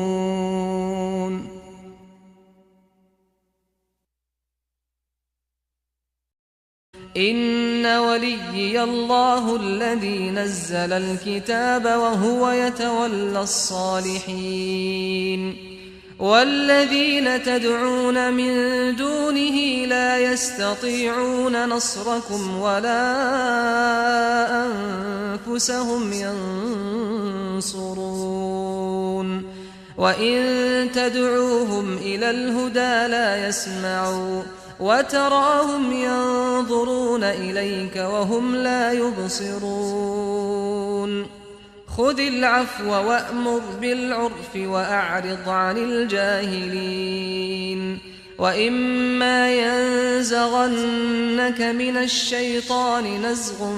فاستعذ بالله إنه سميع عليم إن الذين اتقوا إذا مسهم طائف من الشيطان تذكروا فإذا هم مبصرون وإخوانهم يمدونهم في الغي ثم لا يقصرون وإذا لم تأتهم بآية قالوا لولا اجتبيتها قل إنما أتبع ما يوحى إلي من ربي هذا بصائر من ربكم وهدى ورحمة لقوم يؤمنون وإذا قرئ القرآن فاستمعوا له وأنصتوا لعلكم ترحمون واذكر ربك في نفسك تضرعا وخيفة ودون الجهر من القول بالغدو والآصال ولا تكن من الغافلين إن الذين عند ربك لا يستكبرون عن عبادته ويسبحونه وله يسجدون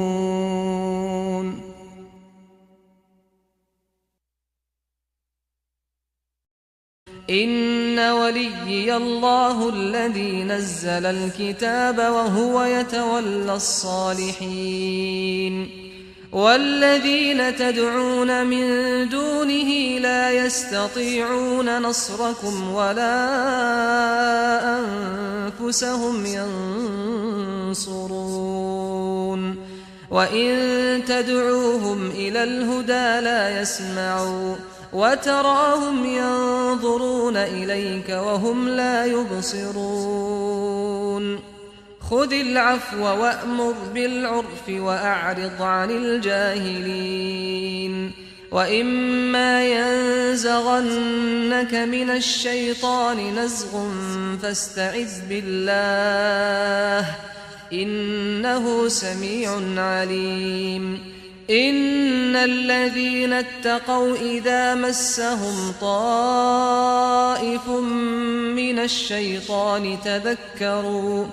تذكروا فإذا هم مبصرون وإخوانهم يمدونهم في الغي ثم لا يقصرون وإذا لم تأتهم بآية قالوا لولا اجتبيتها قل إنما أتبع ما يوحى إلي من ربي هذا بصائر من ربكم وهدى ورحمة لقوم يؤمنون وإذا قرئ القرآن فاستمعوا له وأنصتوا لعلكم ترحمون واذكر ربك في نفسك تضرعا وخيفة ودون الجهر من القول بالغدو والآصال ولا تكن من الغافلين إن الذين عند ربك لا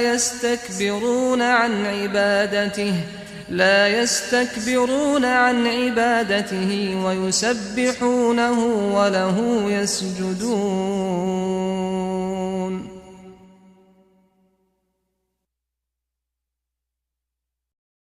إن وليي الله الذي نزل الكتاب وهو يتولى الصالحين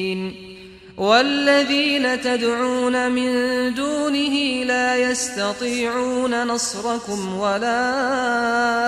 أنفسهم ينصرون وإن تدعوهم إلى الهدى لا يسمعوا وتراهم ينظرون إليك وهم لا يبصرون خذ العفو وأمر بالعرف وأعرض عن الجاهلين وإما ينزغنك من الشيطان نزغ فاستعذ بالله إنه سميع عليم إن الذين اتقوا إذا مسهم طائف من الشيطان تذكروا فإذا هم مبصرون وإخوانهم يمدونهم في الغي ثم لا يقصرون وإذا لم تأتهم بآية قالوا لولا اجتبيتها قل إنما أتبع ما يوحى إلي من ربي هذا بصائر من ربكم وهدى ورحمة لقوم يؤمنون وإذا قرئ القرآن فاستمعوا له وأنصتوا لعلكم ترحمون واذكر ربك في نفسك تضرعا وخيفة ودون الجهر من القول بالغدو والآصال ولا تكن من الغافلين إن الذين عند ربك لا يستكبرون عن عبادته ويسبحونه وله يسجدون